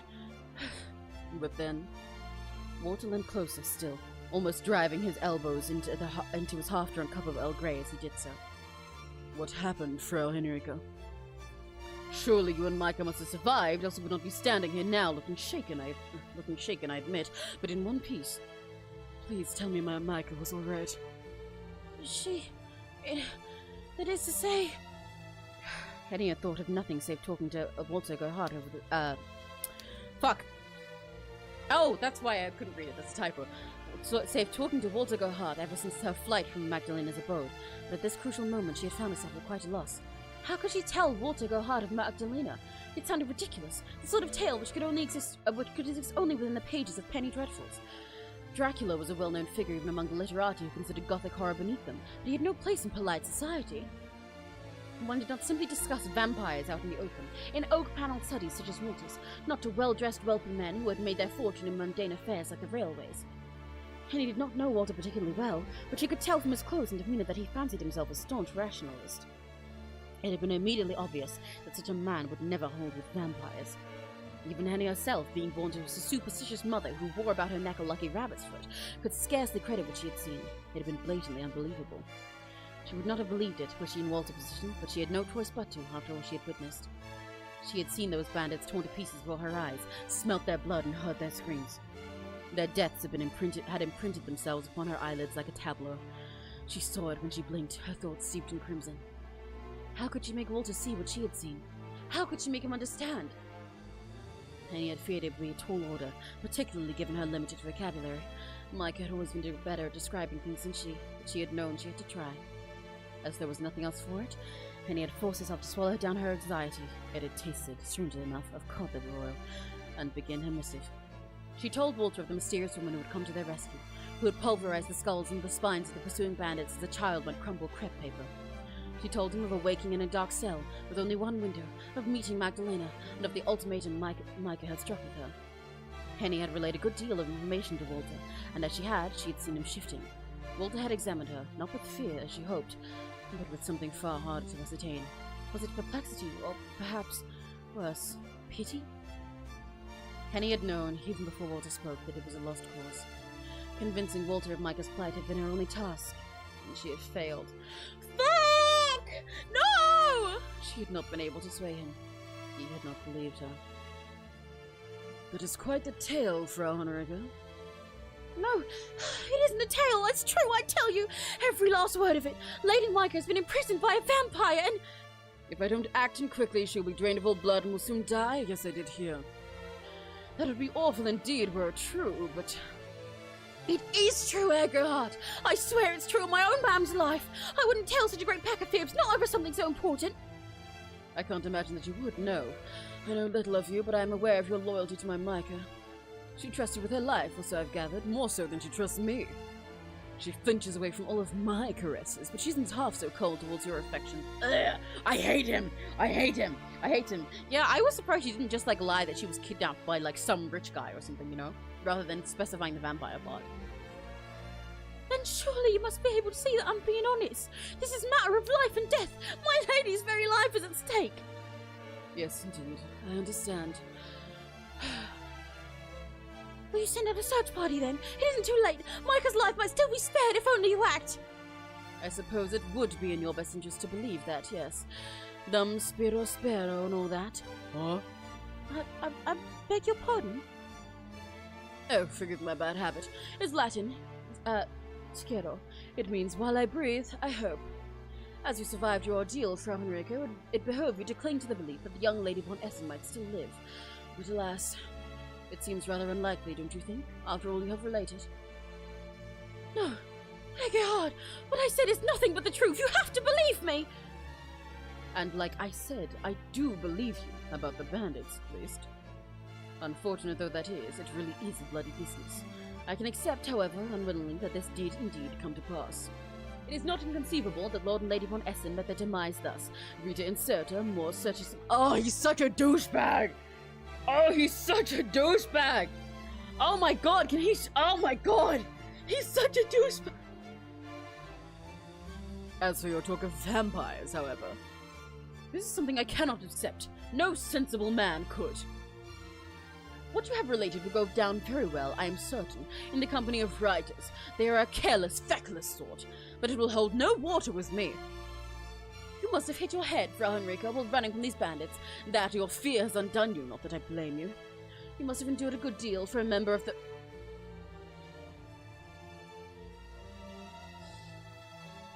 Somebody hold me back. Somebody hold me back! For a member of the fairer sex. Why, even most men, I fear, would have gone to pieces, circumstances being what they are. Your thoughts have been addled, your delusions. Walter had stressed this word, his fingers steepled together upon his escritoire. About vampires are nothing more than a coping mechanism to soften the reality of the situation. Meike, too, must have perished. What? No! Egerhard, please! Henny had tried to appeal to Walter's sympathies, but in vain. One look at Walter's countenance, now closed off, had told Henny all she needed to know. Walter had thought her quite insane. I think a spell of bed rest would do you some good, Frau Henrika. Though you are not one of my servants, I am not so very unkind that I would cast you out into the streets. You have witnessed horrors I can only guess at, and I am so very sorry for your loss. You may remain here if you wish, for as long as you feel you need to. Get some rest, and do try to calm down. I will summon a physician to look over you, in the meanwhile, to see if anything is awry. I suppose I also ought to summon the police once you have had a chance to rest, so you might give them an account of what you witnessed in the worst. They will be very interested in the fates of Lord and Lady von Essen, and of my Meike, too. Meanwhile, if it was actually caring, it'd be hard to not want him to be loved. No, the fuck it wouldn't! Lamau! Nuh-uh! I wouldn't have wanted him to be love interest even if he was caring. She's so very clearly a lesbian, and he clearly does not have enough relationship to her, and they're just married out of business. It would have been very easy, even without him being this much of an arsehole. He's also ugly. Like, designed well, but designed for me to hate him. You can tell by everything about him that he sucks. I would advise you against telling all this malarkey about vampires, however. I fear they may be less understanding than I, and you may be hauled to an asylum for your troubles. Everyone plays the game wants to go to kiss. Yeah. I would not want you to be incarcerated, Frau Henrika, and I doubt my Meike would want that either. It is a miracle you were able to escape with your life. Do not waste it. Remember, O Camcito Transit Gloria Mundi. Ah! Can he shut up? He's so well written to be irritating. Now you are dismissed. Gertrude will show you to your new lodgings if you will be so kind. Yes, Sir Gerhardt. Right away, sir. Gertrude, who had been standing in one corner of Walter's study, as unobtrusive as a houseplant, made to escort Henny to the servants' quarters. Oh my god, does he have a painting of his own self behind his fucking desk? Oh! Henny had cast her gaze back to Walter before she left, her brow furrowed. Walter had begun to sip once more at his breakfast tea, as though he had not a care in the world. The sight of Walter drinking his tea as if it were any other Monday morning had filled Henny with a sudden urge to take the teapot and upend its contents all over Walter's officious-looking face. But powerful though this urge was, Henny had abstained. What would that accomplish? It would not help Meike. Making an enemy of Walter Gerhardt would only serve to render Henny homeless, cast out on the streets with nowhere else to turn. Begrudgingly, Henny followed Gertrude, the door of Walter's study closing. Does he not even care that his fucking fiancé is dead? What the fuck is wrong with him? He's like, don't get me wrong, I do understand from his POV being the kind of dude that he is, why he thinks that she's just gone insane because of witnessing like Meike dying, right? Obviously he wouldn't believe that vampires exist, even if she's come to him in all this peril. Obviously that would be hard to believe. But he should at least believe that she's been like taken by something, even if she doesn't think it was a fucking vampire. Hello? And like, does he not care that he thinks she's just dead, right? So why the fuck doesn't he care that she's dead? Oh my god. Henny had then spent the rest of that day convalescing in bed in the dingy servants' quarters. Walter was a man of his word, if nothing else. He had summoned a physician later in the day to look Henny over. This physician gave Henny a brief examination, then declared that she was physically fit, but mentally exhausted. A day or two of bed rest would do her good. She has something of a fever, and she seems distracted. The physician's report had been so mild, Henny could have laughed in his face. Was it any wonder she was deemed distracted when even now Meike, her Meike, not Walter's, was in Magdalena's thrall, languishing in all likelihood in a dungeon? Henny wished to fly to Meike's side, but could not. She was more exhausted than she had anticipated, and lying down made it more so. Dazed and disoriented, Henny had begun to drift in and out of slumber. Her dreams were broken, yet largely featured Meike, her eyes wide, lips parted in a horrible scream. Henny had slept so much during the day that, when night fell, she found herself unable to rest. Walter's scullery maids, upon arriving in their quarters, had regarded Henny with some surprise. They fell upon her with curious questions, all buzzing excitedly, like so many moths drawn to a brightly flickering flame. Watch him try to place her with her maid. No, he wouldn't do that, because the reason he was marrying her was because of money, not because of sex. And replacing him with a maid would do him no good, because if he married a maid, it would ruin his reputation. And that's clearly all he cares about. Where are you from? The girls asked. And when did you arrive here? And how long will you be here? Henny had been in no fit state to answer these queries, however. She'd been almost relieved when the sour-faced Gertrude came to scold her underlings for their rowdy misconduct. Oh, do leave Frau Henrik alone. She has had a trying series of days by all accounts, and she needs to rest. That is what her good heart has deceived, and I will not have any of you naughty girls disobeying his orders. Now stop your silly chatter. I doubt Frau Henrika wants to listen to you, and your friendly overtures are all in vain. She's not one of our servants, and I doubt she'll be staying here much longer. Gertrude's stern address seemed to do the trick, for the maids kept a wide berth from Henny throughout the night. They talked among themselves and played cards, and only occasionally did they glance and look at her, curious, no doubt, about these trying days Henny had endured. The maids had eventually begun to yawn, and at 10 o'clock they took to their beds, snuffling snuffling snores and creaking bed frames soon filling the room. The 6 scullery maids and Walter's employ all slept, but Henny found she could not. Oh, she's so cute! Sorry, I've got priority. She's fucking traumatized. But she's so cute. She's so pretty. I love her. I love her. Restless and agitated, Henny now found herself standing by the window. Suddenly feeling claustrophobic, she unlatched it. Then she let her arms rest upon the sill and looked out into the streets. The sky outside was black as pitch and scattered with stars, the moon round and full. The moonlight played against Henny's cheeks, turning it paler than it already was, while a cool breeze caressed her hair. One of the maids who sat closest to the window, Agnes, Henny thought her name was, stirred in her sleep, perhaps disturbed by the open window. Yeah, her jammies are so cute!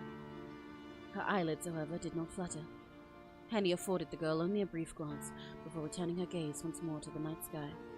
Somewhere out there, sequestered away in the woods, was Meike. Henny was certain that Meike lived still, and that, as surely as Henny was thinking of her friend was thinking of her. Don't worry, Meike. Henny murmured this under her breath, so as to not wake Walter's scullery maids, her face turned to the cold. I've not forgotten you. I never will. I'll find a way to rescue you, with or without her good heart's help.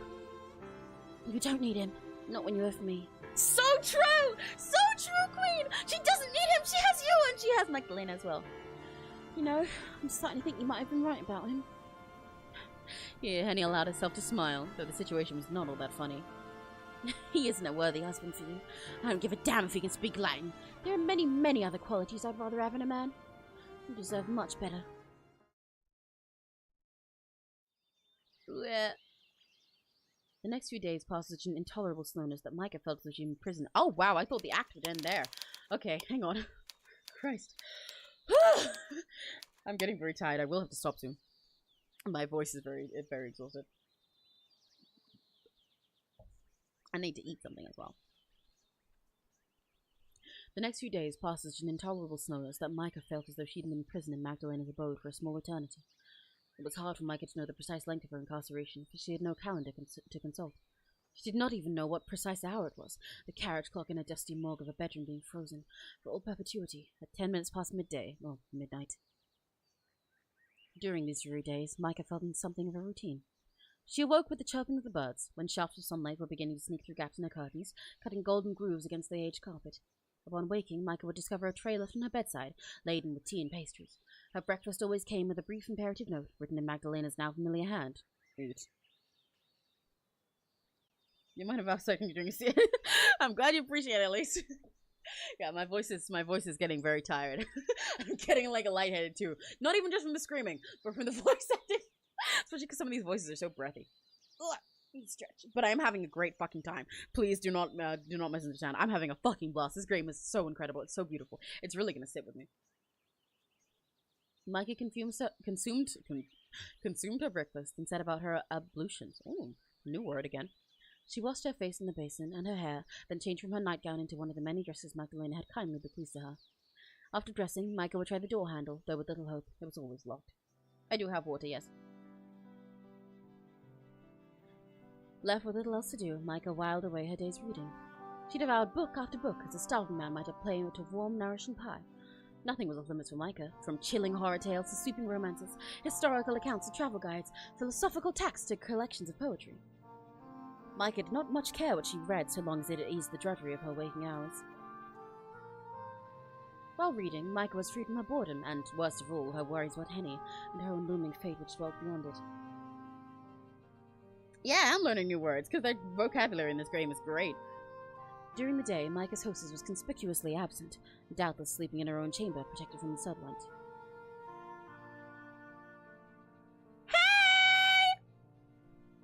It wasn't until the night fell that Magdalena put in an appearance in Meike's chamber, her hands laden on Meike's dinner. Magdalena sat upon Meike's bed to observe her while she ate, and from time to time she would talk, her voice light and lilting, and almost sweet. Magdalena asked Meike about the book she'd been reading, and though Meike had been initially reluctant, she soon found herself responding.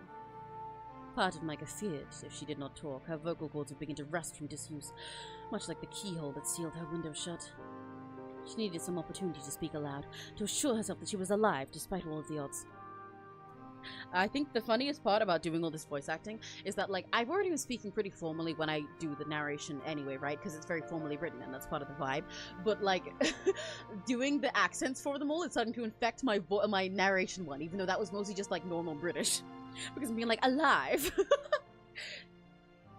In time, too, Meike found that she was not speaking to Magdalena solely from a sense of obligation. Magdalena's company was not entirely unpleasant, when she tactfully chose not to remind Meike of her plans to eat her, that was. Her smile is so pretty! I love the way her eyes, like, soften. She's starting to like her! Yeah! They're bonding! Yippee! Magdalena had not spoken of drinking Meike's blood for several days, however. It seemed almost as though she had forgotten about it, content, instead, to play at being a hostess. Meike had once feared Magdalena, but as the days passed, her anxiety began to wane. It was hard work being on edge all this time. Magdalena was so unfailingly polite, Meike sometimes caught herself wondering whether they might have been friends, had they not met under other circumstances. But then Meike would catch Magdalena's gaze, and see once more how red her eyes were, as red as violence, and she would start, "No! That's mean! You guys are besties, you guys are girlfriends! What the fuck?" Magdalena had not killed her yet, but she surely would. Someday soon perhaps, she would tire of talking about Goth and Schlegel and Eckermann, and then she would show her true colors. She would take Meike's jaw betwixt her gloved fingers, then bring her teeth to Meike's throat. Girl, you're imagining it? Girl, if you're imagining it like this, I don't know. I don't think that's fear you're feeling. Then she would bite, and she would drink. Meike's blood would be drained from her body until she turned cold, numb and still and insensible. How could they ever hope to be friends under such circumstances? They could not even be acquaintances. It was unthinkable that anything could develop between them. They were nothing but a captor and a captive, a jailer and a prisoner. Meike was at Magdalena's mercy, but... Sometimes, when Magdalena spoke to her, Meike thought she could detect something in her gaze which spoke not of bloodlust, but of loneliness. That is not a bite you're imagining, Queen. That's not how biting and dying looks. It was during times like these that Meike thought they mightn't have been so very dissimilar after all.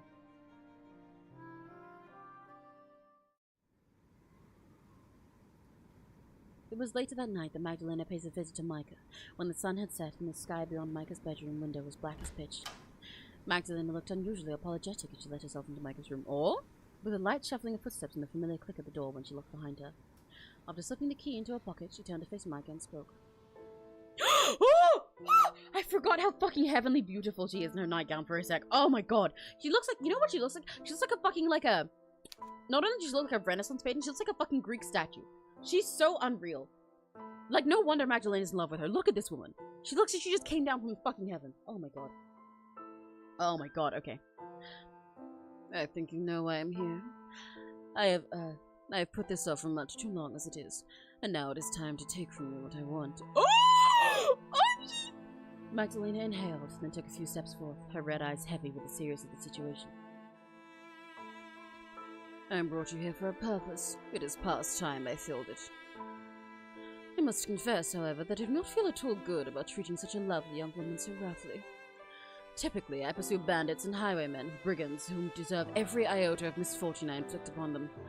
These are criminals, often petty crooks. Nobody would miss them. I make the world a better place, or so I like to tell myself, by disposing of them. But I cannot tell myself the same in regards to you. This is a first for me, so forgive me if I'm somewhat awkward. I've been unsure how exactly to proceed, but proceed I must.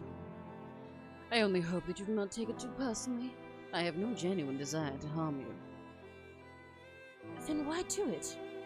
His question was so soft it seemed to lose its way in Meike's darkened bedchamber. God, I love their descriptions. They're gonna kiss? I think so! Part of Meike doubted it would reach Magdalena's ears, and indeed, it took the other woman a while to react, but in time, she did. I do it because I must. It isn't my nature to cause others pain. Preying upon humans is simply what my kind must do if we wish to keep on living. Try not to worry overly, though, if you can help it. I'm not sadistic. I won't cause you any greater pain than I need to, and I won't kill you, either. There's more I wish to take from you yet, before I turn you into a corpse.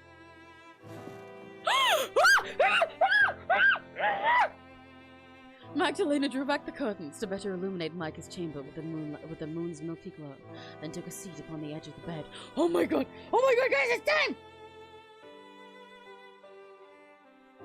The vampire reached for Meike's arm, her gloved fingers slicing through the darkness. Her digits soon seized about Meike's wrist, as firm and immovable as steel. Her grip was hard, yet she was surprisingly gentle when she turned Meike's arm upwards to reveal the white skin of her palm, her wrist. Meike had always been pale, yet she appeared even more so in the moonlight. Her skin was as smooth as the interior of a conch shell, and Magdalena sighed to see it. You really are pretty. It almost seems a shame to mark your skin, or sully it. But spoiling things is all I'm good for. At least you'll be able to hide your injuries beneath your sleeves come the morning light. What? Meike looked at Magdalena, her expression uncomprehending. Magdalena was only inches apart from her, their faces so close Meike could see how Magdalena's eyelids trembled. Magdalena was devoid of all of the self-righteous pomp with which she usually conducted herself. She seemed contrite, guilty as a young child caught out by an angry parent. Meike felt for her, but still she worried about her own fate. Did Magdalena mean to bite her? Surely she must. That was the whole reason behind her visit at so late an hour. Meike did not understand why Magdalena was examining her arm, however, like an antiquarian might inspect an old necklace. Aren't you, Meike swallowed. Aren't you going to drain my blood? Indeed I am. Must I make my intentions so plain? Magdalena smiled, but her voice was dry when she next spoke. For all the books you read, your intelligence is nothing to boast about, Meike. I just thought I would clarify. I don't understand, though. What isn't there to understand? It is quite a simple process to comprehend, really. Observe. Magdalena reached for the table, then lifted a strange silvery blade. Oh! Oh! Whoa! Whoa! Whoa! Somehow, that's more intimate, and I'm scared. They're freaky! Holy shit. Meike supposed she must have kept it upon her as an assassin might, the blade sharp and silver in the moonlight. That's a pretty knife. Oh, the way her express. Even the most tense moments are so fucking beautiful and gay. Magdalena pressed the blade of the knife to the inside of Meike's arm, a few inches below the bend of her elbow, then said, I will cut you with this knife, and you will bleed. Then I will collect your blood in a dish I brought with me for this very purpose. It is an unusual ritual, yes, but it is not complicated. Surely a well-bred young woman like yourself can comprehend it. I understand, but... Meike gasped, her breath catching in her throat, as Magdalena pressed the knife's edge to her skin. Magdalena had not pressed hard enough to lacerate her skin. Not yet, at least. But the knife was hard and unyielding, and the promise of pain made Meike shiver. I thought you would be biting me, not cutting me. Meike looked at Magdalena's mouth. Her fangs were obscured, hidden beneath her pursed lips, but Meike had seen them often enough to know how sharp they were. How often are you looking at her mouth, Queen? I don't know. Just curious. Yeah, me too, Kinley. Magdalena's teeth had been made to rend human flesh. Why, then, would she resort to a knife? It seemed an unnecessary layer of obfuscation to the act of bloodletting. Perhaps it was to assuage Magdalena's guilt about what it was she was to do. Or perhaps... Oh my god, this is so pretty. Oh my god! My. Magdalena smiled, her carmine lips splitting to reveal her wickedly sharp incisors. What is this, almost said her own name. What is this, Meike? Do you wish me to bite you? No, oh, fuck. That isn't it. I don't wish it, of course I don't. But I thought that was what vampires were supposed to do. Is that not what you were known for? I suppose we are, and all the folk stories and the legends. They prefer to take a more pragmatic approach. Pragmatic? Magdalena nodded. It's much more practical to cut you. The wound will be easy to clean, it will heal more quickly. It'll be less painful, too. You will thank me for my reticence, I am sure, when we are finished here. If I were to sink my fangs into you, I fear I wouldn't be able to stop myself. Your blood smells so very sweet. I would be obliged to suck you dry. I would like things to last just a touch longer than that. Oh my god! You don't wish to be drained of all you have in one single session, do you? All of the build-up would be for naught, then. Meike shook her head, shivering. I don't wish to be drained at all. I know you don't. I don't much blame you either. Here, Magdalena's good humor seemed to fail her. She sighed, her eyes half-lidded, the frown sliding from her face like melting snow come the springtime. I don't much want to do this either. But I have no choice, as I said. This is what I must do, as a vampire. I might defy our legends in some regards. I am not wholly typical of my kind, but I am still a monster in the end. Now sit still, and do try not to squirm. I have no desire to make this more painful than it needs to be. That I fear I wouldn't be able to stop myself? Yeah! So when she said it's like, oh, I'd seen you smell so very sweet. Oh my god! Oh my god! Magdalena angled her hand so as to press the blade of the knife more snugly to Meike's skin. Inhale deeply now. One big breath. Yes, just like that. There. Sorry, let me try that again. Inhale deeply now. One big breath. Yes, just like that. There's a good girl. This will be over before you know it. Magdalena was as good as her word, too. Meike had scarce inhaled, drinking in a lungful of stagnant air, when Magdalena made her move. She drew the knife across the inside of Meike's arm, the blade sinking deep into her skin. Meike exhaled, shocked, as a sharp stinging sensation coursed through her. It was painful, yes, but not so painful as she had feared. Magdalena had been quick about her incision, and precise with it, her motions as well practiced as a surgeon's.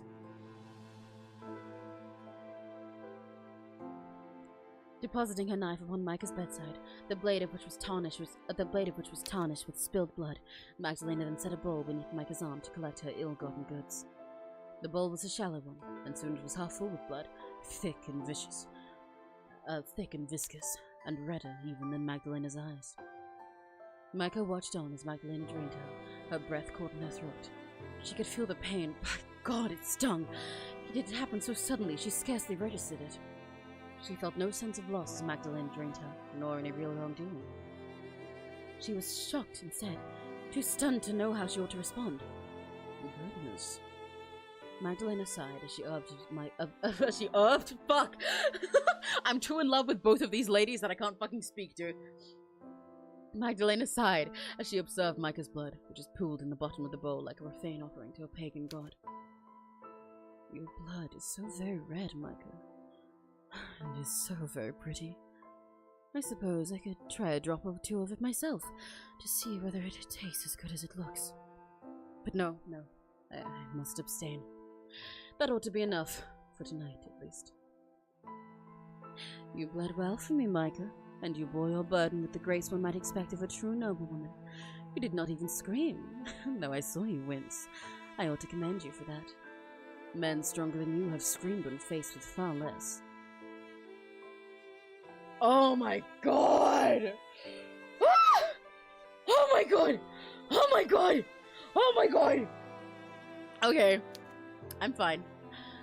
Magdalena set the bowl aside, along with the dirty knife, and drew her cloak protectively about her slender shoulders.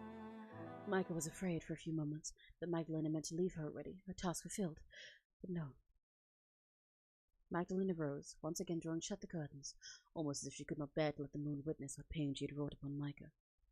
This completed, she turned her attention to the basin which rested upon the writing desk.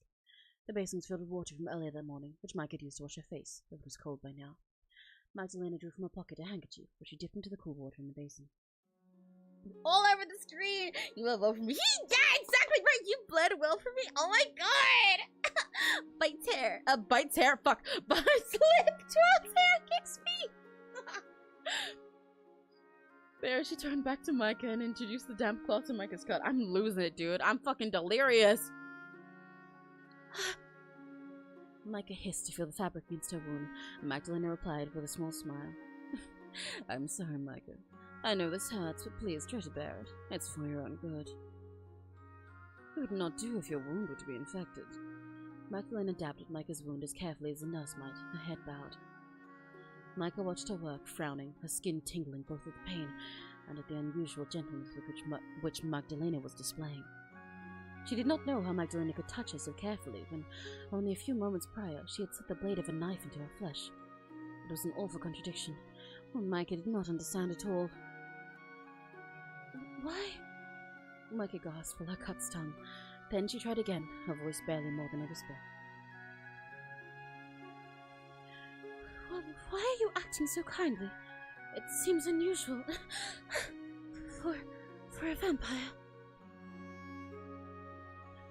It is unusual for a vampire, but I never professed to be like the majority of my kin. I hope I have not proven to be too much of a disappointment. I'm not disappointed, really. Oh, good. I was starting to worry. I thought you might prefer something more traditional. A spell in the dungeon, perhaps, and a few broken bones. But I am confused. It's called aftercare, exactly! I feel like Emmy's little swirls around their horns would glow bright red and blushing. I actually did consider that. I was going to make the horn swirlies change color depending on my, depending on which emotion my PNG had, but I could not be bothered. So in the future, maybe. In the future, I'd love to do that with like a proper VTuber model to make it change with each like toggle and stuff.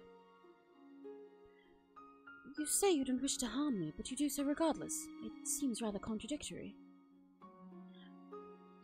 Yes, you would be right there. It is a contradiction, but what can I do? My whole existence hinges upon such fallacies and logic. I am dead, yet I am also alive. I am a monster, but I still possess feelings. And, though I must drink blood to survive, I do not truly wish to harm innocents, least of all you. It's quite the conundrum. I've had over a century to dwell upon it, but I doubt you will have the same luxury. You humans aren't particularly durable. Meike suddenly felt delicate as Magdalena cleaned her. Ah! Watching this in a boba shop feels so right. Can you get me boba? Can you get me pineapple fruit juice boba, not a tea. Pineapple fruit juice boba with mango popping pearls, no tapioca, and extra ice and extra sugar. Thank you.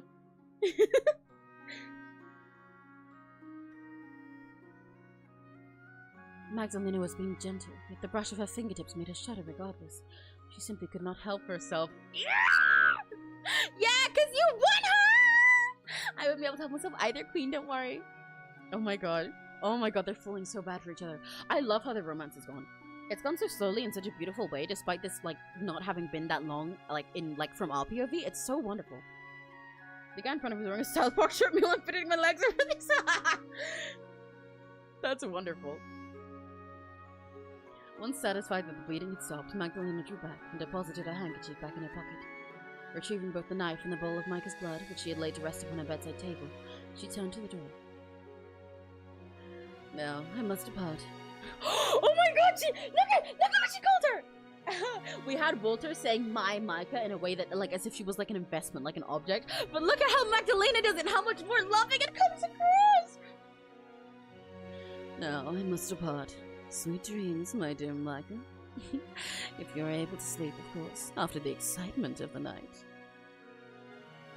I hope you are able to, despite my rudeness. I wish I could say this would be the last time I would demand so much of you, but... Somberly, Magdalena sighed. I do not want to lie to you, or to give you false hope. That would be a cruelty not even I could perform without flinching. Oh my god! My dear Meike. Ah! Oh my god, My dear Micah. See, when she says something that has my the front, it's good because she wants her. She wants to marry her.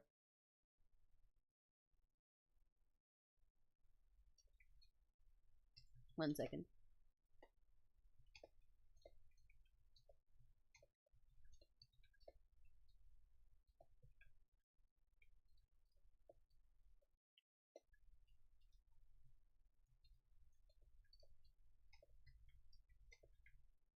Oh my god.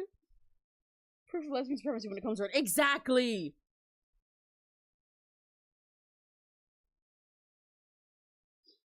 How long is this chapter? Yeah, I know. This one's so much longer. But honestly, I'm having a great time, so I don't fucking mind. I will have to go soon, regardless of resting as well, because I have chores to do. But oh my god. Oh my god. I hope they do have a beautiful gothic wedding. You're so right, Kinley. Oh my god. There's... it was with this final remark that Magdalena finally departed. Meike watched from her bed, cradling her arm in her hand as she left the room, the door closing behind her with a thud. Meike listened as Magdalena's footsteps, feather light, receded from beyond her bedroom door, then vanished altogether.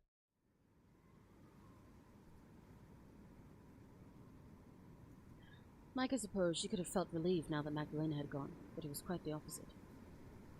Her inner arm still stung, and her mind raced full of frantic thoughts.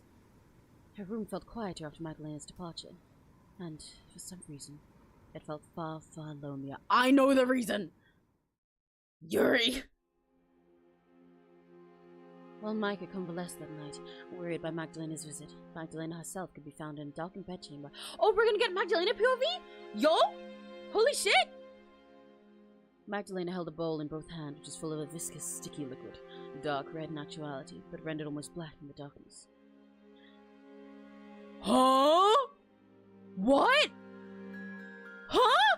What? What? Huh? What? Huh? What? What do you... Huh? Here you are, my dear. I have brought this for you. I do hope it is to your liking. It should be different from the blood of bandits, at least. The woman who I took it from is very sweet. I would not be surprised if her blood is similarly sumptuous. You'll like it, I'm sure of that. I know you're hard to please. Not even you can turn your nose up at this. Please. Magdalena's voice wavered. She sighed, and sadly she looked away. Drink it and be satisfied. I can't give you more than this. Not for tonight, at least. I wonder if she's talking to herself. I'm curious if she's talking to herself because she separates the monster in herself from her normal self. Because she can't bear it, you know? I fear I might have taken too much from her already. I don't want to hurt her, but... Magdalena inhaled. Her eyes, which were accustomed to the dark, narrowed, her red pupils roving over those of her charge. I would do it, you know, for your sake. Huh? I would do anything for you. You mean the world to me. I just wish... Oh, I wish... Magdalena shivered as her Huh? What? What? What? What? Huh? What? Yeah, I guess that must be the scream. What? Magdalena shivered as her beloved began to suck from the bowl she offered, their head bowed, lips parted like a hungry animal. I just wish it didn't have to be this way.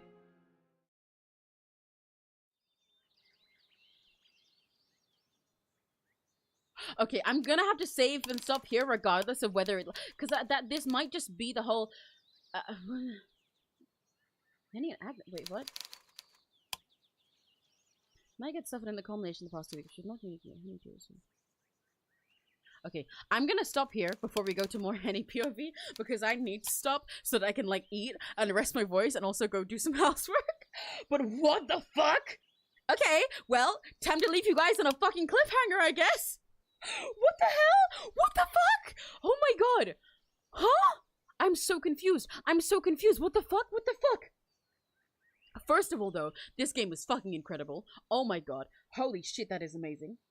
Every single thing here has been so fucking amazing. It's so beautiful. The art is so stunning. All the designs are so gorgeous as well. They're so good at telling you about the character and also making them fit so well together. They're so, like, fanciful, but also so accurate to each of them. It's so wonderful. I really love how they use their characters and their costumes are so beautiful. And the oh my god, the CGs. And they drank her blood. It was fucking amazing. But yeah, holy shit, to be continued. Who the fuck is her beloved? Find out next time on Dragon Ball Z, I guess. Oh my god. Holy shit. Oh my god. This is so amazing. I'm so glad I just played this game. This is wonderful. It's absolutely beautiful. Everything about this is incredible. I genuinely, I wish I could keep playing it right now for like another 12 hours until it finished, dude. I'm so serious. It's so wonderful. This game is amazing. I am absolutely loving every single second of this. I wish I could continue instead of having to go do other stuff. But I will play it again with you guys next Monday. Trust. I'm so glad you guys are here too. Oh my god, it's been so fun seeing all your reactions. Because you're all fucking real. Oh my god. Oh my god, this game is fucking amazing. This is so pretty. Holy shit. Oh my god. Oh my god. Yeah, okay. I need to breathe. Does he have toxic partner? I have no fucking clue. I'm so fascinated. I'm so curious. Well, I guess find out next Monday. But that's something to chew on while we fucking wait, I guess. Oh my god. Holy shit. Okay. Goddamn. But yeah, okay. I will leave you guys here for now. I've got to go rest, and I've got to do some other stuff. I've got to do housework. But thank you guys so much for playing this with me. Oh my god, it's so amazing. It's so fucking amazing. And I am so fucking excited. I cannot wait to play it again on Monday next week. But until then, to pass the time until then, so that I don't just like start vibrating and play it again tomorrow. On Wednesday, I'm gonna finish with you guys the design that I did for my VTuber for Mirage last week. We're gonna finish up that pretty fairy design, which I'm excited for. I'm gonna see how far I can get with it. I might not finish the entire ref sheet then, but I will definitely finish the design itself. And then on Friday, we are doing more designing actually, but not for B this time. This time we're designing for Neri! My fucking roommate who we streamed with before, and also the fucking goat who we shared music with before, who's always in chat. So on Friday we're going to be designing Nario. We're going to be redesigning his Sona together. I did make the thumbnail a little bit misleading because I don't have Nariot to use because that would require using his old design, which I didn't design. So, but we're going to be finishing the Mirage design on Wednesday and redesigning Nario on Friday. And then on Sunday we'll be back to doing more MS Paint streams because I like finishing up the week with those. But then next Monday we'll be back to this and I will find out what the fuck is up with her. Oh my god, I'm so confused. I'm so fascinated. Oh my god. This game is absolutely beautiful. This is so perfect. It's absolutely wonderful. But yeah, thank you guys so much for hanging out and for playing with me. Oh my god, I can't fucking wait to play it again on Monday. But yeah, this is the start of a very fun week. And speaking of which, wait, hang on. While I'm talking about this, I can show this. Wait. Fuck, where did I put it? Hang on. Let me get the file. One sec. Let me cook. Where did I put it? Look! We have a schedule now! I have an actual schedule now! Look! I posted it everywhere. I think I might have forgotten to post it on YouTube here yet, but I will post it on my YouTube community tab, same as how I normally post my schedule here. But yeah, look, we have a fancy little schedule now! So now you guys can see. That's our plans for the rest of the week. So this is today, costume designing and character designing for Wednesday and Friday, and then some drawing and MS Paint to wrap it up on Sunday, before we will be back to this next Monday. Definitely. I will immediately come back to this next Monday. I'm so determined to finish it. Oh my god. I love this. Yeah, so did I. This game is so fucking incredible. I had such fun voice acting as well. I'm glad you guys liked my voice acting for the characters. It's really fun to voice characters like this, honestly. They're like all in like my specialty. my like two specialties are hot women and annoying children. So I'm winning. Schedule, yeah. You got adorable little polar bear? I don't know. I bought the schedule. I didn't design it myself. This is one that I bought that was pre-made, and then I can't edit, so otherwise I would have like swapped out the polar bear for a cow or something. But it is one I bought that I thought was really cute. So now we have a schedule. One day maybe I'll design my own custom one or commission one because I'm really, really not good at graphic design. But this is our schedule now. Why so good? Yay! But I guess lore for it. Well, there's no lore for it because it's not mine. I would love to give you lore for it, but he does not exist. That polar bear is just part of the design. And I do not have any reason to have a bear, unfortunately. But it's okay. Instead, I'll give you guys Rakigachi mascot someday. As a trade-off. Yeah, I had super fucking fun voice acting this, and I had so much fun with the game. It's so beautiful. Oh my god. It's so stunning. The writing is so wonderful. The music and all of the sound effects are so perfectly atmospheric. And the characters are so well designed. Everything is like, they're so real in their setting, but also so wonderful and fantastical and gothic. Ah! I love this. I love this. I suppose it was better experiencing through your stream rather than directly playing the game without voice acting. Yay! I'm really glad. That's really awesome. That's like honestly like the best compliment to have. I'm really, really happy. That's awesome. That's the best result to get. Yippee! then I will voice act extra hard again on Monday. I'll make sure I have like fucking like 10 liters of water with me on Monday and do all my warm-ups before. Trust. I will go even further beyond. But yeah, so for now, it feels really weird it being this quiet while I'm saying goodbye and everything. Because the game is just playing bird noises at the moment. But yeah, so for now, I will love you and leave you guys. But I will see you again on Wednesday, and then Friday and Sunday, and then we'll get back to this on Monday. Trust. So bye bye bye bye bye. Bye bye everyone. Have fun fucking panicking over lesbians with you. Oh my god. And I'm gonna go and I'm gonna rest and eat and do some stuff, and make sure you guys eat as well and like drink water and shit, because I know some of you know me, no name, specifically Serena, we're putting off stuff to look at the pretty girls. Bye bye bye. Bye Crimson. Bye LJ. Bye Serena. Bye Kinley. Bye anyone else who's lurking in here. Bye bye bye bye. Ayasumi. Bye bye bye. Ayasumi.